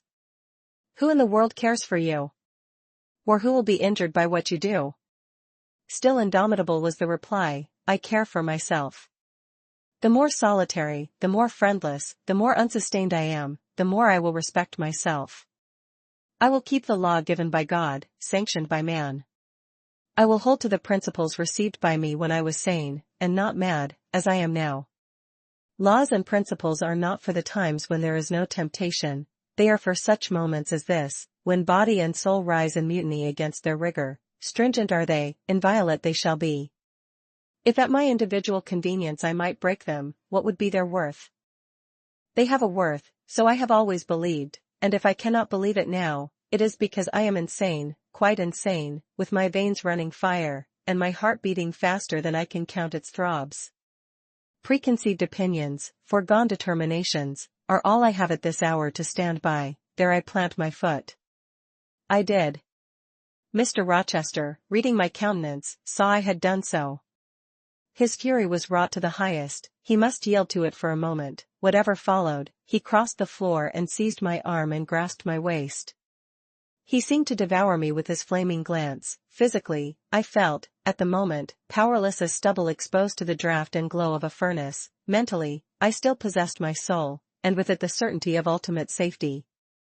The soul, fortunately, has an interpreter, often an unconscious, but still a truthful interpreter, in the eye. My eye rose to his, and while I looked in his fierce face I gave an involuntary sigh. His gripe was painful, and my overtaxed strength almost exhausted. "Never," said he, as he ground his teeth, "never was anything at once so frail and so indomitable. A mere reed she feels in my hand." And he shook me with the force of his hold.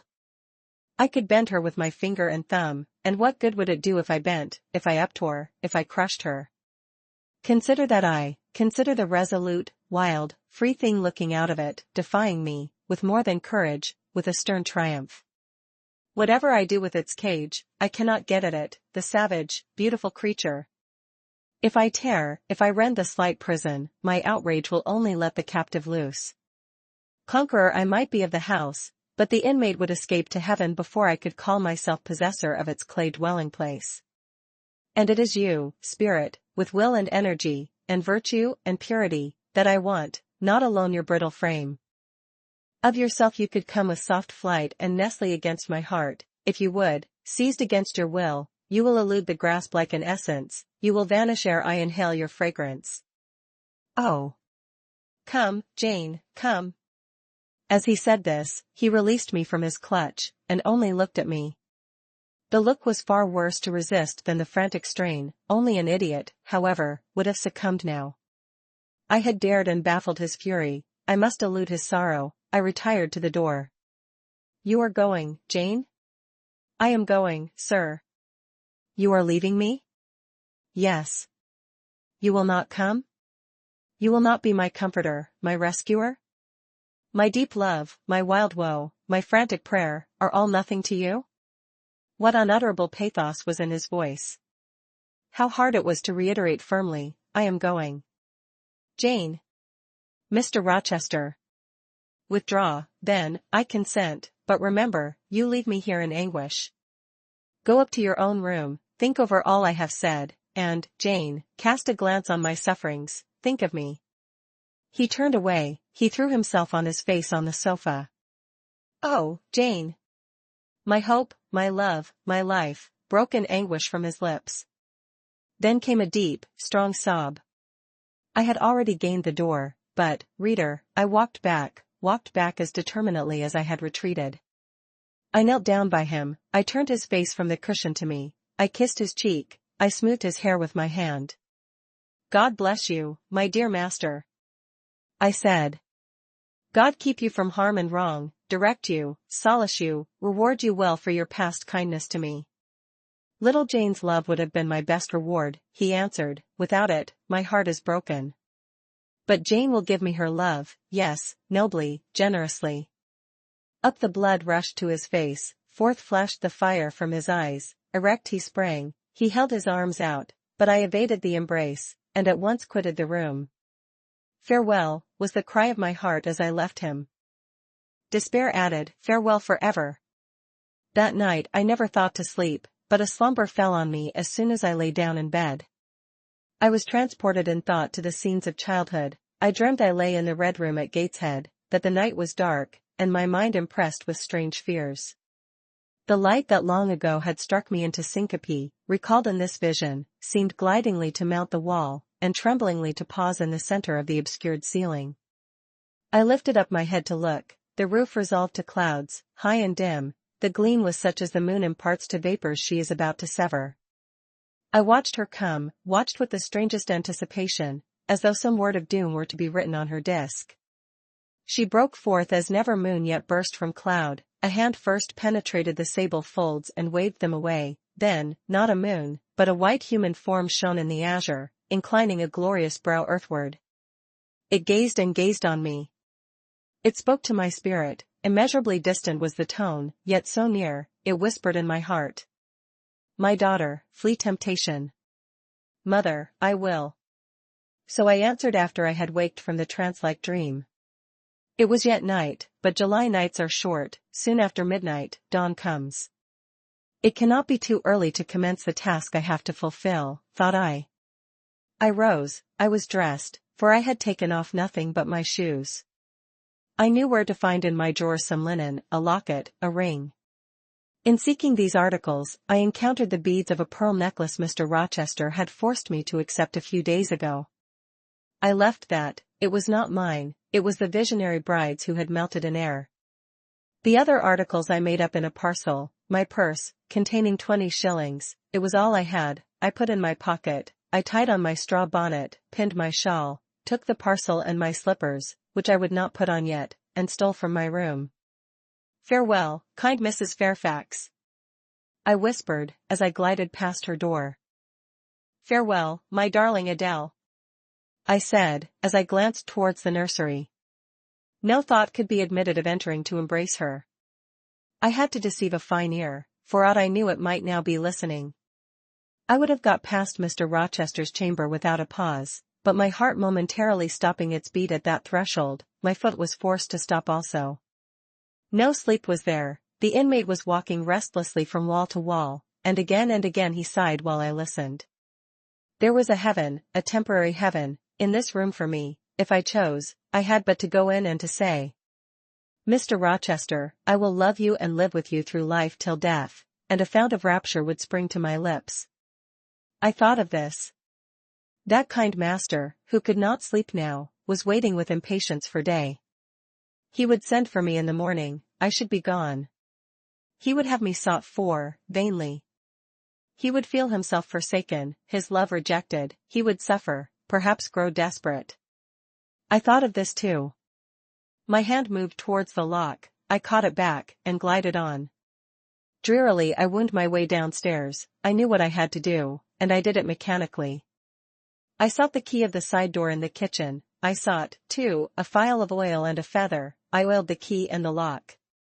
I got some water, I got some bread, for perhaps I should have to walk far, and my strength, sorely shaken of late, must not break down. All this I did without one sound. I opened the door, passed out, shut it softly.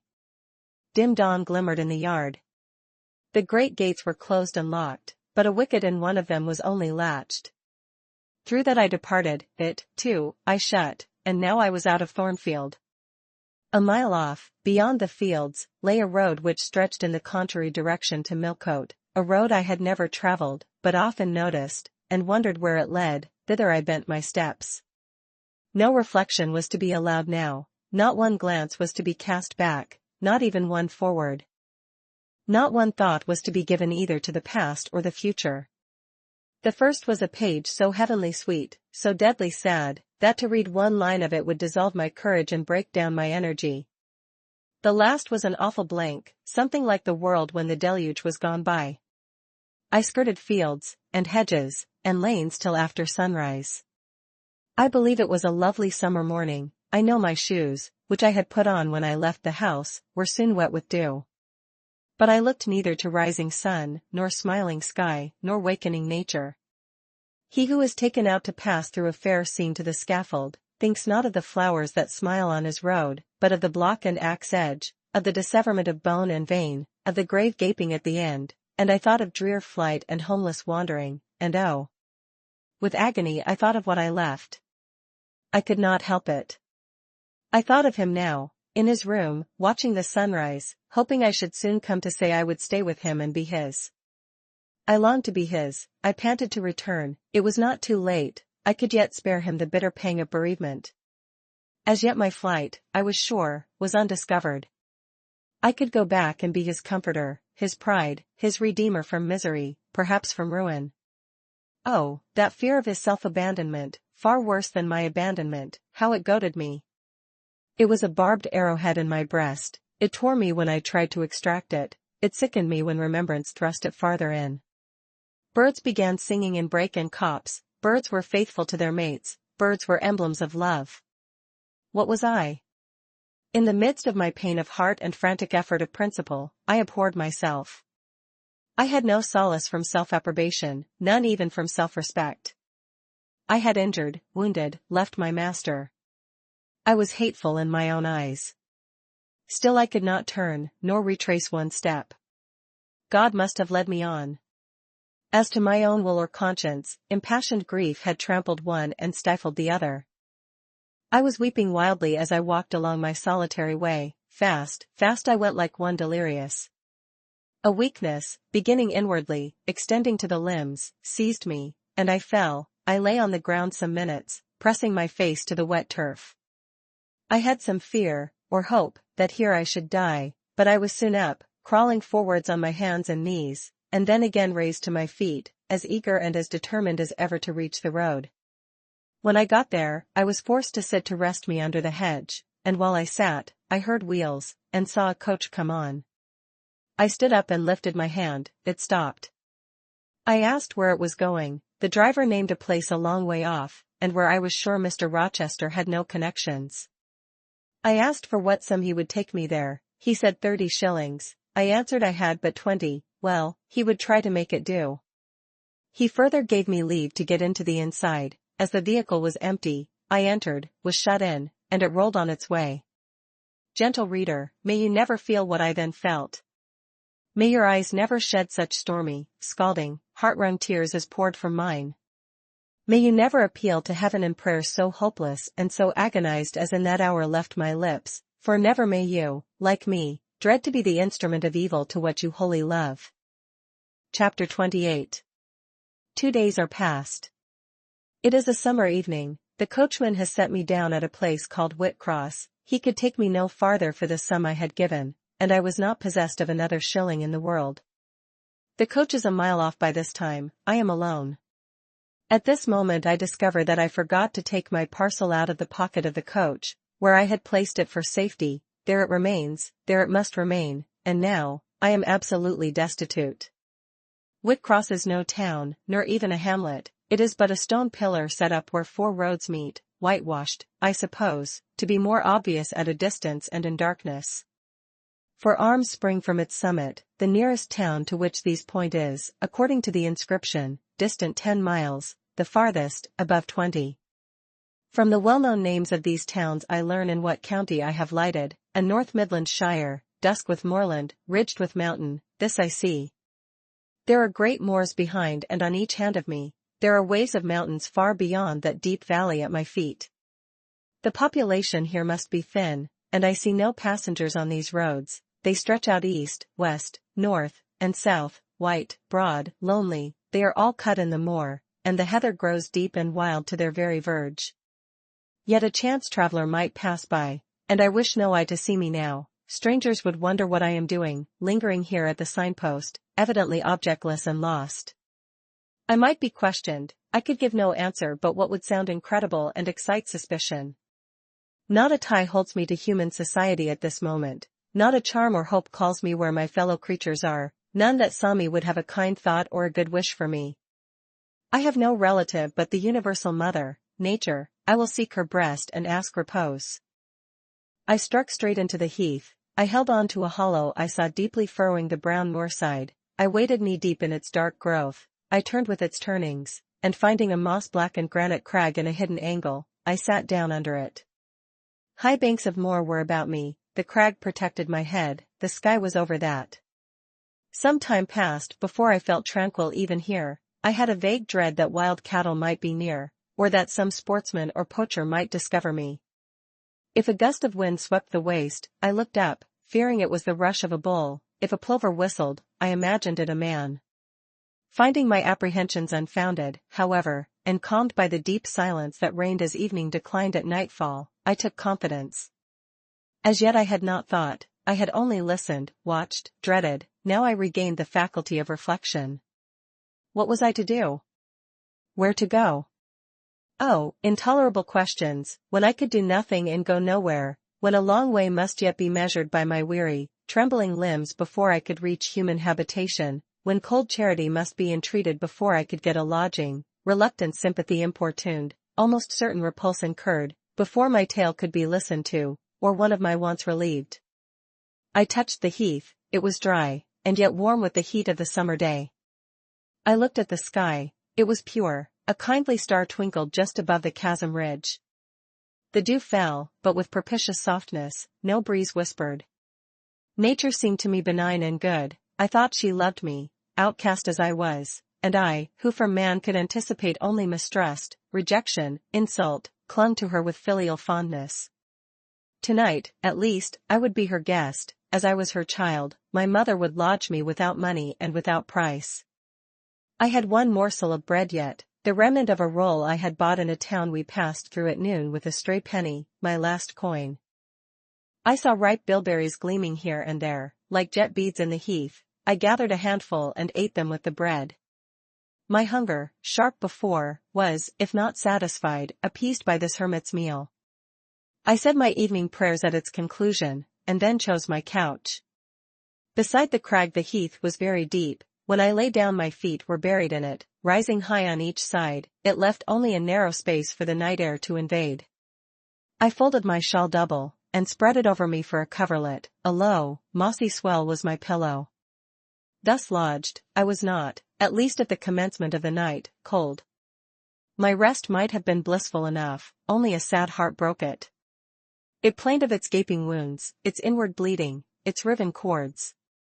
It trembled for Mr. Rochester and his doom, it bemoaned him with bitter pity, it demanded him with ceaseless longing, and, impotent as a bird with both wings broken, it still quivered its shattered pinions in vain attempts to seek him. Worn out with this torture of thought, I rose to my knees. Night was come, and her planets were risen, a safe, still night, too serene for the companionship of fear. We know that God is everywhere, but certainly we feel his presence most when his works are on the grandest scale spread before us, and it is in the unclouded night sky, where his worlds wheel their silent course, that we read clearest his infinitude, his omnipotence, his omnipresence. I had risen to my knees to pray for Mr. Rochester. Looking up, I, with tear-dimmed eyes, saw the mighty Milky Way. Remembering what it was, what countless systems there swept space like a soft trace of light, I felt the might and strength of God. Sure was I of his efficiency to save what he had made, convinced I grew that neither earth should perish, nor one of the souls it treasured. I turned my prayer to thanksgiving. The source of life was also the savior of spirits. Mr. Rochester was safe, he was God's, and by God would he be guarded. I again nestled to the breast of the hill, and ere long in sleep forgot sorrow. But next day, want came to me pale and bare. Long after the little birds had left their nests, long after bees had come in the sweet prime of day to gather the heath honey before the dew was dried, when the long morning shadows were curtailed, and the sun filled earth and sky, I got up, and I looked round me.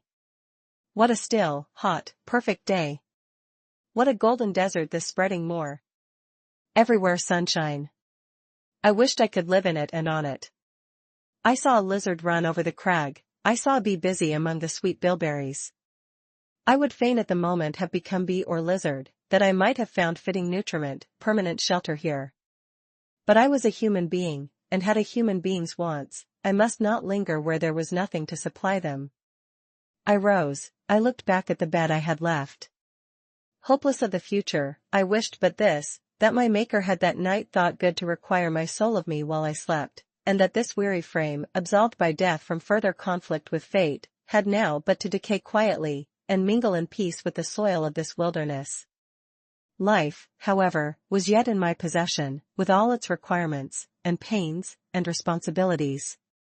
The burden must be carried, the want provided for, the suffering endured, the responsibility fulfilled. I set out. Whitcross regained, I followed a road which led from the sun, now fervent and high. By no other circumstance had I will to decide my choice. I walked a long time, and when I thought I had nearly done enough, and might conscientiously yield to the fatigue that almost overpowered me, might relax this forced action, and, sitting down on a stone I saw near, submit resistlessly to the apathy that clogged heart and limb, I heard a bell chime, a church bell.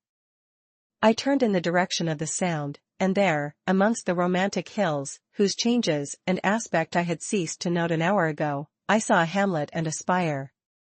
All the valley at my right hand was full of pasture fields, and cornfields, and wood, and a glittering stream ran zigzag through the varied shades of green, the mellowing grain, the somber woodland, the clear and sunny lea.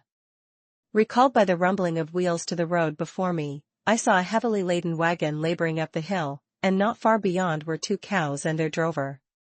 Human life and human labor were near. I must struggle on, strive to live and bend to toil like the rest. About 2:00 p.m. I entered the village. At the bottom of its one street there was a little shop with some cakes of bread in the window. I coveted a cake of bread. With that refreshment I could perhaps regain a degree of energy, without it, it would be difficult to proceed. The wish to have some strength and some vigor returned to me as soon as I was amongst my fellow beings. I felt it would be degrading to faint with hunger on the causeway of a hamlet. Had I nothing about me I could offer in exchange for one of these rolls? I considered. I had a small silk handkerchief tied round my throat, I had my gloves. I could hardly tell how men and women in extremities of destitution proceeded.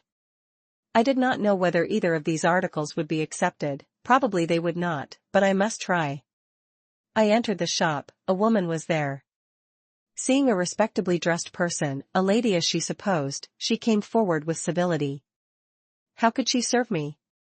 I was seized with shame, my tongue would not utter the request I had prepared. I dared not offer her the half-worn gloves, the creased handkerchief, besides, I felt it would be absurd. I only begged permission to sit down a moment, as I was tired. Disappointed in the expectation of a customer, she coolly acceded to my request. She pointed to a seat, I sank into it. I felt sorely urged to weep, but conscious how unseasonable such a manifestation would be, I restrained it. Soon I asked her if there were any dressmaker or plain workwoman in the village. Yes, 2 or 3. Quite as many as there was employment for. I reflected. I was driven to the point now. I was brought face to face with necessity. I stood in the position of one without a resource, without a friend, without a coin. I must do something. What? I must apply somewhere. Where? Did she know of any place in the neighborhood where a servant was wanted? Nay, she couldn't say. What was the chief trade in this place? What did most of the people do? Some were farm laborers, a good deal worked at Mr. Oliver's needle factory, and at the foundry. Did Mr. Oliver employ women?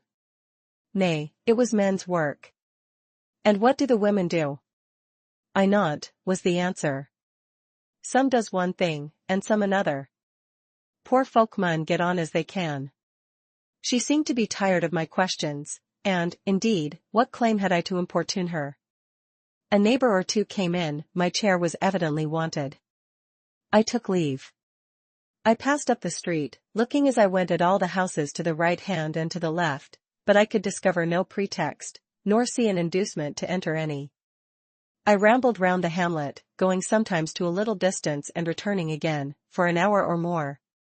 Much exhausted, and suffering greatly now for want of food, I turned aside into a lane and sat down under the hedge.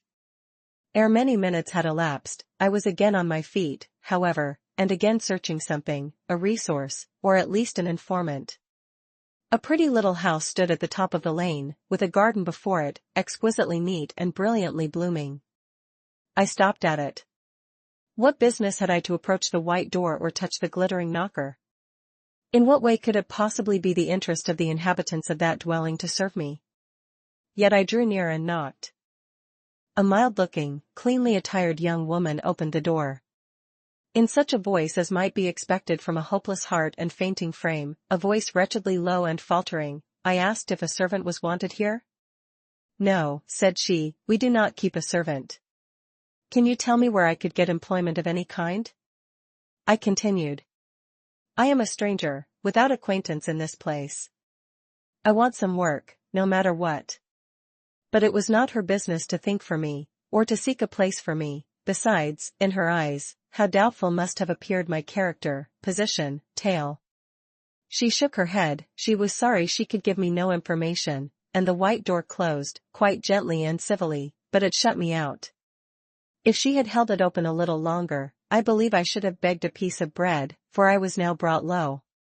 I could not bear to return to the sordid village, where, besides, no prospect of aid was visible. I should have longed rather to deviate to a wood I saw not far off, which appeared in its thick shade to offer inviting shelter, but I was so sick, so weak, so gnawed with nature's cravings, instinct kept me roaming round abodes where there was a chance of food. Solitude would be no solitude, rest no rest, while the vulture, hunger, thus sank beak and talons in my side. I drew near houses, I left them, and came back again, and again I wandered away, always repelled by the consciousness of having no claim to ask, no right to expect interest in my isolated lot. Meantime, the afternoon advanced, while I thus wandered about like a lost and starving dog. In crossing a field, I saw the church spire before me. I hastened towards it. Near the churchyard, and in the middle of a garden, stood a well-built though small house, which I had no doubt was the parsonage. I remembered that strangers who arrive at a place where they have no friends, and who want employment, sometimes apply to the clergyman for introduction and aid. It is the clergyman's function to help, at least with advice, those who wished to help themselves. I seemed to have something like a right to seek counsel here. Renewing then my courage, and gathering my feeble remains of strength, I pushed on. I reached the house, and knocked at the kitchen door. An old woman opened. I asked, was this the parsonage? Yes. Was the clergyman in? No. Would he be in soon? No, he was gone from home. To a distance? Not so far, happen 3 mile.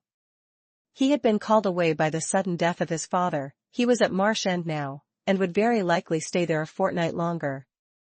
Was there any lady of the house? Nay, there was not but her, and she was housekeeper, and of her, reader, I could not bear to ask the relief for want of which I was sinking. I could not yet beg, and again I crawled away. Once more I took off my handkerchief, once more I thought of the cakes of bread in the little shop. Oh, for but a crust! For but one mouthful to allay the pang of famine!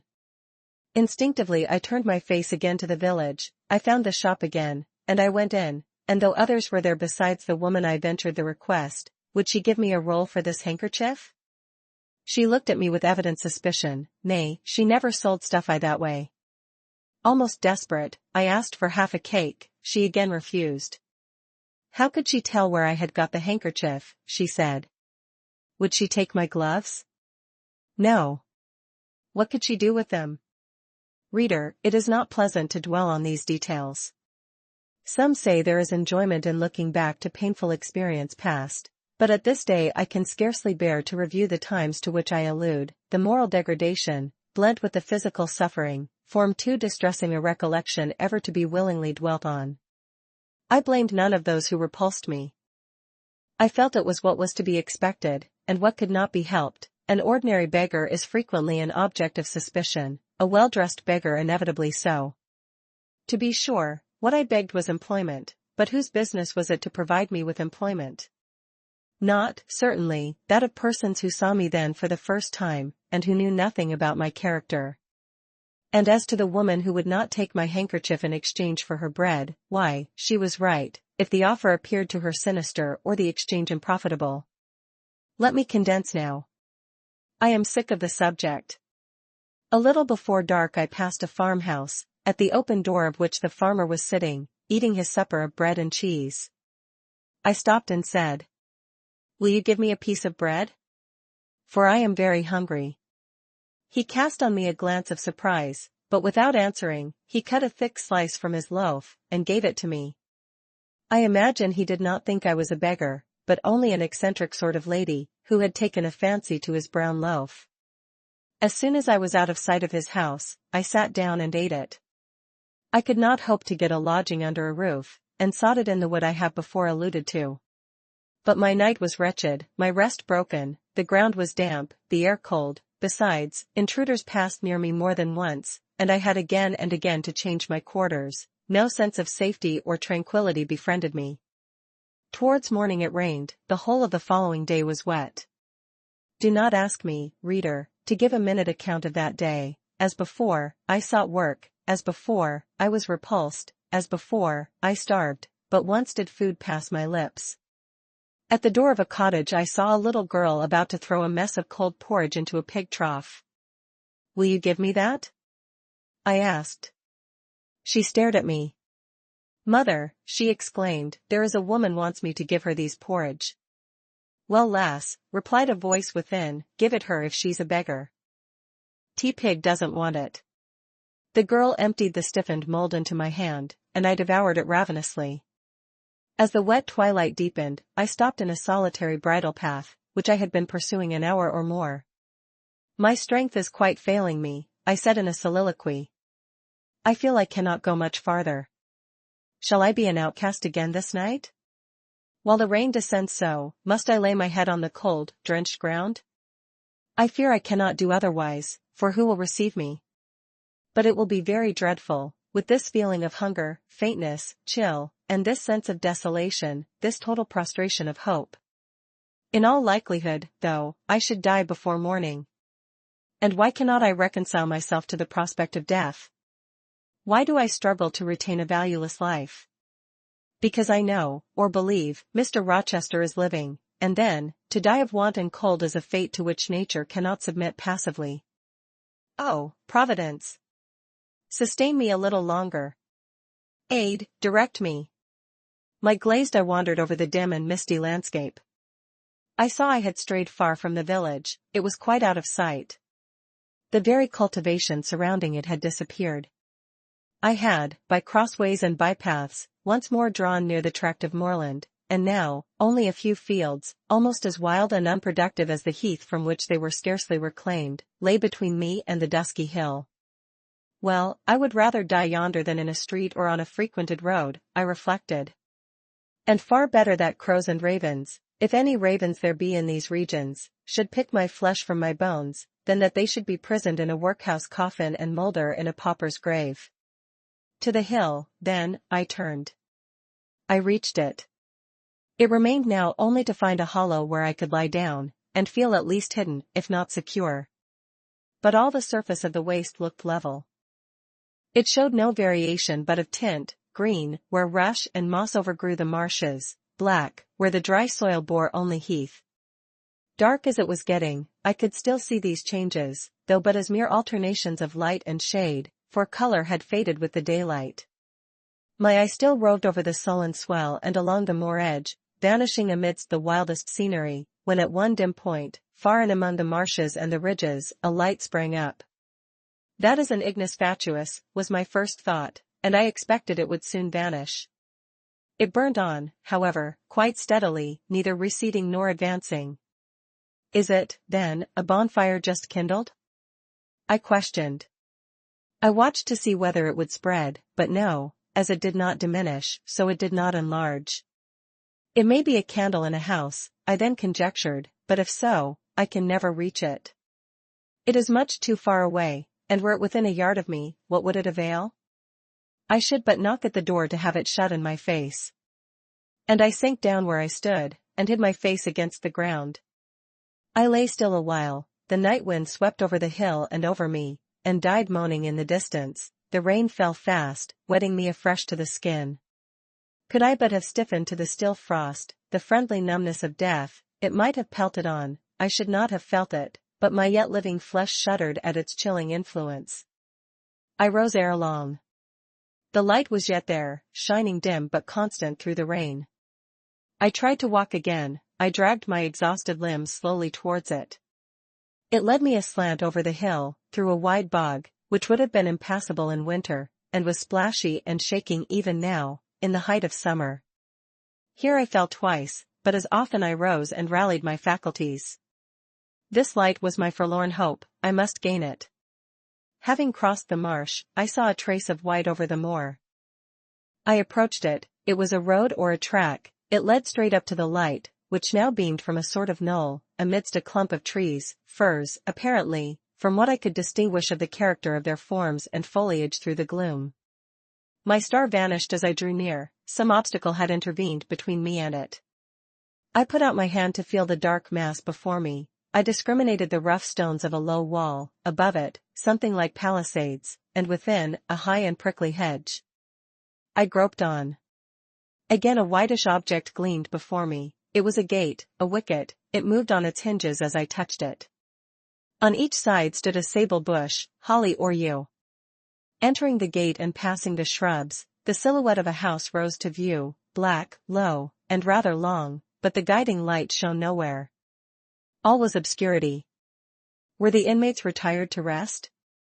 I feared it must be so. In seeking the door, I turned an angle, there shot out the friendly gleam again, from the lozenged panes of a very small latticed window, within a foot of the ground, made still smaller by the growth of ivy or some other creeping plant, whose leaves clustered thick over the portion of the house wall in which it was set. The aperture was so screened and narrow, that curtain or shutter had been deemed unnecessary, and when I stooped down and put aside the spray of foliage shooting over it, I could see all within. I could see clearly a room with a sanded floor, clean scoured, a dresser of walnut, with pewter plates ranged in rows, reflecting the redness and radiance of a glowing peat fire. I could see a clock, a white deal table, some chairs. The candle, whose ray had been my beacon, burned on the table, and by its light an elderly woman, somewhat rough-looking, but scrupulously clean, like all about her, was knitting a stocking. I noticed these objects cursorily only, in them there was nothing extraordinary. A group of more interest appeared near the hearth, sitting still amidst the rosy peace and warmth suffusing it. 2 young, graceful women, ladies in every point, sat, one in a low rocking chair, the other on a lower stool. Both wore deep mourning of crepe and bombazine, which somber garb singularly set off very fair necks and faces. A large old pointer dog rested its massive head on the knee of one girl, in the lap of the other was cushioned a black cat. A strange place was this humble kitchen for such occupants. Who were they? They could not be the daughters of the elderly person at the table, for she looked like a rustic, and they were all delicacy and cultivation. I had nowhere seen such faces as theirs, and yet, as I gazed on them, I seemed intimate with every lineament. I cannot call them handsome, they were too pale and grave for the word. As they each bent over a book, they looked thoughtful almost to severity. A stand between them supported a second candle and 2 great volumes, to which they frequently referred, comparing them, seemingly, with the smaller books they held in their hands, like people consulting a dictionary to aid them in the task of translation. This scene was as silent as if all the figures had been shadows and the firelit apartment a picture, so hushed was it. I could hear the cinders fall from the grate, the clock tick in its obscure corner, and I even fancied I could distinguish the click-click of the woman's knitting needles. When, therefore, a voice broke the strange stillness at last, it was audible enough to me. "Listen, Diana," said one of the absorbed students, "Franz and old Daniel are together in the night time, and Franz is telling a dream from which he has awakened in terror. Listen." And in a low voice she read something, of which not one word was intelligible to me, for it was in an unknown tongue, neither French nor Latin. Whether it were Greek or German I could not tell. "That is strong," she said, when she had finished, "I relish it." The other girl, who had lifted her head to listen to her sister, repeated, while she gazed at the fire, a line of what had been read. At a later day, I knew the language and the book, therefore, I will here quote the line, though, when I first heard it, it was only like a stroke on sounding brass to me, conveying no meaning. De trat herveer einer, en zussen wie die sternen nacht. Good. Good, she exclaimed, while her dark and deep eye sparkled. There you have a dim and mighty archangel fitly set before you. The line is worth 100 pages of fustian. Ich wage die Gedanken in der Schale means Zorns und die Werke mit dem Gewicht means Grimm's. I like it. Both were again silent. Is there any country where they talk that way? Asked the old woman, looking up from her knitting. Yes, Hannah, a far larger country than England, where they talk in no other way. Well, for sure case, I knowed how they can understand one t'other, and if either o' ye went there, ye could tell what they said, I guess?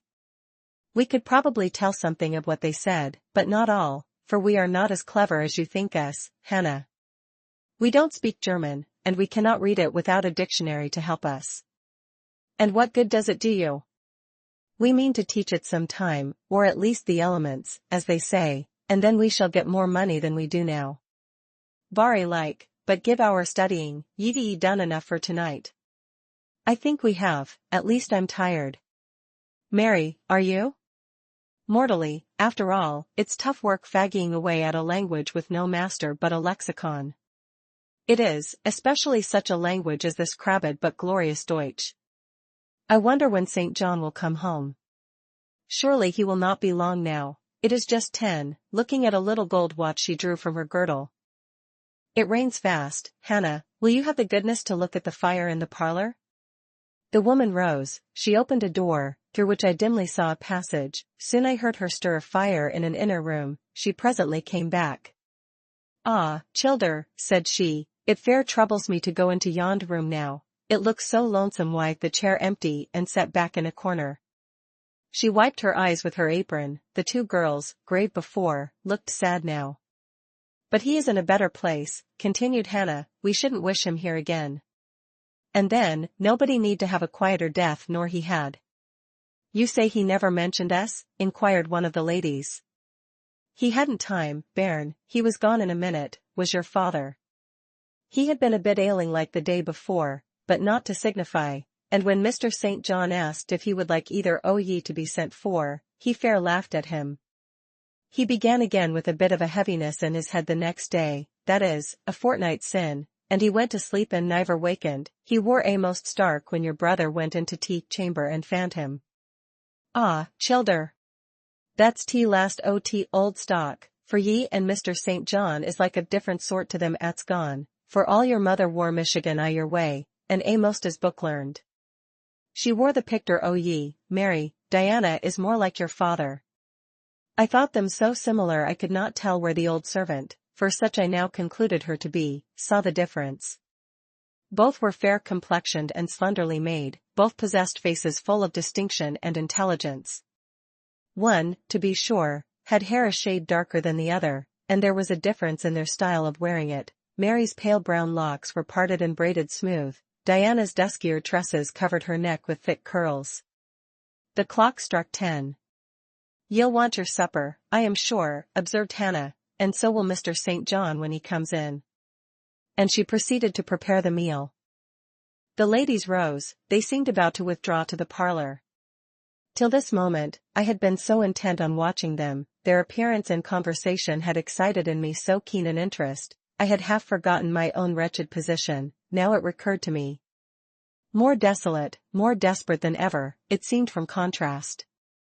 And how impossible did it appear to touch the inmates of this house with concern on my behalf, to make them believe in the truth of my wants and woes, to induce them to vouchsafe a rest for my wanderings.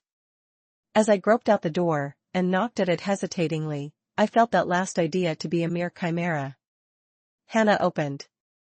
What do you want? She inquired, in a voice of surprise, as she surveyed me by the light of the candle she held.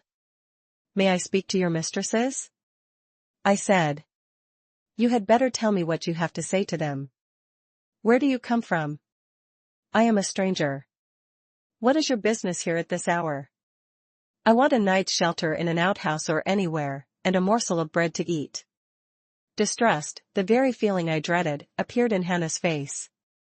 I'll give you a piece of bread, she said, after a pause, but we can't take in a vagrant to lodge. It isn't likely. Do let me speak to your mistresses.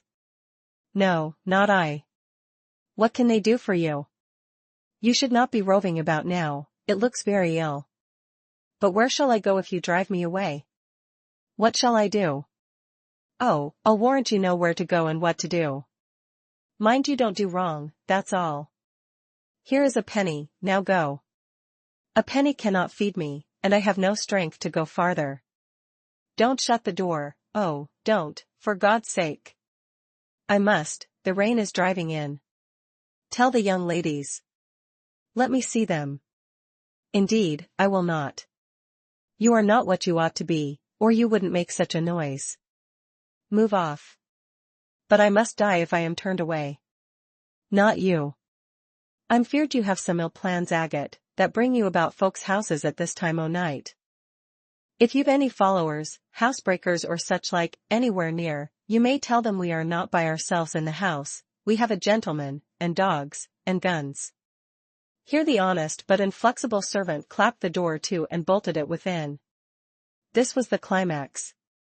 A pang of exquisite suffering, a throe of true despair, rent and heaved my heart. Worn out, indeed, I was, not another step could I stir. I sank on the wet doorstep, I groaned, I wrung my hands, I wept in utter anguish. Oh, this spectre of death! Oh, this last hour, approaching in such horror! Alas, this isolation, this banishment from my kind! Not only the anchor of hope, but the footing of fortitude was gone, at least for a moment, but the last I soon endeavored to regain. I can but die, I said, and I believe in God. Let me try to wait His will in silence. These words I not only thought, but uttered, and thrusting back all my misery into my heart, I made an effort to compel it to remain there, dumb and still. "All men must die," said a voice quite close at hand, "but all are not condemned to meet a lingering and premature doom, such as yours would be if you perished here of want." "Who or what speaks?" I asked, terrified at the unexpected sound, and incapable now of deriving from any occurrence a hope of aid. A form was near. What form? The pitch-dark night and my enfeebled vision prevented me from distinguishing. With a loud long knock, the newcomer appealed to the door. "Is it you, Mr. St. John?" cried Hannah. Yes, open quickly." "Well, how wet and cold you must be, such a wild night as it is." "Come in, your sisters are quite uneasy about you, and I believe there are bad folks about. There has been a beggar woman, I declare she is not gone yet, laid down there." "Get up." "For shame. Move off, I say." "Hush, Hannah. I have a word to say to the woman." "You have done your duty in excluding, now let me do mine in admitting her. I was near, and listened to both you and her. I think this is a peculiar case, I must at least examine into it. Young woman, rise, and pass before me into the house." With difficulty I obeyed him. Presently I stood within that clean, bright kitchen, on the very hearth, trembling, sickening, conscious of an aspect in the last degree ghastly, wild, and weather-beaten. The two ladies, their brother, Mr. St. John, the old servant, were all gazing at me. "St. John, who is it?" I heard one ask. "I cannot tell, I found her at the door," was the reply. "She does look white," said Hannah. "As white as clay or death," was responded. "She will fall, let her sit." And indeed my head swam, I dropped, but a chair received me. I still possessed my senses, though just now I could not speak. Perhaps a little water would restore her. "Hannah, fetch some." "But she is worn to nothing." "How very thin, and how very bloodless." "A mere spectre." "Is she ill, or only famished?" "Famished, I think." "Hannah, is that milk?" "Give it me, and a piece of bread." Diana, I knew her by the long curls which I saw drooping between me and the fire as she bent over me, broke some bread, dipped it in milk, and put it to my lips. Her face was near mine, I saw there was pity in it, and I felt sympathy in her hurried breathing. In her simple words, too, the same balm-like emotion spoke, "Try to eat." "Yes, try," repeated Mary gently, and Mary's hand removed my sodden bonnet and lifted my head. I tasted what they offered me, feebly at first, eagerly soon. "Not too much at first, restrain her," said the brother, "she has had enough." And he withdrew the cup of milk and the plate of bread. "A little more, St. John, look at the avidity in her eyes." "No more at present, sister." "Try if she can speak now, ask her her name." I felt I could speak, and I answered, "My name is Jane Elliot." Anxious as ever to avoid discovery, I had before resolved to assume an alias. "And where do you live? Where are your friends?" I was silent. "Can we send for anyone you know?" I shook my head. "What account can you give of yourself?" Somehow, now that I had once crossed the threshold of this house, and once was brought face to face with its owners, I felt no longer outcast, vagrant, and disowned by the wide world. I dared to put off the mendicant, to resume my natural manner and character. I began once more to know myself, and when Mr. St. John demanded an account, which at present I was far too weak to render, I said after a brief pause, "Sir, I can give you no details tonight." "But what, then," said he, "do you expect me to do for you?" "Nothing," I replied. My strength sufficed for but short answers. Diana took the word. "Do you mean," she asked, "that we have now given you what aid you require? And that we may dismiss you to the moor and a rainy night?" I looked at her. She had, I thought, a remarkable countenance, instinct both with power and goodness. I took sudden courage. Answering her compassionate gaze with a smile, I said, "I will trust you. If I were a masterless and stray dog, I know that you would not turn me from your hearth tonight. As it is, I really have no fear. Do with me and for me as you like, but excuse me from much discourse, my breath is short, I feel a spasm when I speak." All three surveyed me, and all three were silent. "Hannah," said Mr. St. John, at last, "let her sit there at present, and ask her no questions. In 10 minutes more, give her the remainder of that milk and bread. Mary and Diana, let us go into the parlor and talk the matter over." They withdrew. Very soon one of the ladies returned, I could not tell which. A kind of pleasant stupor was stealing over me as I sat by the genial fire. In an undertone she gave some directions to Hannah. Ere long, with the servant's aid, I contrived to mount a staircase. My dripping clothes were removed, soon a warm, dry bed received me. I thanked God, experienced amidst unutterable exhaustion a glow of grateful joy, and slept. Chapter 29. The recollection of about 3 days and nights succeeding this is very dim in my mind. I can recall some sensations felt in that interval, but few thoughts framed, and no actions performed. I knew I was in a small room and in a narrow bed. To that bed I seemed to have grown, I lay on it motionless as a stone, and to have torn me from it would have been almost to kill me. I took no note of the lapse of time, of the change from morning to noon, from noon to evening. I observed when any one entered or left the apartment, I could even tell who they were, I could understand what was said when the speaker stood near to me, but I could not answer. To open my lips or move my limbs was equally impossible. Hannah, the servant, was my most frequent visitor. Her coming disturbed me. I had a feeling that she wished me away, that she did not understand me or my circumstances, that she was prejudiced against me. Diana and Mary appeared in the chamber once or twice a day. They would whisper sentences of this sort at my bedside. "It is very well we took her in." Yes, she would certainly have been found dead at the door in the morning had she been left out all night. I wonder what she has gone through.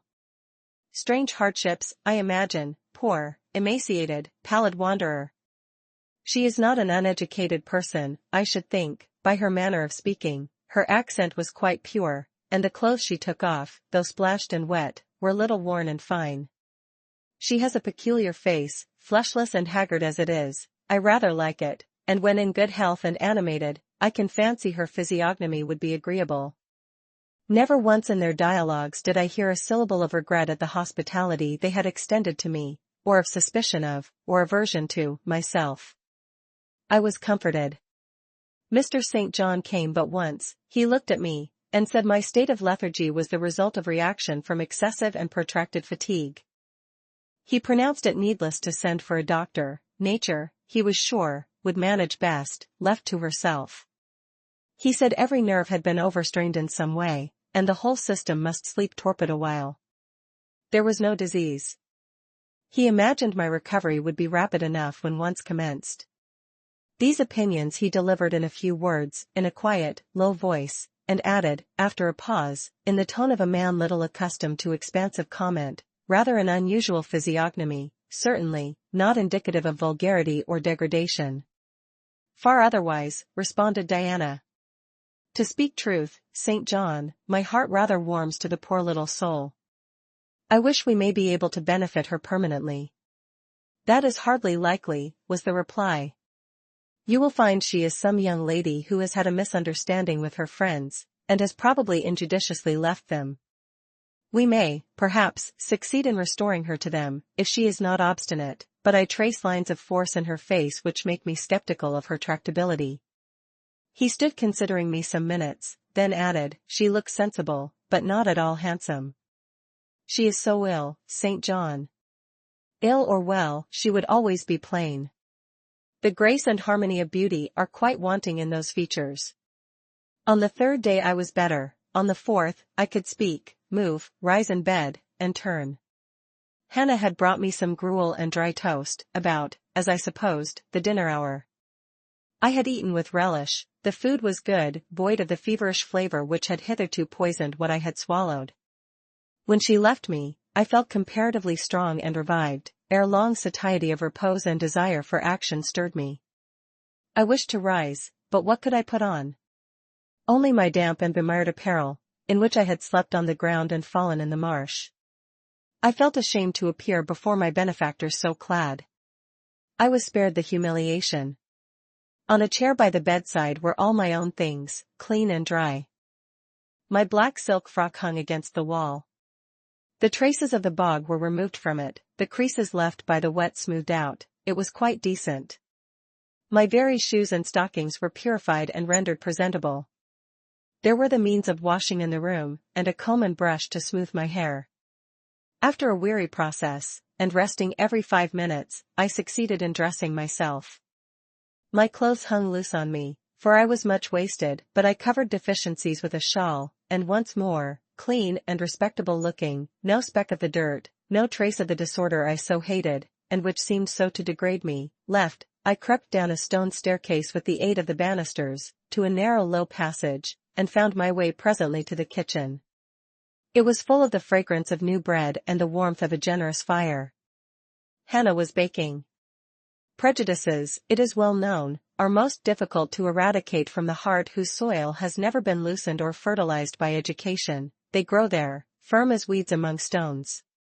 Hannah had been cold and stiff, indeed, at the first. Latterly she had begun to relent a little, and when she saw me come in tidy and well-dressed, she even smiled. "What, you have got up," she said. "You are better, then.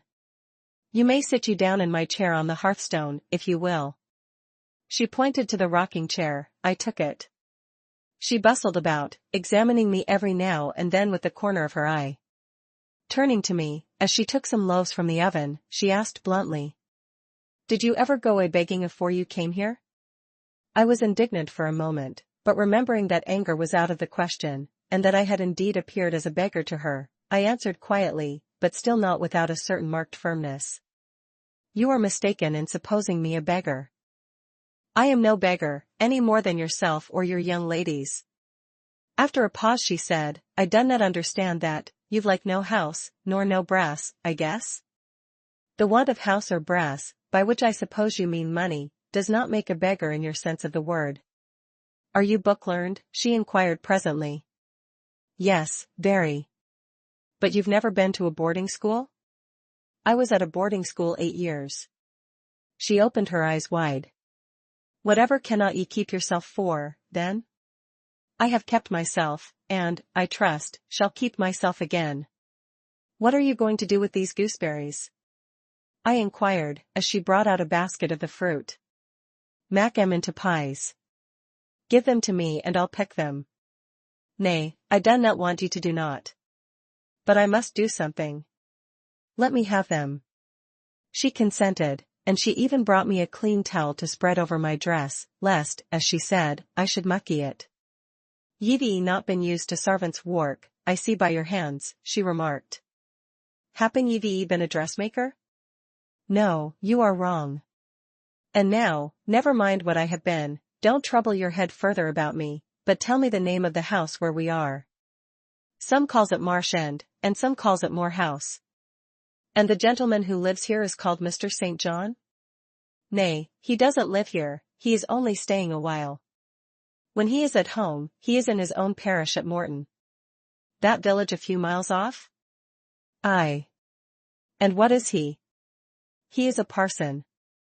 I remembered the answer of the old housekeeper at the parsonage, when I had asked to see the clergyman. This, then, was his father's residence? Aye, old Mr. Rivers lived here, and his father, and grandfather, and great-grandfather afore him. "The name, then, of that gentleman, is Mr. St. John Rivers?" "Aye, St. John is like his Kirsten name." "And his sisters are called Diana and Mary Rivers?" "Yes." "Their father is dead?" "Dead 3 weeks sin of a stroke." "They have no mother?" "The mistress has been dead this mony a year." "Have you lived with the family long?" "I've lived here 30 year. I nursed them all 3. "That proves you must have been an honest and faithful servant." "I will say so much for you, though you have had the incivility to call me a beggar." She again regarded me with a surprised stare. "I believe," she said, "I was quite misdone in my thoughts of you, but there is so mony cheats goes about, you mun forgie me. And though," I continued, rather severely, "you wished to turn me from the door, on a night when you should not have shut out a dog. Well, it was hard, but what can a body do? I thought more o' th childer nor of missile, poor things." They've like nobody to tak care on 'em but me. I'm like to look sharpish. I maintained a grave silence for some minutes. You mun not think too hardly of me, she again remarked. But I do think hardly of you, I said, and I'll tell you why, not so much because you refused to give me shelter, or regarded me as an impostor, as because you just now made it a species of reproach that I had no brass and no house. Some of the best people that ever lived have been as destitute as I am, and if you are a Christian, you ought not to consider poverty a crime. No more I ought, said she, Mr. St. John tells me so too, and I see I wore rang, but I've clear a different notion on you now to what I had. You look a rate down dacent little crater. That will do, I forgive you now. Shake hands. She put her flowery and horny hand into mine, another and heartier smile illumined her rough face, and from that moment we were friends. Hannah was evidently fond of talking. While I picked the fruit, and she made the paste for the pies, she proceeded to give me sundry details about her deceased master and mistress, and the childer, as she called the young people. Old Mr. Rivers, she said, was a plain man enough, but a gentleman, and of as ancient a family as could be found. Marsh End had belonged to the Rivers ever since it was a house, and it was, she affirmed, abone 200-year-old, for all it looked but a small, humble place, not to compare wide Mr. Oliver's grand hall down I Morton Vale. But she could remember Bill Oliver's father a journeyman needlemaker, and Th. Rivers wore gentry I Th. Oud days O Th. Henry's, as anybody might see by looking into Th. Register's I Morton Church vestry. Still, she allowed, the Oud Maester was like other folk, not Michigan out ot common way, stark meadow shooting, and farming, and sich like. The mistress was different. She was a great reader, and studied a deal, and the barons had taken after her. There was nothing like them in these parts, nor ever had been. They had liked learning, all three, almost from the time they could speak, and they had always been of a mack of their own.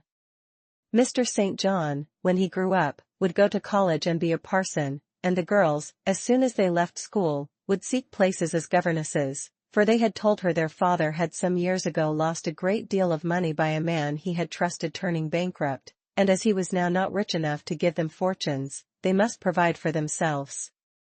They had lived very little at home for a long while, and were only come now to stay a few weeks on account of their father's death, but they did so like Marsh End and Morton, and all these moors and hills about.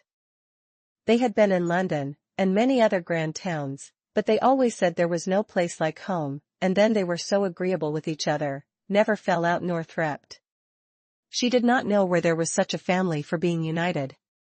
Having finished my task of gooseberry picking, I asked where the two ladies and their brother were now.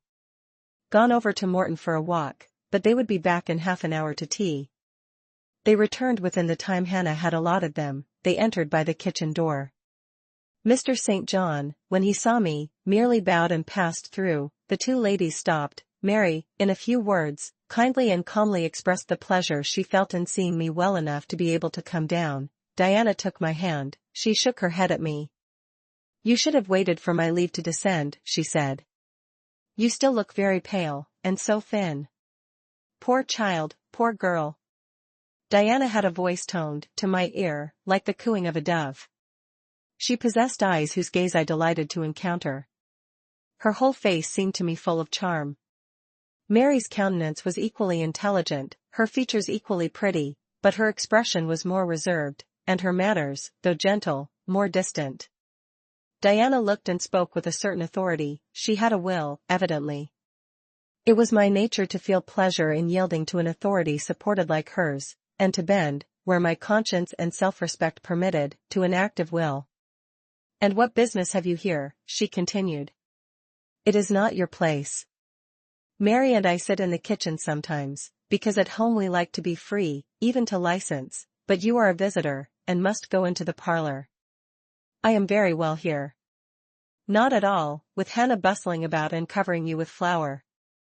Besides, the fire is too hot for you, interposed Mary. To be sure, added her sister. Come, you must be obedient. And still holding my hand she made me rise, and led me into the inner room.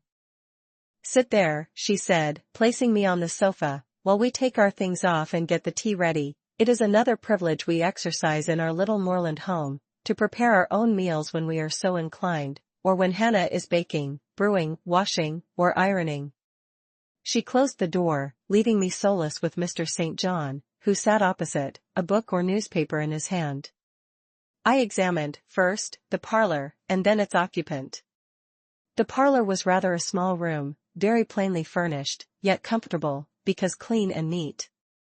The old-fashioned chairs were very bright, and the walnut-wood table was like a looking-glass. A few strange, antique portraits of the men and women of other days decorated the stained walls. A cupboard with glass doors contained some books and an ancient set of china. There was no superfluous ornament in the room, not one modern piece of furniture, save a brace of workboxes and a lady's desk in rosewood, which stood on a side table. Everything, including the carpet and curtains, looked at once well-worn and well-saved. Mr. St. John, sitting as still as one of the dusty pictures on the walls, keeping his eyes fixed on the page he perused, and his lips mutely sealed, was easy enough to examine. Had he been a statue instead of a man, he could not have been easier. He was young, perhaps from 28 to 30, tall, slender, his face riveted the eye. It was like a Greek face, very pure in outline, quite a straight, classic nose, quite an Athenian mouth and chin. It is seldom, indeed, an English face comes so near the antique models as did his. He might well be a little shocked at the irregularity of my lineaments, his own being so harmonious. His eyes were large and blue, with brown lashes. His high forehead, colorless as ivory, was partially streaked over by careless locks of fair hair. This is a gentle delineation, is it not, reader? Yet he whom it describes scarcely impressed one with the idea of a gentle, a yielding, an impressible, or even of a placid nature. Quiescent as he now sat, there was something about his nostril, his mouth, his brow, which, to my perceptions, indicated elements within either restless, or hard, or eager. He did not speak to me one word, nor even direct to me one glance, till his sisters returned. Diana, as she passed in and out, in the course of preparing tea, brought me a little cake, baked on the top of the oven. "Eat that now," she said, "you must be hungry. Hannah says you have had nothing but some gruel since breakfast." I did not refuse it, for my appetite was awakened and keen. Mr. Rivers now closed his book, approached the table, and, as he took a seat, fixed his blue pictorial-looking eyes full on me. There was an unceremonious directness, a searching, decided steadfastness in his gaze now, which told that intention, and not diffidence, had hitherto kept it averted from the stranger. "You are very hungry," he said. "I am, sir. It is my way, it always was my way, by instinct, ever to meet the brief with brevity, the direct with plainness. It is well for you that a low fever has forced you to abstain for the last 3 days. There would have been danger in yielding to the cravings of your appetite at first. Now you may eat, though still not immoderately." "I trust one shall not eat long at your expense, sir," was my very clumsily contrived, unpolished answer. "No," he said coolly, "when you have indicated to us the residence of your friends, we can write to them, and you may be restored to home. That, I must plainly tell you, is out of my power to do, being absolutely without home and friends."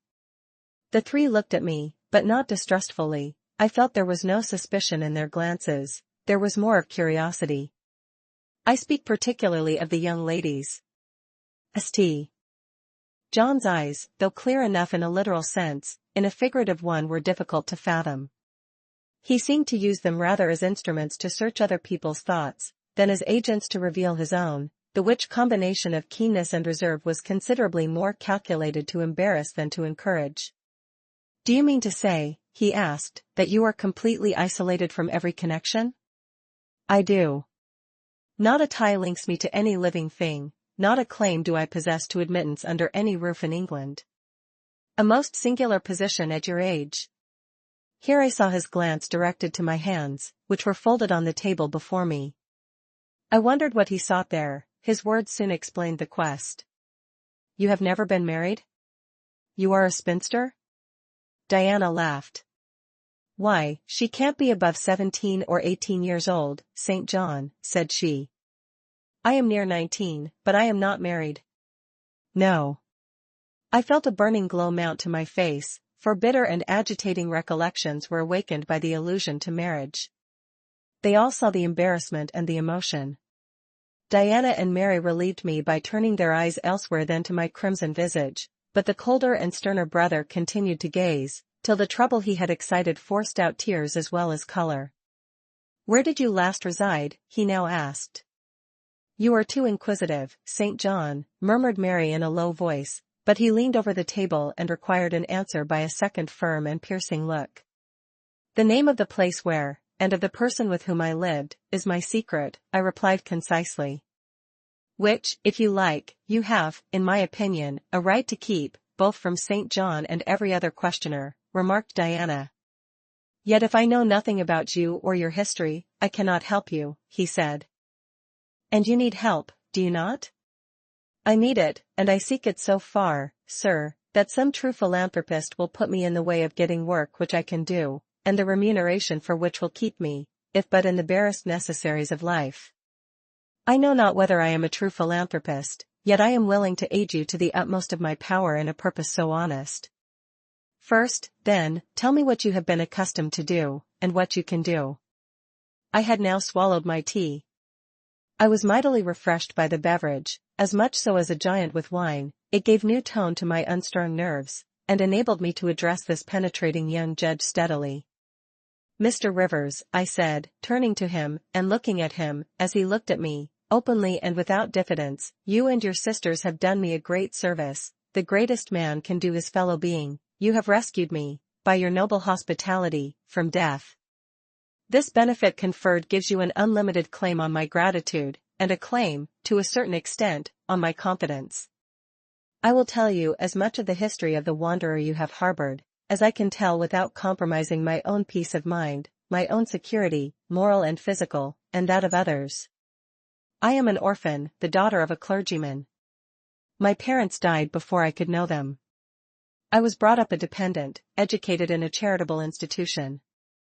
I will even tell you the name of the establishment, where I passed 6 years as a pupil, and 2 as a teacher, Lowood Orphan Asylum, Shire. You will have heard of it, Mr. Rivers. The Reverend Robert Brocklehurst is the treasurer."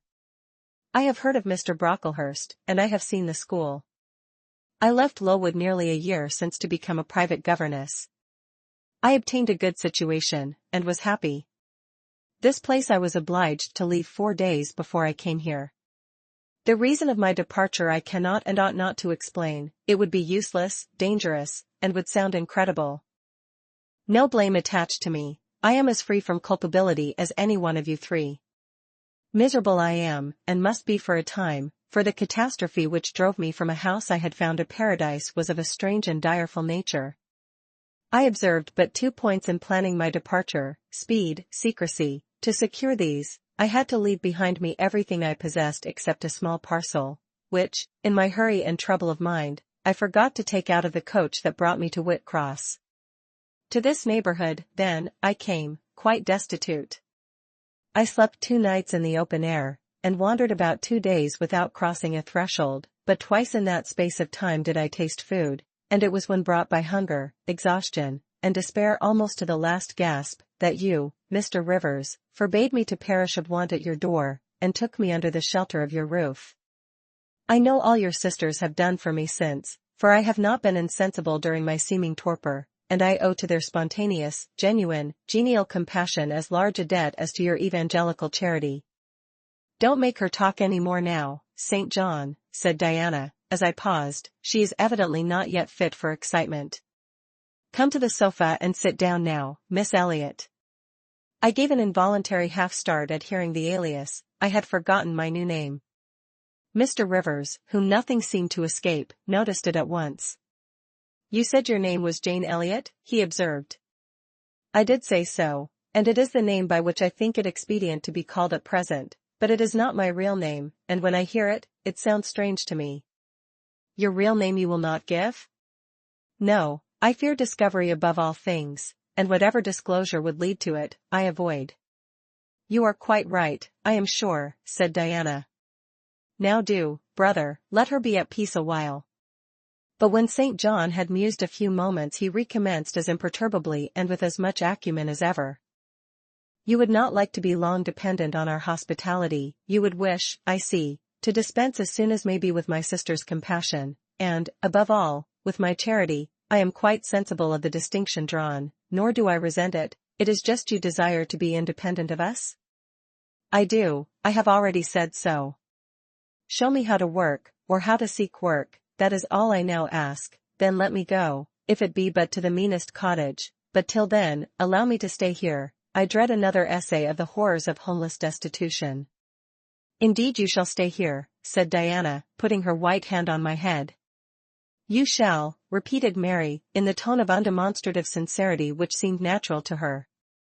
My sisters, you see, have a pleasure in keeping you, said Mr. St. John, as they would have a pleasure in keeping and cherishing a half-frozen bird some wintry wind might have driven through their casement. I feel more inclination to put you in the way of keeping yourself, and shall endeavor to do so, but observe, my sphere is narrow. I am but the incumbent of a poor country parish, my aid must be of the humblest sort.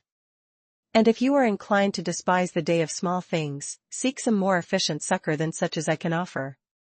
She has already said that she is willing to do anything honest she can do, answered Diana for me, and you know, St. John, she has no choice of helpers, she is forced to put up with such crusty people as you.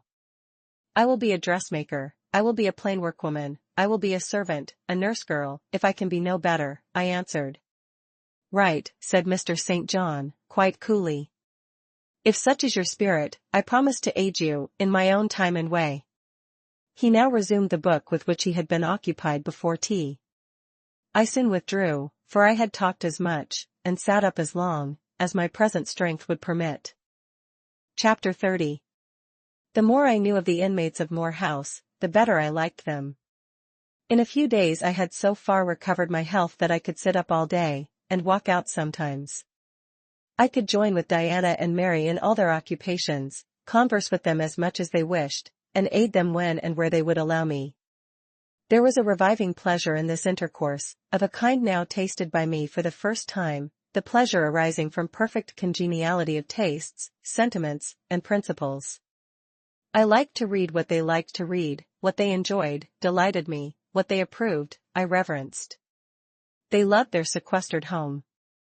I, too, in the grey, small, antique structure, with its low roof, its latticed casements, its mouldering walls, its avenue of aged firs, all grown aslant under the stress of mountain winds, its garden, dark with yew and holly, and where no flowers but of the hardiest species would bloom, found a charm both potent and permanent. They clung to the purple moors behind and around their dwelling, to the hollow vale into which the pebbly bridle path leading from their gate descended, and which wound between fern banks first, and then amongst a few of the wildest little pasture fields that ever bordered a wilderness of heath, or gave sustenance to a flock of grey moorland sheep, with their little mossy-faced lambs. They clung to this scene, I say, with a perfect enthusiasm of attachment. I could comprehend the feeling, and share both its strength and truth. I saw the fascination of the locality. I felt the consecration of its loneliness. My eye feasted on the outline of swell and sweep, on the wild coloring communicated to ridge and dell by moss, by heath bough, by flower-sprinkled turf, by brilliant bracken, and mellow granite crag. These details were just to me what they were to them, so many pure and sweet sources of pleasure. The strong blast and the soft breeze, the rough and the halcyon day, the hours of sunrise and sunset, the moonlight and the clouded night, developed for me, in these regions, the same attraction as for them, wound round my faculties the same spell that entranced theirs. Indoors we agreed equally well. They were both more accomplished and better read than I was, but with eagerness I followed in the path of knowledge they had trodden before me. I devoured the books they lent me, then it was full satisfaction to discuss with them in the evening what I had perused during the day. Thought fitted thought, opinion met opinion, we coincided, in short, perfectly. If in our trio there was a superior and a leader, it was Diana. Physically, she far excelled me, she was handsome, she was vigorous. In her animal spirits there was an affluence of life and certainty of flow, such as excited my wonder, while it baffled my comprehension. I could talk a while when the evening commenced, but the first gush of vivacity and fluency gone, I was fain to sit on a stool at Diana's feet, to rest my head on her knee, and listen alternately to her and Mary, while they sounded thoroughly the topic on which I had but touched. Diana offered to teach me German. I liked to learn of her. I saw the part of instructress pleased and suited her, that of scholar pleased and suited me no less. Our natures dovetailed, mutual affection, of the strongest kind, was the result. They discovered I could draw, their pencils and color boxes were immediately at my service. My skill, greater in this one point than theirs, surprised and charmed them.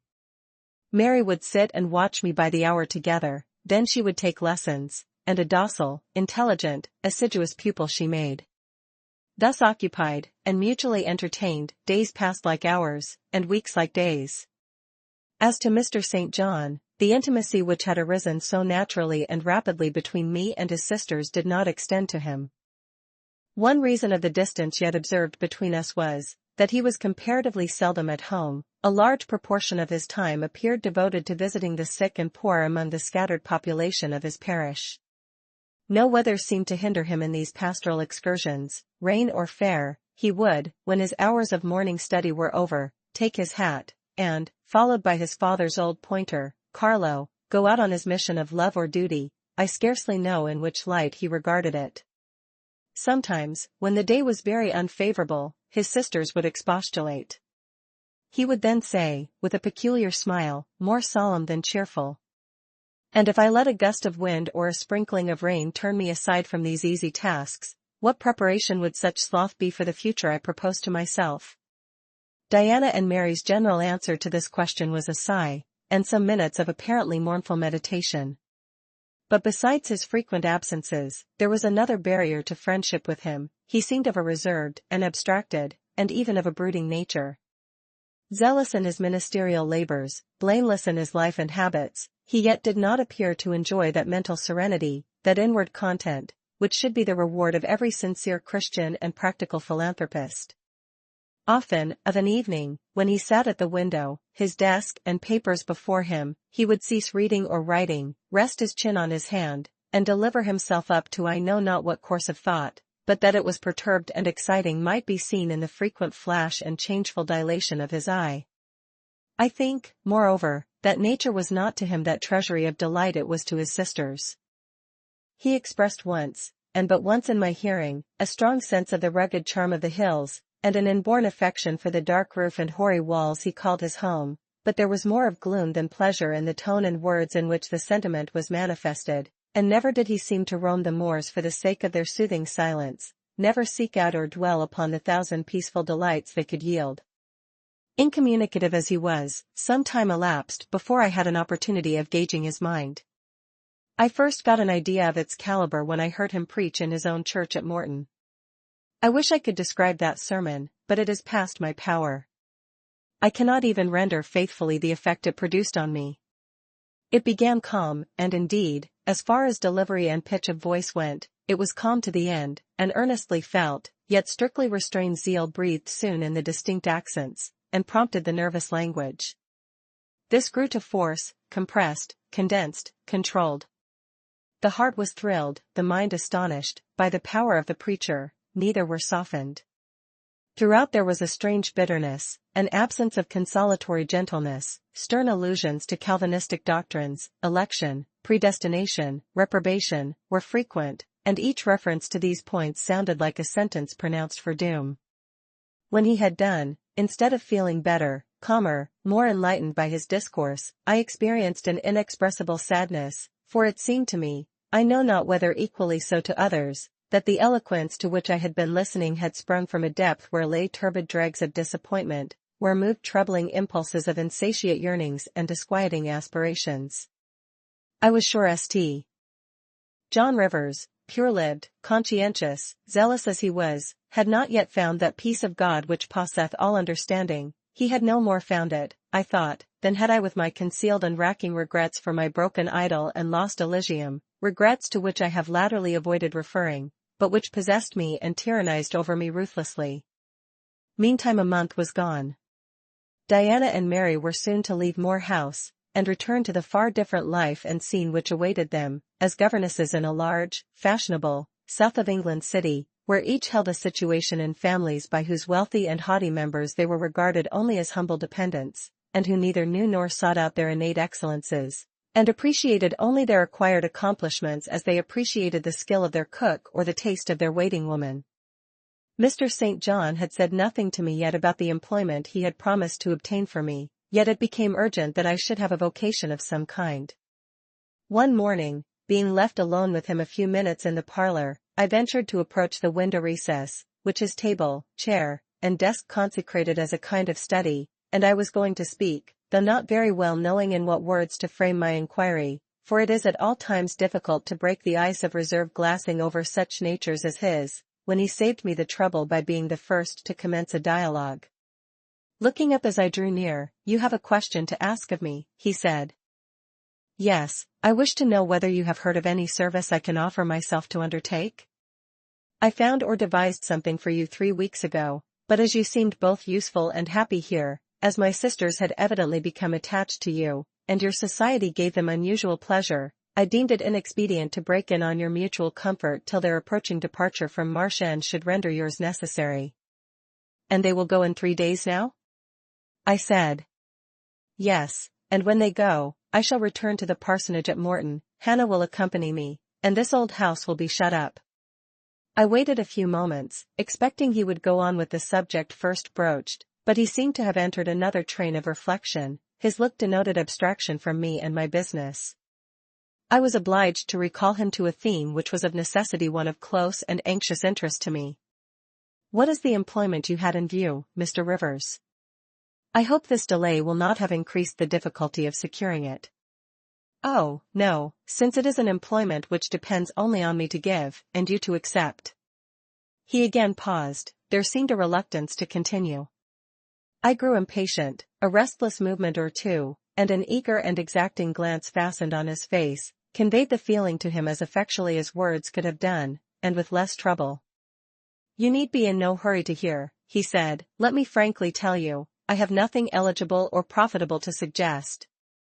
Before I explain, recall, if you please, my notice, clearly given, that if I helped you, it must be as the blind man would help the lame.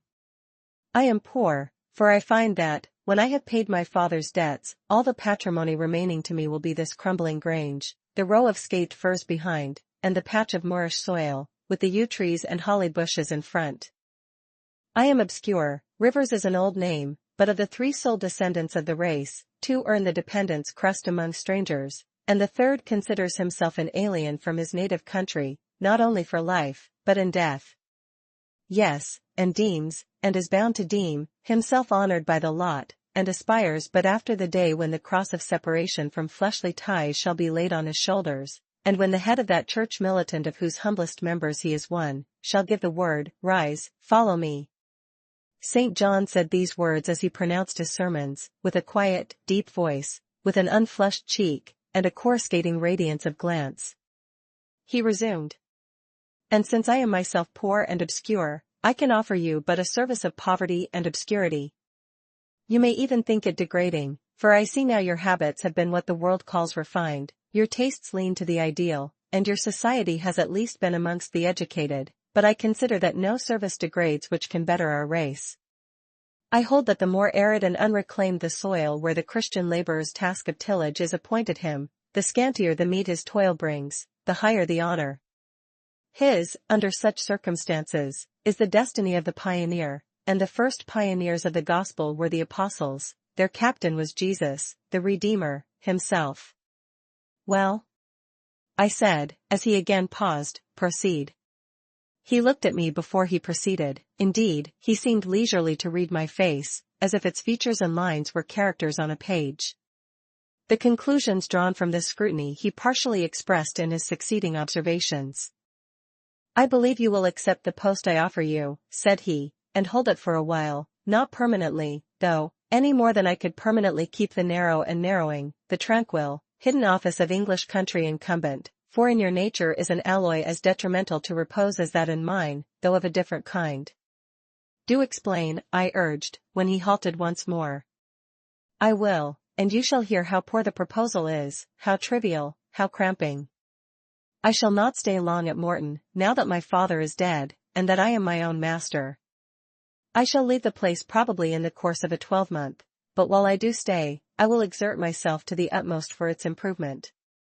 Morton, when I came to it 2 years ago, had no school. The children of the poor were excluded from every hope of progress. I established one for boys. I mean now to open a second school for girls.